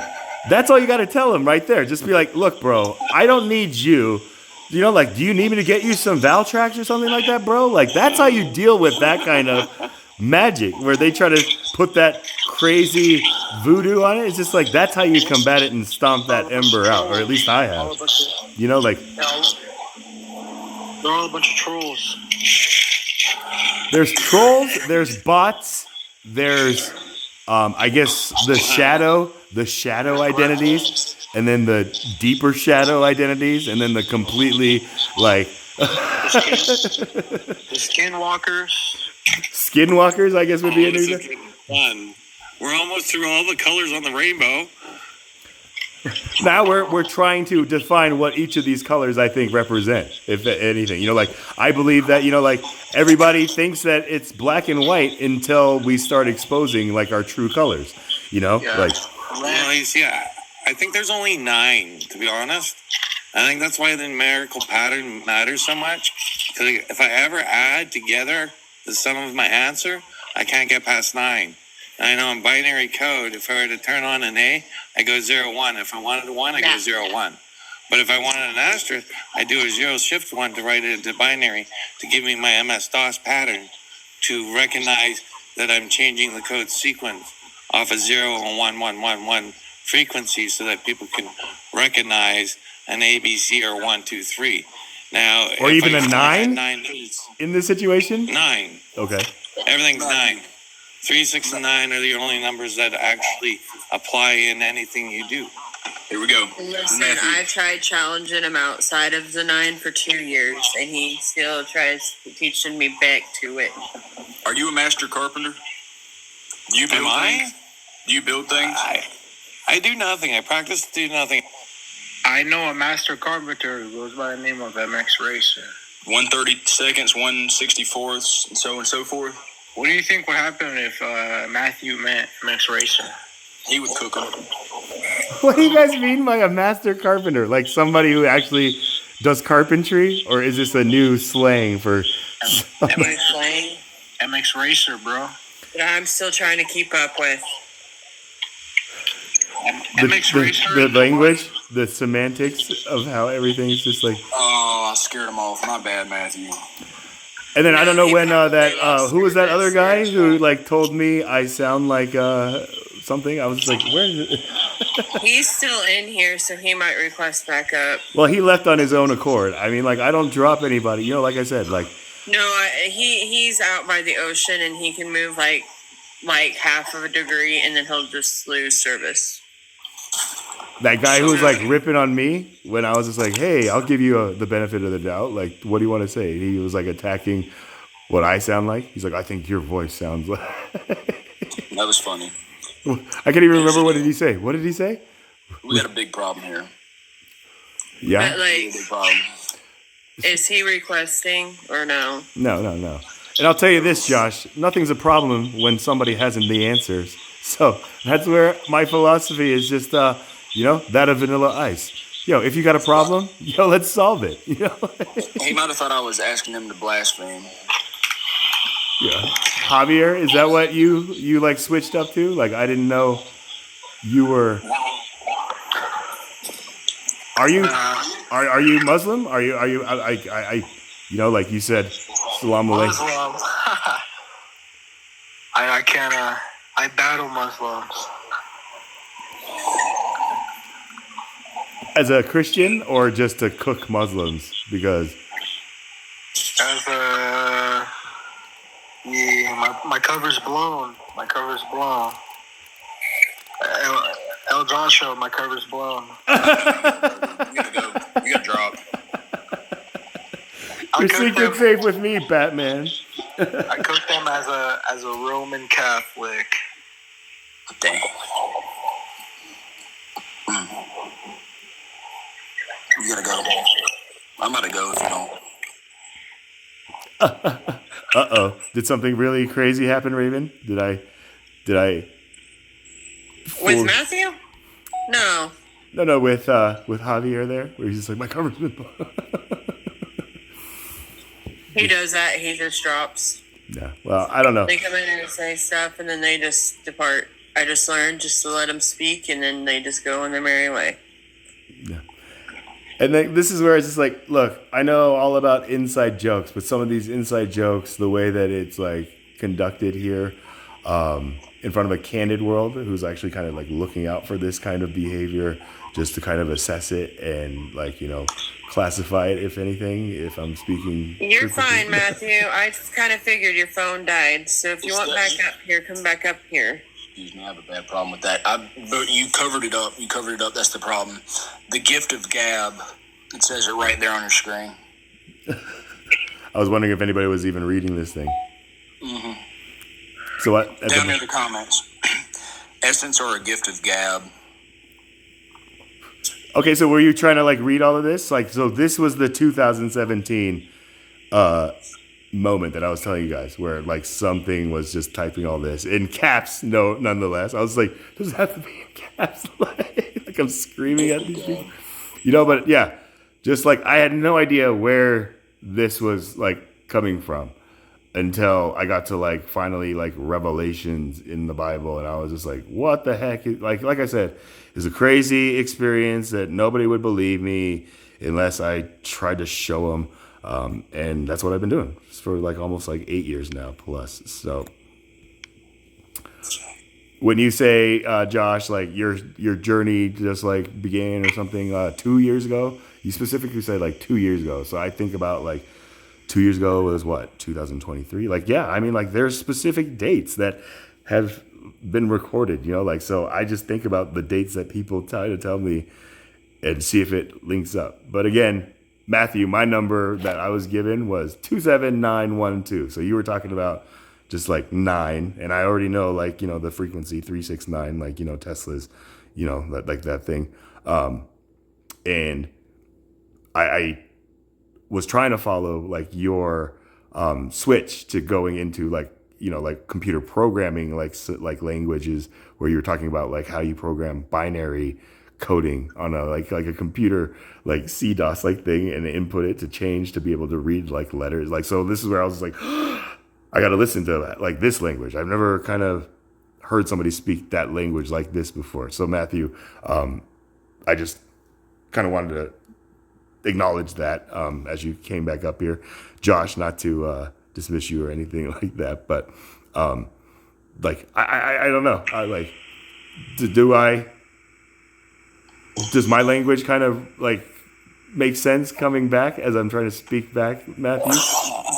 Oh yeah, I hear you, bro. I understand. I do, because at the same time as like when all these things were being created, we were looking for answers how people would interpret it. Because it was a visionary product that we could regurgitate to people. But we knew that way back in the 80s when we were opening up the lines of communication. So communication then became a circulatory mannerism only the last 3 years. So all knowledge is granted. Everyone knows everything. Right. If you're with ChatGPT and like, yeah, you know, like all this stuff, yeah, anybody is the know-it-all of whatever they say that they're the know-it-all of, right? 100%. But if anyone can answer me the question, what light and dark is, I could say there's only black and white and a rainbow in between. So if I had a rainbow in between, it gives me 7 colors and 2 absence of color and 1 with all color. So I can see everything within 9. Well, I mean, it would be in the reference of the frequency of light, right, Matthew? Where it's just like, if we're going to talk about black and white being light, right, not color. A harmonic and a wave. So if you have now scientific understanding of the frequency and harmonic of a light frequency, now you have a frequency barrier that all are projected with upon ions, which come in, or quarks basically, which come in 3 primary colors. So now that quark is allowed to radiate within that frequency of mind. So a positive attitude creates a positive attitude. A generation of a positive flow creates positive flow. Negative flow creates negative flow. But both together attract. It becomes a simple dynamic that everyone looks for within that same as above, so below. But it is so without as within. Those the principles, right, of those philosophical like sayings is what you're talking about, right? Math in a scientific approach, right? Like explaining what quarks are and like what gluons and photons and strong forces and weak forces and wimps and machos and all this stuff are. You know? Well, now you're projecting like, you know, a whole nother kind of like debauchery. So if I were to look at a rainbow flag and I make jokes of it because like now I have to know what a she, they, him, or I'm feeling that I'm not using the correct retired language. Because at the end of the day, it's like, I really truly know nothing. And if somebody does know something, please teach me. So I'll forget about it tomorrow and I can learn again from zero. Yeah. Right. Benjamin Franklin said, you know, tell me and I'll forget, involve me and I'll learn, right? Like that's a philosophy. So like with that, Matthew, like my thing, when I had my pronouns, I'm sorry, what was that? That's an allegory. I mean, it's something it's something that Benjamin Franklin, you know, like I was big on like quotes from like, you know, like specific people, but you know, like Benjamin Franklin said a lot of quirky stuff. I'll put it like that, you know, like charming, but like strange things in that sense of quirks and stuff like that. But, you know, one of the things that he said about America is just like, tell me and I'll forget, but involve me and I'll learn, like type thing. So I think about that, what you just said. If there's something new that you could teach me, you specifically talked about like the pronouns, like she, they, like this is all like, like type thing where like I had my pronouns as like I'm he, him, they. And that they was what people would start attacking me when I was telling people I'm running a social experiment. I'm a official candidate running against President Biden and Trump, and then it became Harris. Oh, nice. Good one. How'd that go? I mean, we know how that went. I didn't win. I don't know. I don't know. I live here in Canada, and I had Trudeau. Right? Yeah. But, like I said, it just gave me a mindset that stuck, So, like, I try to think of it as a politician. And then when I saw myself through the eyes of a politician and like the man inside me, like my own ego is. Where are you from? Tennessee? Colorado. I'm born and raised here in Aurora, Colorado. Really? Yeah.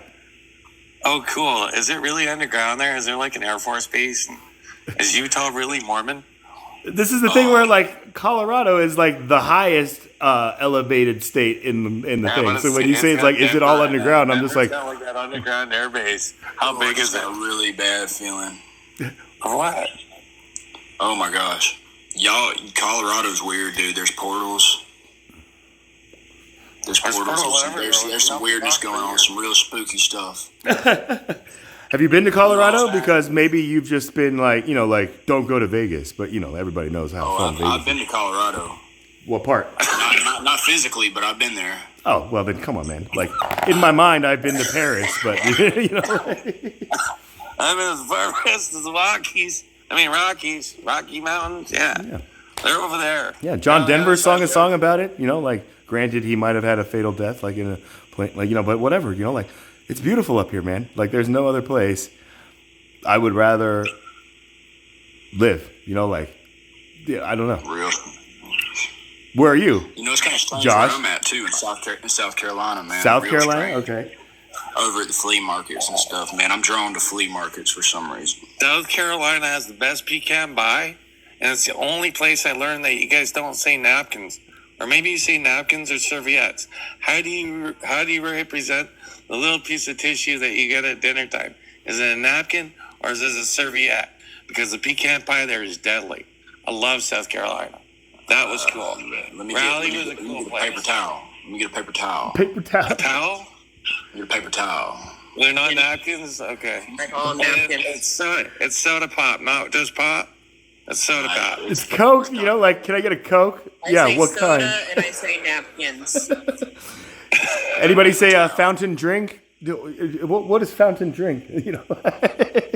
Well, Yeah, but, hey, can you expand me if you don't mind? I channeled something similar to what you channeled here, and I was wondering if Matthew could possibly read anything from it. Like, does he notice anything?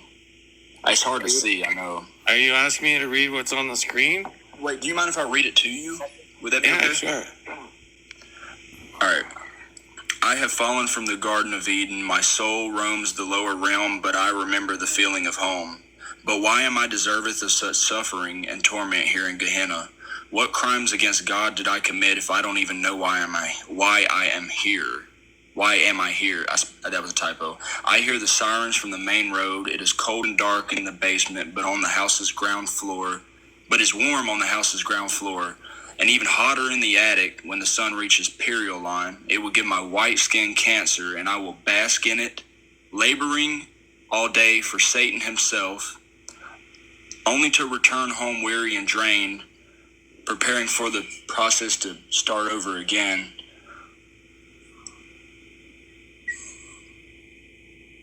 Now, is this something you wrote? Yeah. Like in the moment, or this is something that you had written, like, No, further back? I don't recognize a lot of text, but a lot of the proverbial symmetry that you're using is like the fallen archangel Gabriel and the beginnings of Eden. And throughout a biblical context, you've shown a divinity to a projection of energy of darkness, either through trauma or through a shock that's occurred within your own conscious being. You're looking for something to find the realization to a opening to the darkness. For that's what I see in that synapse, is that as being, I don't know what that be. Is that like a sonnet or an allegory? It's Go ahead. it's definitely artistic. It has a lot of thinking plateaus of like a Sabrina the Teenage Witch kind of deal, you know? It's If I continue on saying the Messiah does not exist on this planet, Who dwells in the air. But under the authority of Jesus, he must grant us suffering so that we can exist. And without existence, there is only nothing but is yet to come. And the law of faith has ruined man, and which were once God's people are now the synagogue of Satan.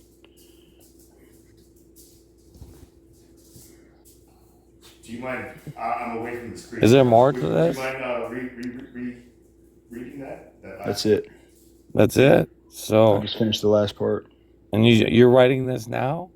No, I wrote this a couple months ago, but what he had up on the screen reminded me of this. I wrote it in a state of, in a really altered state. Altered how? I had that content that you were. I had just lost somebody important to me.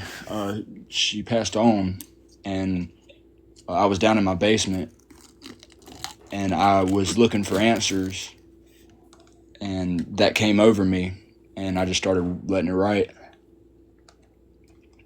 What was her name? Tammy. My prayers for Tammy.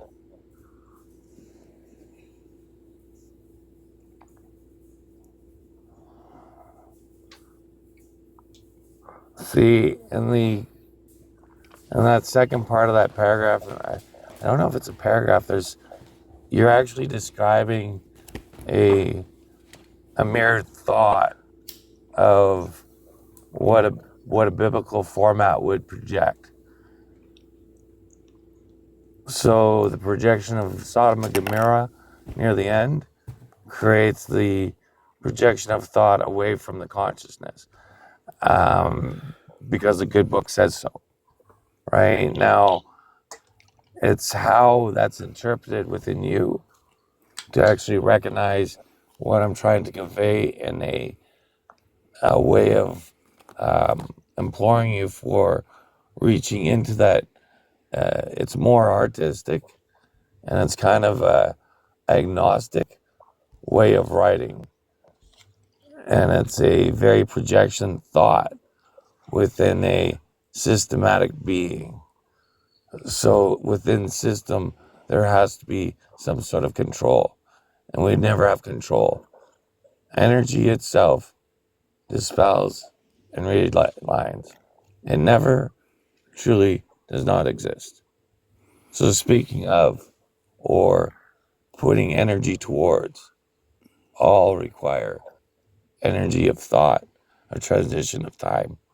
So all time then is having no lament, showing no pain, no sadness, no sorrow. Those things then become ignorant to the understanding of feeling fallen and taking the thorn from the rib to try to re-embellish the energy of a straw man to reincarnate that memory of once past. Yep. That's what we all do, don't we? You see, I don't know if we all do it. I think people who have desensitized themselves from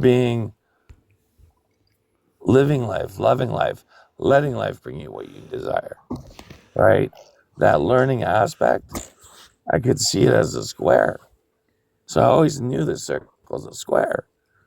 But if I put the cross in between and I were to look at the 4 point, it gave me 5 points to create that Merkaba of the same essential way within art. So when people use these things as a metaphor of how they feel or emotion, they're looking for ways to convey their actual word they know or their feeling they know in the application, whether it be a projection of what they've heard or what they've seen or what they've written. It becomes a story. So all of them have a story. I don't know.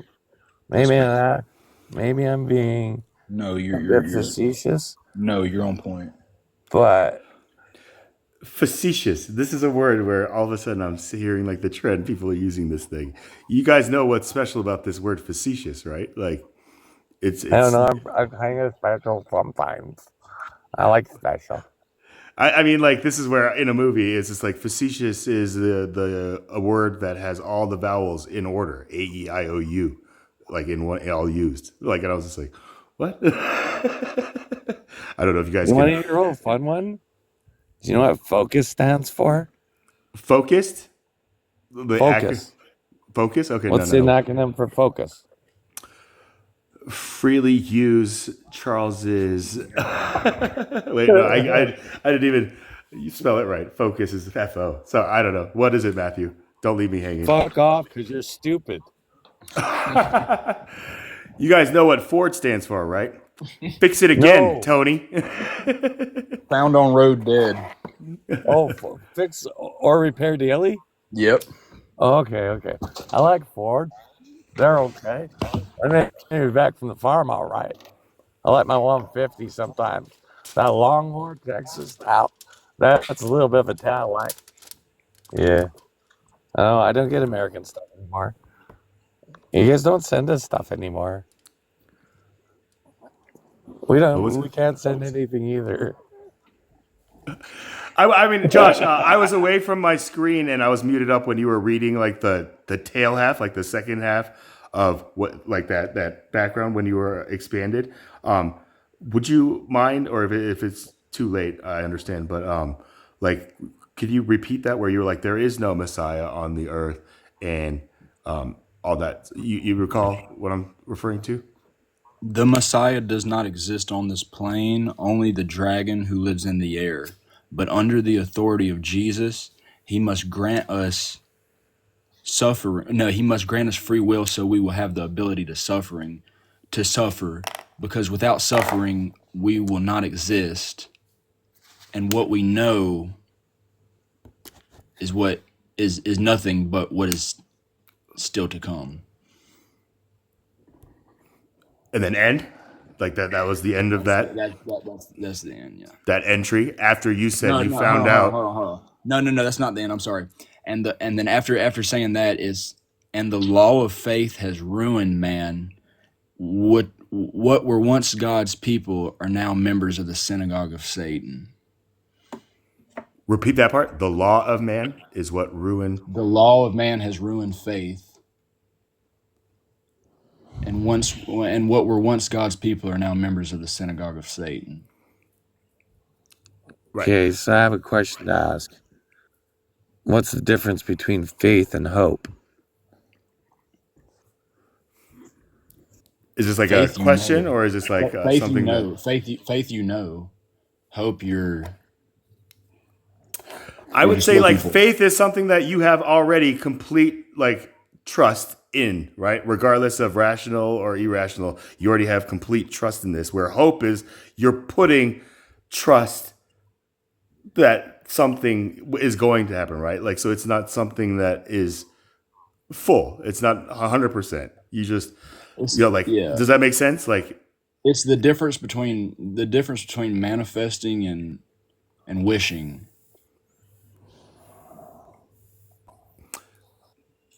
the difference between Okay. faith and hope is like the difference between manifesting and wishing. Maybe I can, let me think about that. Let me kind of mull over that, noodle that around in my head for a little bit, Josh. So when I interpret dragon within what you've read, and I see the dragon, I see that as a Chinese zodiac. Yes.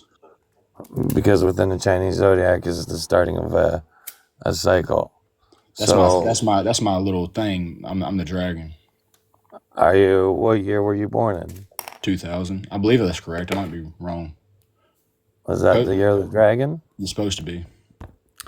Raven, can you confirm? I don't know I would have to look. I know that Bruce Lee was the one who was born in the year of the dragon. That's why it was like the birth of the dragon. I don't remember. Was that 1967? So What? 67. Maybe. 72 was the year of the dragon. So do you know the story of how those zodiacs are seen in the night sky?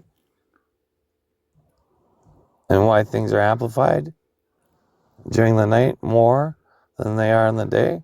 So there's the dragon, the rat, the ox. And there's a story to Buddha at the end of the mountain trail. And the stars that they told. Okay, so I got it on my AI. Yeah. So you're right, Josh. It's a 12-year cycle. The dragon is, from 2012 years. So 2012, 2024. It's the metal dragon. It's the metal dragon, apparently. In the year 2000? Yeah, 2000 metal dragon as opposed to the wood dragon, water dragon. Dragon represents strength, power, intelligence, and charisma. Dragon years are considered particularly auspicious, bringing good fortune and opportunity. People born in a dragon year are often described as confident, ambitious, intelligent, and natural leaders. They are often thought to be gifted, successful, and possess strong intuition, making them well suited for professional pursuits. The dragon is the fifth of the 12-year cycle of animals that appear in the Chinese zodiac related to the Chinese calendar. The year of the dragon is associated with the earthly branch symbol, energy yang, element earth.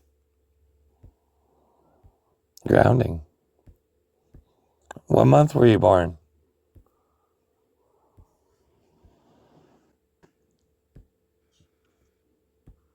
By the way, Matthew, you're a goat.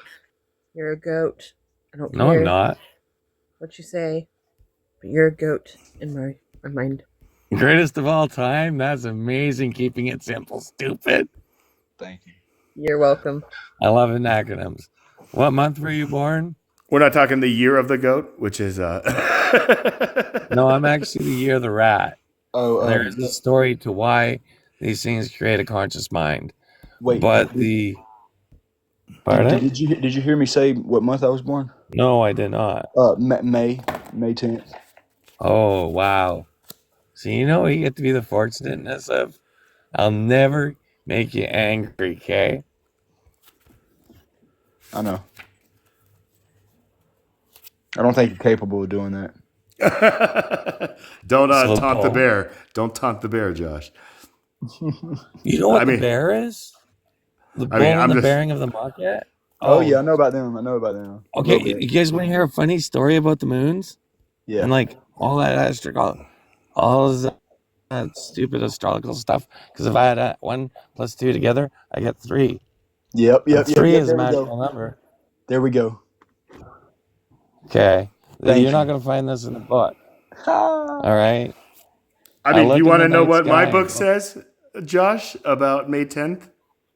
About 510, like the little red book that I have in my hand? Or is it just you don't want that juju around you? Because it's interesting what it's saying. Red book. What's the red book? Yeah. Please tell us. Okay, so you are persistent, mentally alert, and level-headed, and you never let failure or adversity deter your effort or lessen your spirit. You're courteous, diplomatic, and gracious, never showing your true feelings unless they are pleasant. So work with that. Oh yeah. That's what I've been working with. That's. Can you read that last part again? Being pleasant. You are courteous, diplomatic, and gracious, never showing your true feelings unless they are pleasant. So what does that mean to you? That's what I've been trying to the courtesy and diplomatic and gracious, I don't know. This is where Mine ends with just you should marry early in life. I'm like, what the heck is that? That last part's what I've been fighting against. Fighting against, like being courteous, Yes. being I diplomatic, haven't been really being fighting with it. I've been trying to implement it. No, showing my true feelings, even if they are nasty.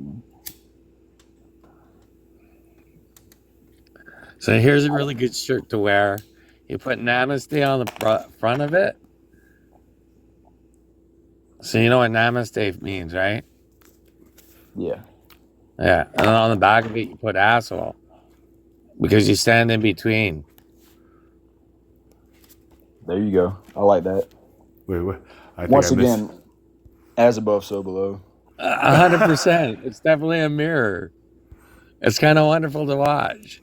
But I mean, ultimately, you caught the interpretation of what that was intended to derive. Of course. Now, is that being abstract or thinking outside the box too much? Not Or at now all. are you just talking funny language? Nah, And this, how can this, we is- all this, know is, that funny language? this is not Gab. This is not Gab. This is like straight No, up. it's real Oh, language.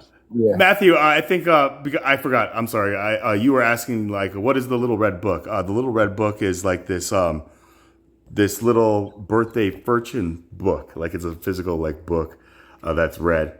That just based on the birthday month and day, it just has like some little like just a open, just like I don't know, like in Asian culture, it's like we do a tradition where we put like a bunch of like items that represent like a specific path. So like you put out like money, like cash, you put out books, you put out like these things, and like they represent like cash is like maybe business, books is maybe scholarly, and whatever like the child instinctively at like age 1 like walks towards, almost like picking like or looking for like the reincarnated like Dalai Lama process, where it's just like there's like this test where that's like the test.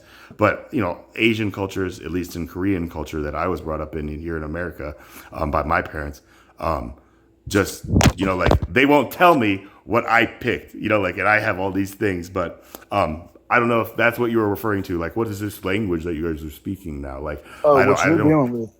you're dealing with demons. I am. Hey, I'm dealing with energy, and I feel like I'm able to create or transmute, like lower vibrations into like higher, like so. This Frequency? is where whatever it needs to be. I can read frequencies, wavelengths. I can, like I said, I can see things that I feel other people can see if I show them, or they just do not see. So there's three classes of people. Exactly.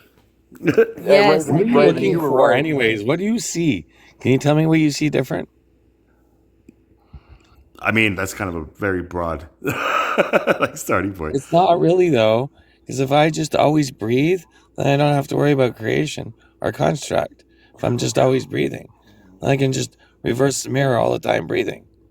Wow. Well, then that's a life of just like, so what are you doing? Like, just nothing. You're just, like, so this is where I see a specific carrot dangling in front of me that I'm Okay. running towards Okay, a so you specific. see, that little red book, and how I said the only time you can tell a story is in the night sky, and the reason that there's the two different kind of constructs between a Chinese zodiac, which is like the southern hemisphere.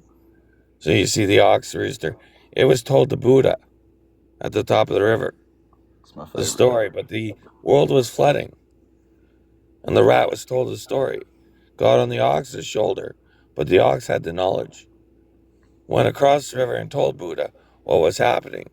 Now, I remember Buddha being April 4th, which is a natural form of leadership. So, within a construct of a night cycle, in a cross cosmetology pattern, you're going to see a dragon within the understanding of a lunar cycle, where we see a lunar cycle as an Aquarian carrying water with fish in that water, feeding the ground that becomes fertile. An Aries will come along and plant the seed for the bull to pull the market forward. As that market goes forward, and these things are naturally happening because the seed has been planted, or the learning process begun for the natural cycle of that cosmic carrot to radiate within years to come. Those natural cycle flows happen now after that bull has pulled it forward into this Cancer that sits at the bottom of the ocean and feeds off this energy that's being created spontaneously throughout the energies of the planet. Everyone becomes more excitable because of the time of year that they're born. So they usually speak of themselves with a timing format of a night sky because they are more excitable during those times of years. So the things that become now more attributable are coming from the time of year in which they're born. So as these things are perpetually growing, and a natural cycle of a night sky is the only time you can see that story, no matter where you are. Because in the day, you can't show those same patterns. Because in the day, everything's revealed. The light is a different cycle. You're using Now like you're sitting at this point of a natural cycle of life where the lion looks after the domain. Or my apologies, we forgot the Gemini, which is a mirror that reverses it all back and forth. The lion sits over its domain that is at becoming its most rich and maximum fruition, no matter where you are. Because that Virgo then picks it all and puts it in this basket, where a Libra will then balance it and hand it off to a Scorpion and create all the businesses and then go chill under the rock. But don't piss it off because it'll kill you.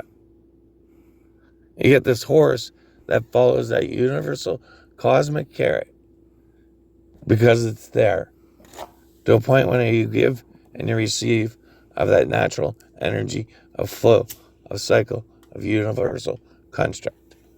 That universal construct, I believe, has a correlation to words in numerics and sounds and vibration. But those things are not to be spoke of because those things are natural, not of natural harmonic that others recognize with and how they depict the world around them.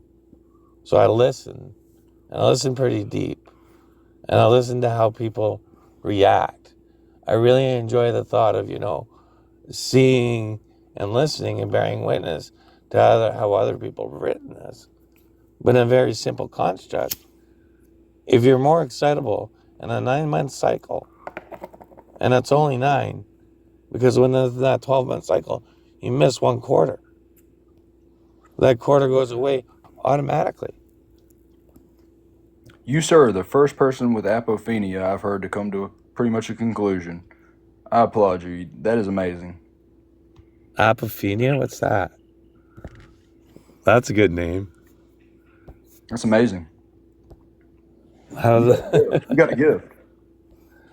Doesn't know what he doesn't know what you're saying.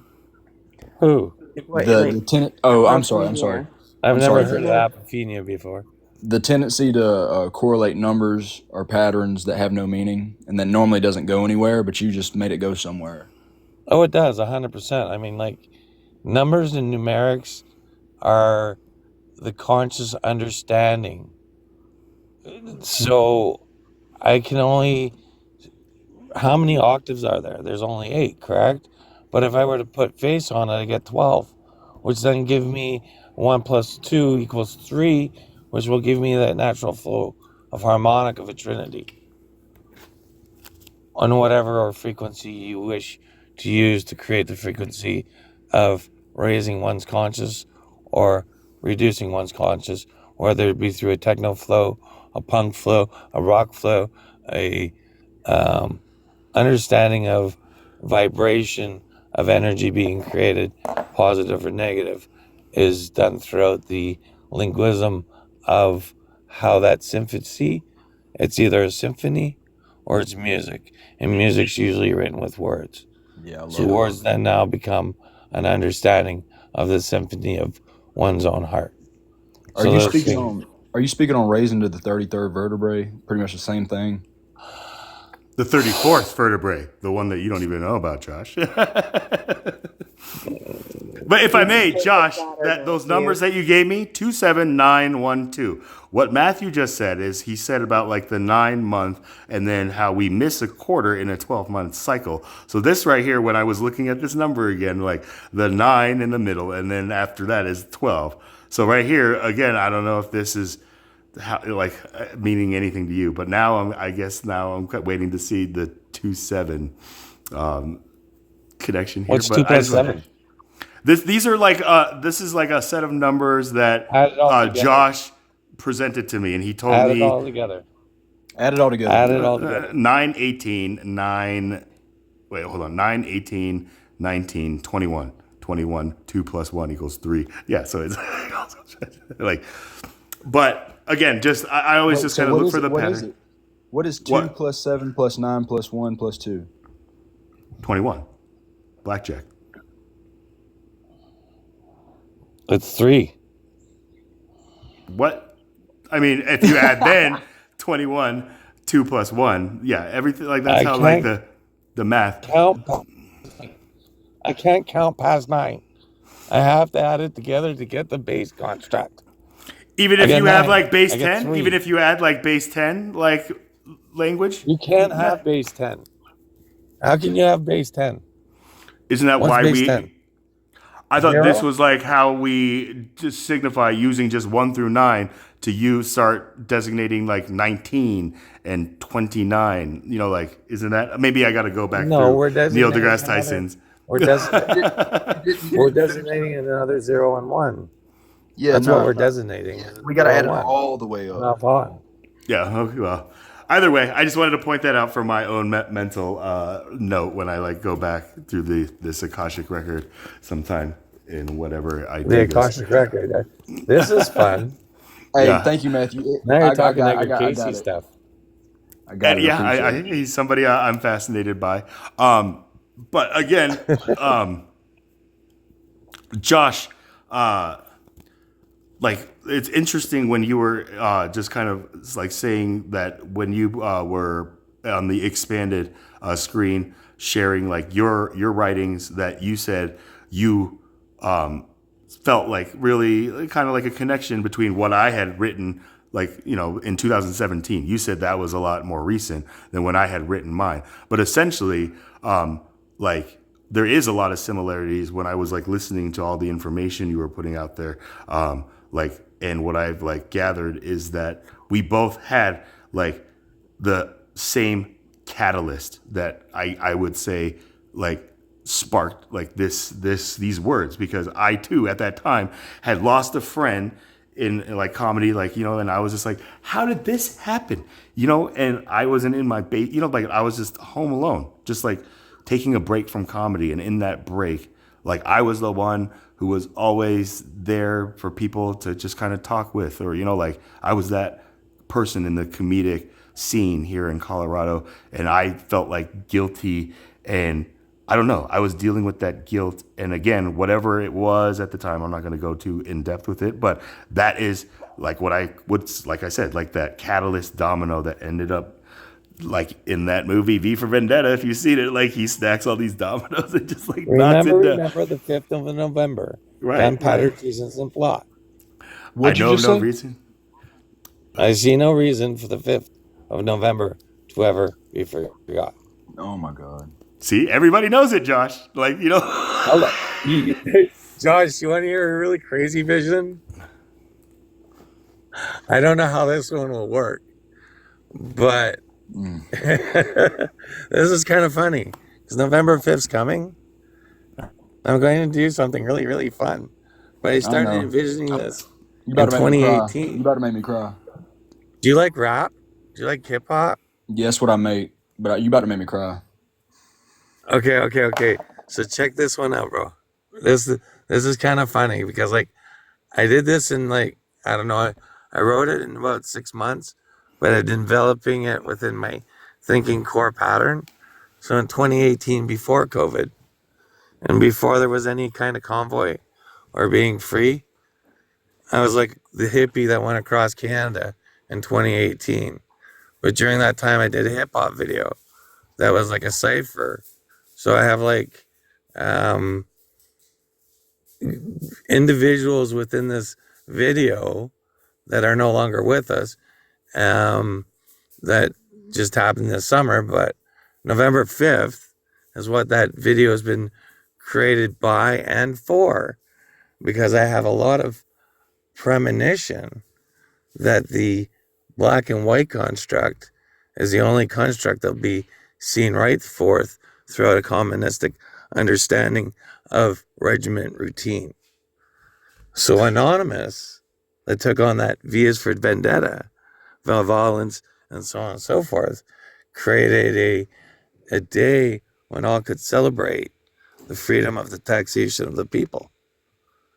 And that's what Guy Fawkes was. Well, that was back in the 1500s. During that time, we still had Jacob Hutter, and Jacob's Hutter was the one heart that never burned.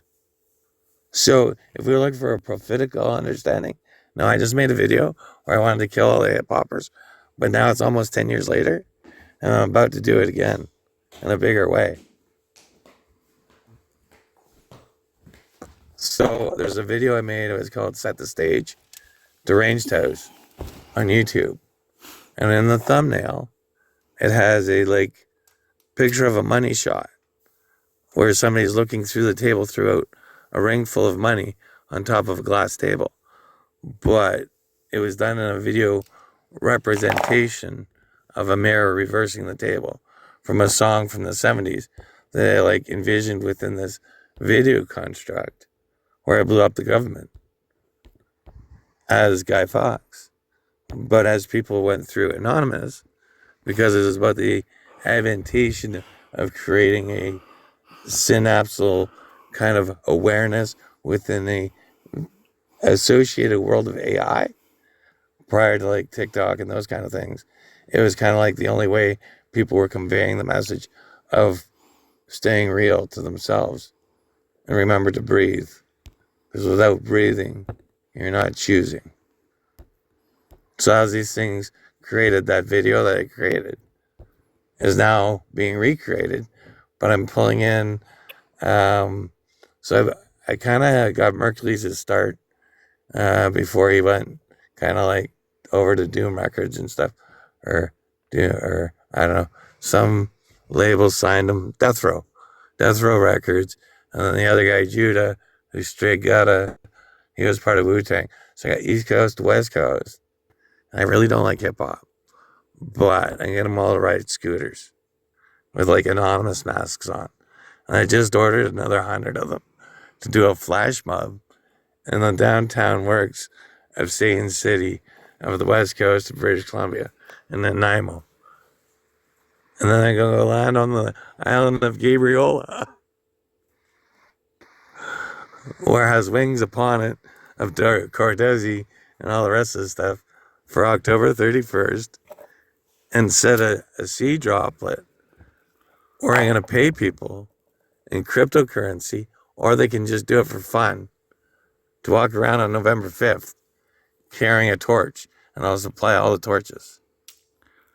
But we have to put them out after the 5 minutes is up, and I'll inform the fire department, but there's going to be 100 people hopefully holding torches. If not, I'm going to create fire anyways, because it's always much more fun.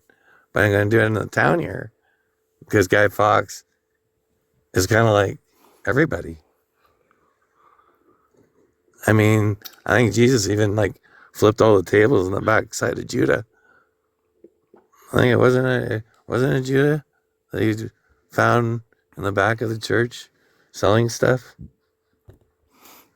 No, he was angry at like the rabbis and like the Pharisees, who were the church leaders, who were sitting in church counting money on like what they said is the Sabbath day. And like Jesus is just like, how is it on the Sabbath day, like when people need help, you just, but then the whole thing with Judah, like, so I would say, like go back, maybe like search just that thing. But there's a specific reason Jesus flipped the tables at that moment, and then what happened with Judas is a completely different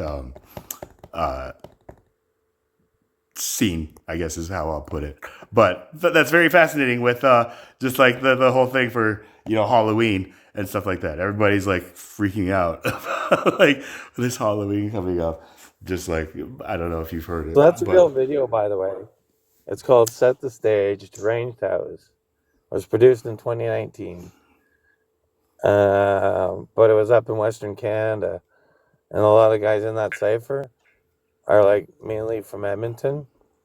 And the other guys that I was just like, so I like that guy Jelly Roll to a certain degree because of I like to find something more bluesy. I kind of like to see like a Blue Ridge Mountain kind of atmosphere in this next one. And a little bit of like, I know, I like Nos and Marley. It's kind of a good sound. have you ever heard of a hip hop group called Atmosphere? It's like crazy coincidence that you said that. It's a group, kind of like an indie group. They were underground when I was growing up, but it's called Atmosphere. They're a duo from Minneapolis, Minnesota. They are the founders of a group called Rhyme Sayers, with a lot of these like artists that are just like like beyond what like Nas and like I guess like like that kind of group. But like these are like the I don't know what I would call them, but these are like Hipsters. not hipsters. They're old. They're real old now. Like Eminem is like in his 50s, right? Like, so they're like from that generation. But they just put out, like, he just put out a new album where, like, like I feel like it was like just to help me in like my November 5th, like celebrations, because I don't know if you were here when I told people this, but my birthday is November 5th. Like so. But, yeah. I was born on November 5th, 1981, the same day that Prince Charles and Princess Diana announced that they were going to have, they announced like they are pregnant, right? So this is where my parents named me after him, Prince Charles, like for some reason. I was like, I thought I had a crazy... You'd find what's on my screen extremely interesting, if that's the case. You keep saying these names, and do you mind if I read it? Okay. So you can almost see it. Okay, so as I say to you, as the prophet in Isaiah 61, 6 and 65, verse 8, I have written the prophecy and indictment of the Babylonian Gentiles who ascended the holy mountain in Zion, which is 3 mountains, said to be the nostrils and mouth of Mother Iris herself. And they ascended on Bob Marley's 7th birthday when the Christos oil was sealed in his spine. And they went to the Treetops Safari Hotel. This is where like the comments are kind of blocking it. Princess something. Elizabeth. Princess. Can you get down to? Can you read like Hold the on, rest of that part? I can't see anything with my thing. So if you could take it over, Princess Elizabeth in the something. Trying. Philip and Joseph, the Mangala. Here you go. I got you right here. You still can't see it? I just have like the comment feed. Normally, like I know if I like swipe right, like on the screen, it like takes away the comments. But when I do that now, it just like expands them like even bigger. So that doesn't help. Maybe if I change. Here, I can just read it to you. Yeah, if you don't mind. Like, I don't know if I present the same cadence, like reading your words as like, I would love to hear how you read in your cadence, like these words that, is this something you wrote? Like that you wrote, Josh? Not directly, but okay. I took part in it. Okay. Yeah, you can go ahead and shrink me. I'm getting it pulled up right now on the computer. And this is kind of odd that he brings up November 5th because this is February 6th. It's kind of interesting. 2-6, not 2-7. That's where my 2-7 would have connected right there. You Okay, get what so I'm you talking ready? about, Josh, with the numbers that you gave me? So, Yeah, it's apophenia all the way. But check this out. Check this out. Okay, so as I say to you, as the prophet in Isaiah 61:6 and 65, verse 8, I have written the prophecy and indictment of the Babylonian Gentiles who ascended the holy mountain in Zion, which is three mountains said to be the nostrils and mouth of Mother Iris herself. And they ascended on Bob Marley's 7th birthday when the Christos oil was sealed in his spine, and they went to the Treetop Safari Hotel. Princess Elizabeth and it cut out. Princess Elizabeth and her husband, Prince Philip, and Joseph the Mangala went up to the holy mountain and began what they called the Mau Mau uprising. And you know, as I say, this was on Bob Marley's 7th birthday and also on King George's 6th death day. And this was the day when Princess Elizabeth came back down the mountain, Queen Elizabeth II. And you know, God marked these Babylonian Gentiles with this day. And it was February 6, 1952. And as I say to you, this was the total desegregation of the Zion soil of Mother Earth with, you know, concentration camps and hard unalivements up until for 8 years, up until 1960.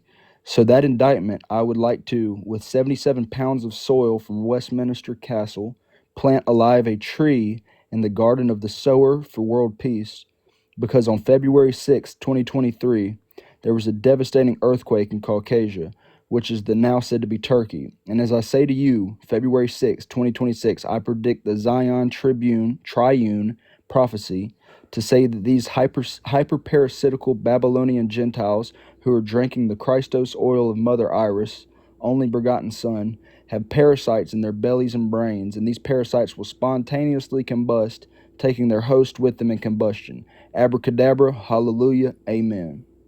I don't. Okay, so this is like something that you and like a collective created, right? Like all interesting. And you said this was written when?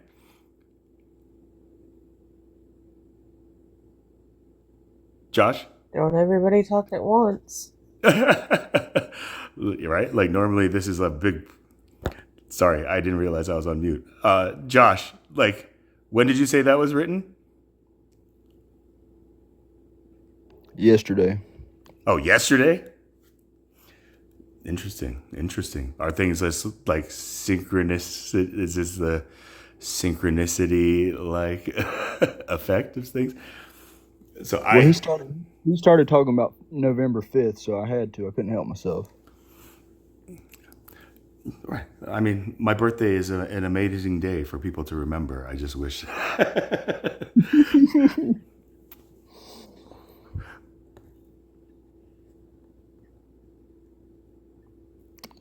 Saturn's cube is ascended.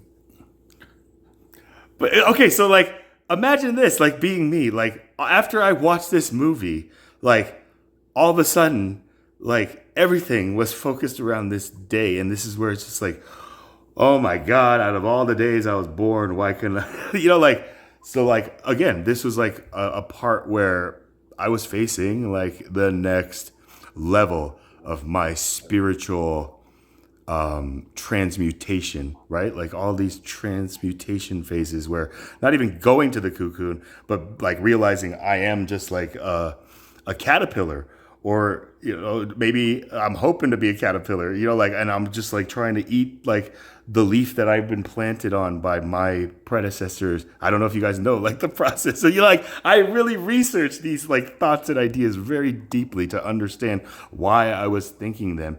And then Matthew was talking about 2019 when he originally posted like that that video thing. So this is like a thing that happened 2019, January 10th. I took myself out of existence from the social media world with this dramatic, again, all caps, just announcement that Charles Pang committed suicide. He's not here. He thanks everybody. He blames his father and his brother and just wants everybody to just remember, the times that they should, just this was the message.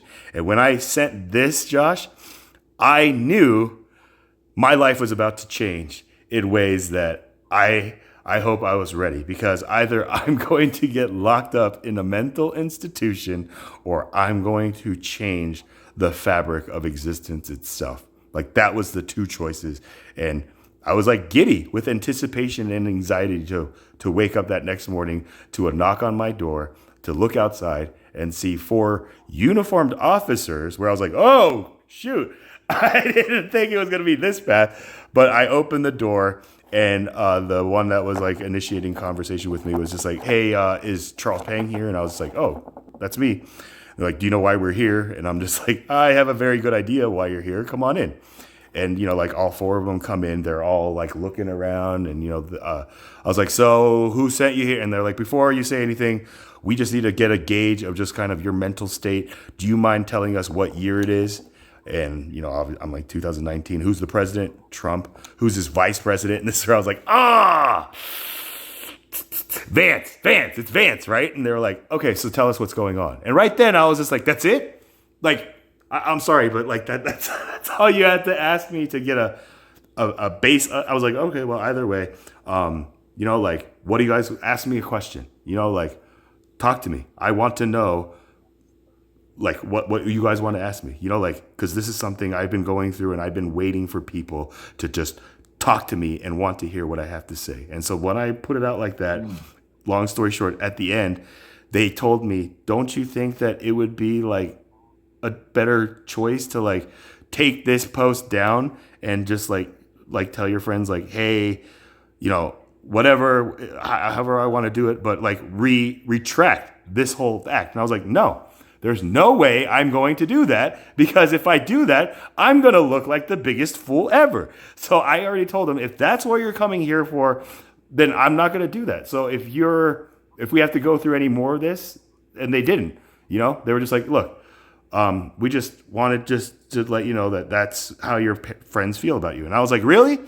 Tell me who sent you here. Was it my brother? I asked them that. I was like, was it my brother, Wayne Pang? And they were like, it was not your brother. And I was like, can you tell me who it was then? Because if it wasn't him, I don't know who else it could be, because everybody I told about, if this day happens and you see this type of post on my Facebook feed, shit hit the fan. And that, they were there. And I already pre-planned this with those people, saying, go through my comment feed. If you find somebody totally like distraught and just like losing their shit about this, go talk to them in a DM and tell them, hey, I'm Charles's close friend. I'm sure you heard about me, but like, Charles is okay. This is something he's going through with his family, where I know it's a drama queen thing, but Charles, I had all this protocol planned. So when I was like asking him, just give me the friend's name, I will contact him directly, thank him from the bottom of my heart for caring enough to call you guys and send you out here to check up on me. I didn't know that was a thing.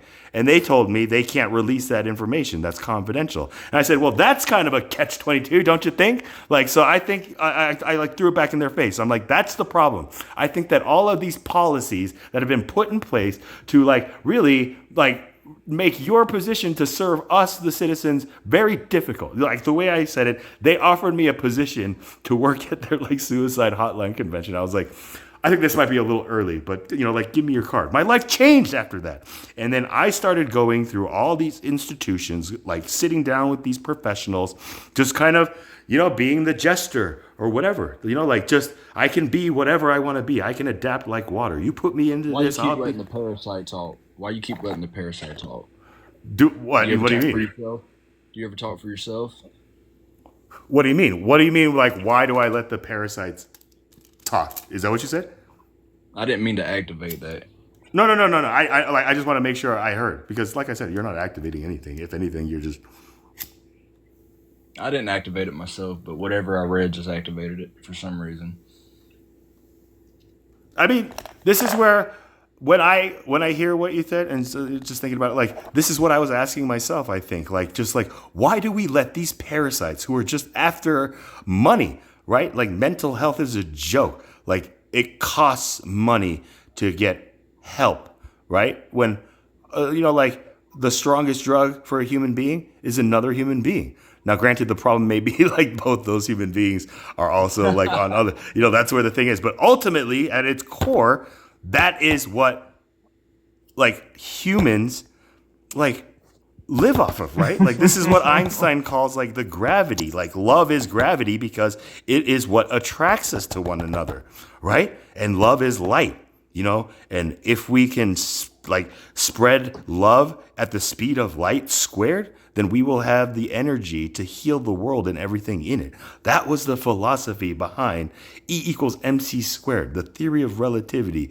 that changed science dramatically. And every science explains it the exact same way that a theist would explain why Jesus is God. Where I'm just like, dude, it's the same like playbook with just like different like players. I was just like, it's the relativity of the two become one. So 2 + 1 = 3. It's a God complex. That's why it's the strongest. That's why he says, love thy neighbor as thyself. Because it's not the relativity of duality. It's also acknowledging a source or an energy within the cosmos, which is E equals MC squared. okay, okay. Duality consciousness of a Christ consciousness that becomes one. Okay, so Raven, if I asked you, like, we know that C squared is a value, like a known constant value, like a numerical, like thing, right? Like if I say what is C squared, every physicist is going to say, oh, that's a constant value, which is blah blah blah blah squared. You know, like that's the deception right there. When you look at it without numbers, we were talking earlier, Josh and I, and you know, what we were saying, like, what happens when you eliminate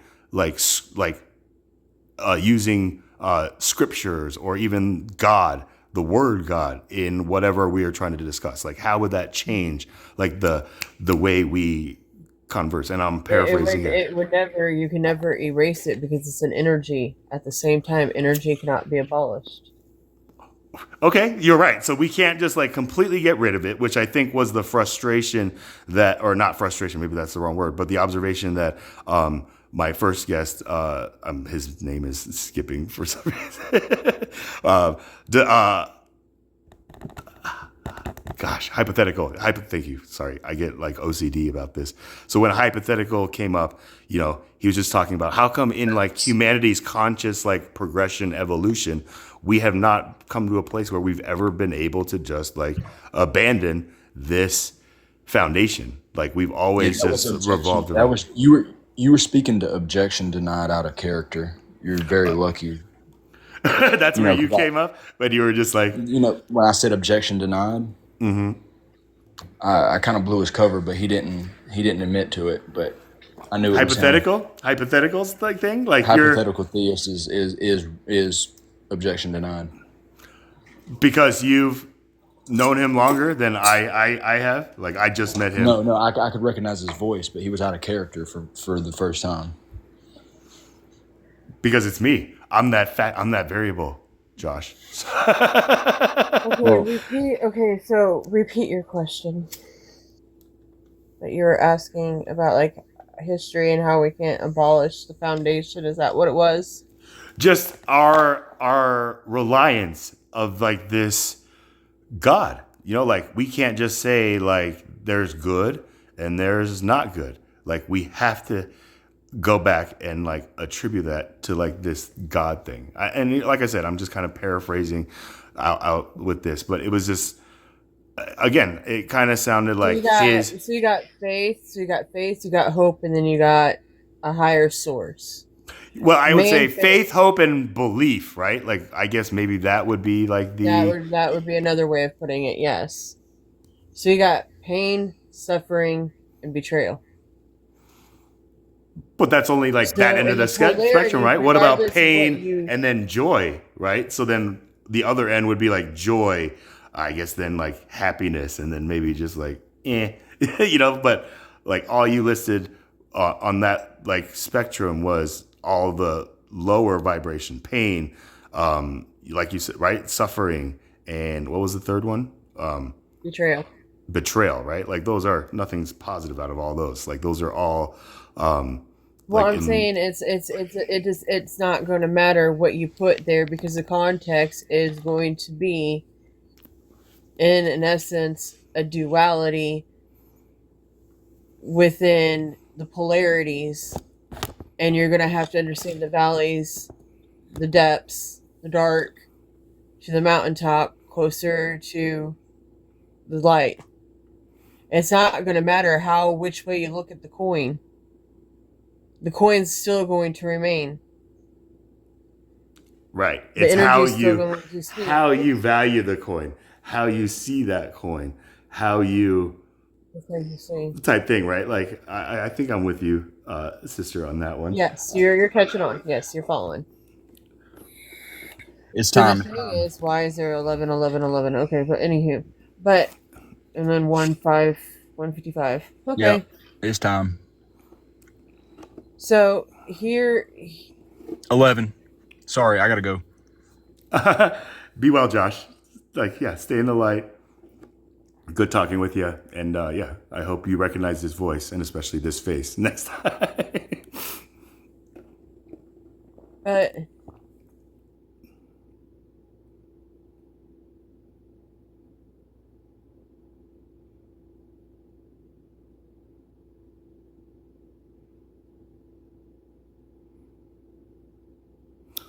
What just happened?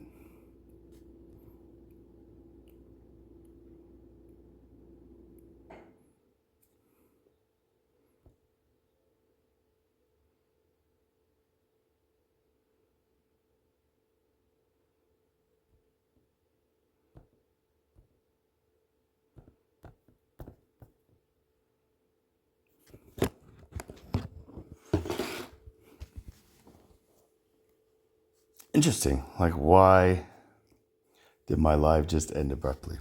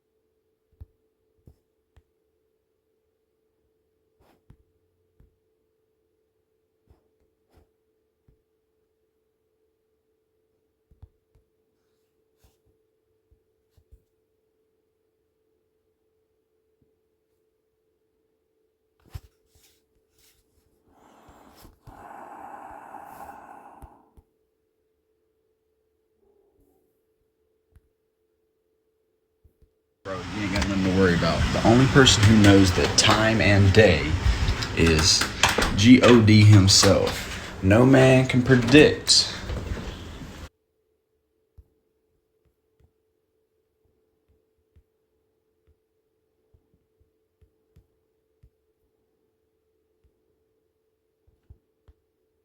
When you will pass. Here's the deal.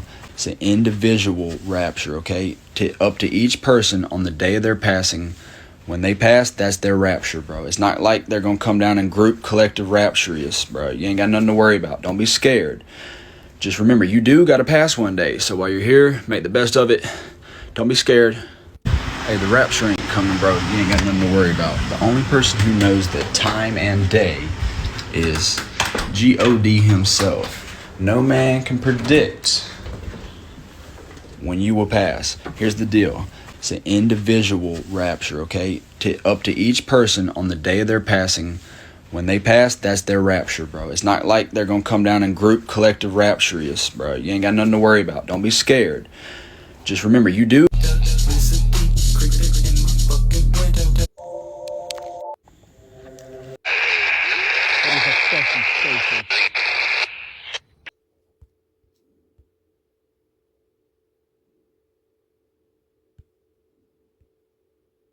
They run in a straight line all the time. So they're a deal has been made. U.S. and China have come to an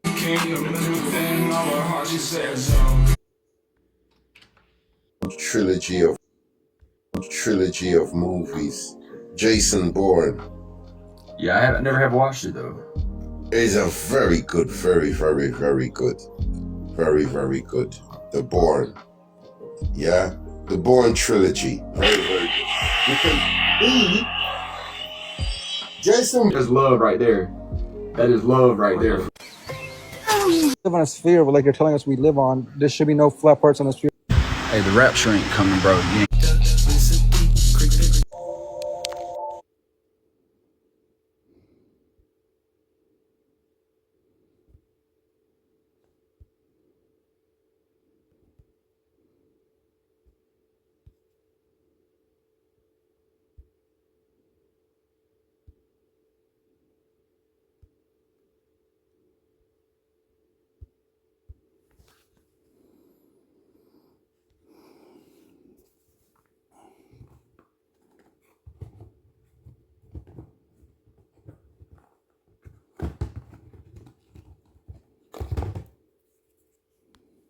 To all of the literal Christians that are quitting their jobs and selling their houses and other stuff because they think that the rapture's today, read the Bible. If you really did read the Bible, you would know that it would say that no man knows when God's coming back, but only God the Father himself knows. And all of the non-believers that are all of a sudden getting scared and reading the Bible and stuff,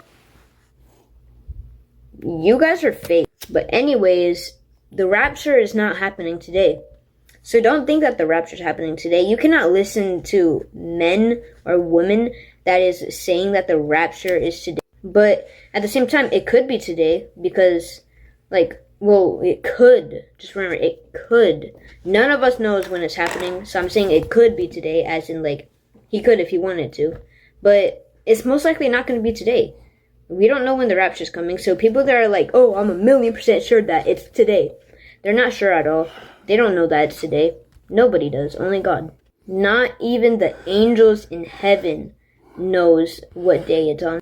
To all of the literal Christians that are quitting their jobs and selling their houses and other stuff because they think that the rapture's today, read the Bible. If you really did read the Bible, you would know that it would say that no man knows when God's coming back, but only God the Father himself knows. And all of the non-believers that are all of a sudden getting scared and reading the Bible and stuff,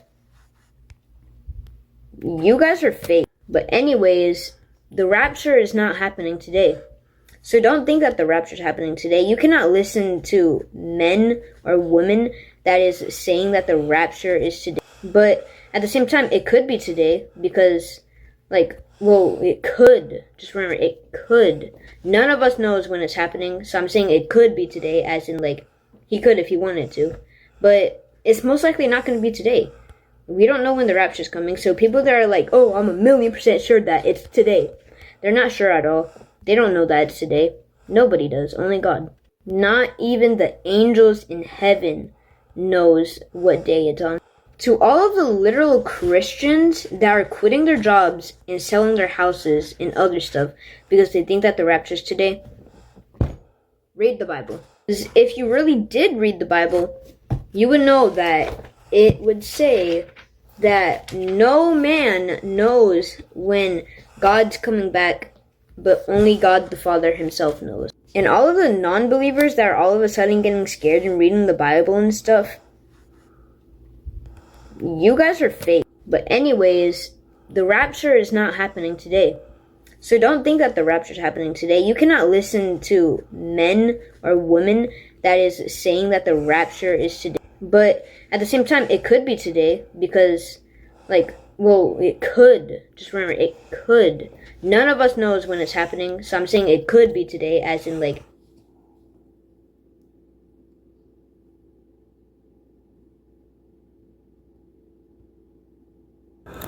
Okay, today is September 29th.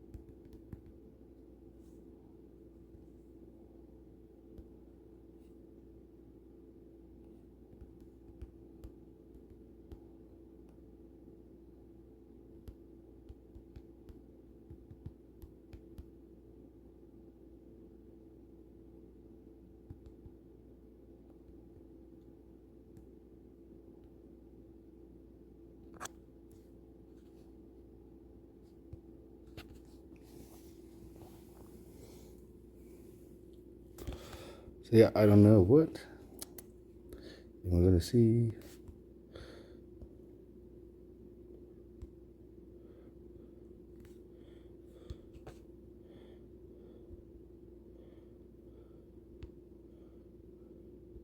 $0.04.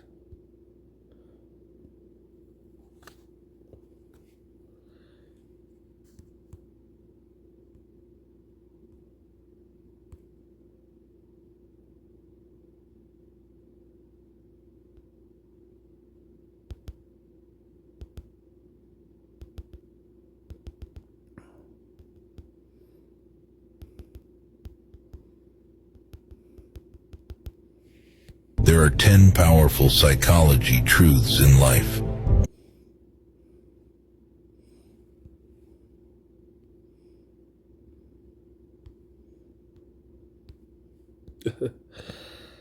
I'm just gonna block you, bro. 1. Silence. To Arabic, can you? When you are single, you should run as fast as you can towards God, and if somebody keeps up with you, introduce yourself. I'm gonna give it to you again because you missed it. When you are single, you should run as fast as you can towards God, and if somebody keeps up with you, introduce yourself. I'm gonna give it to you again because you missed it. When you are single, you should run as fast as you can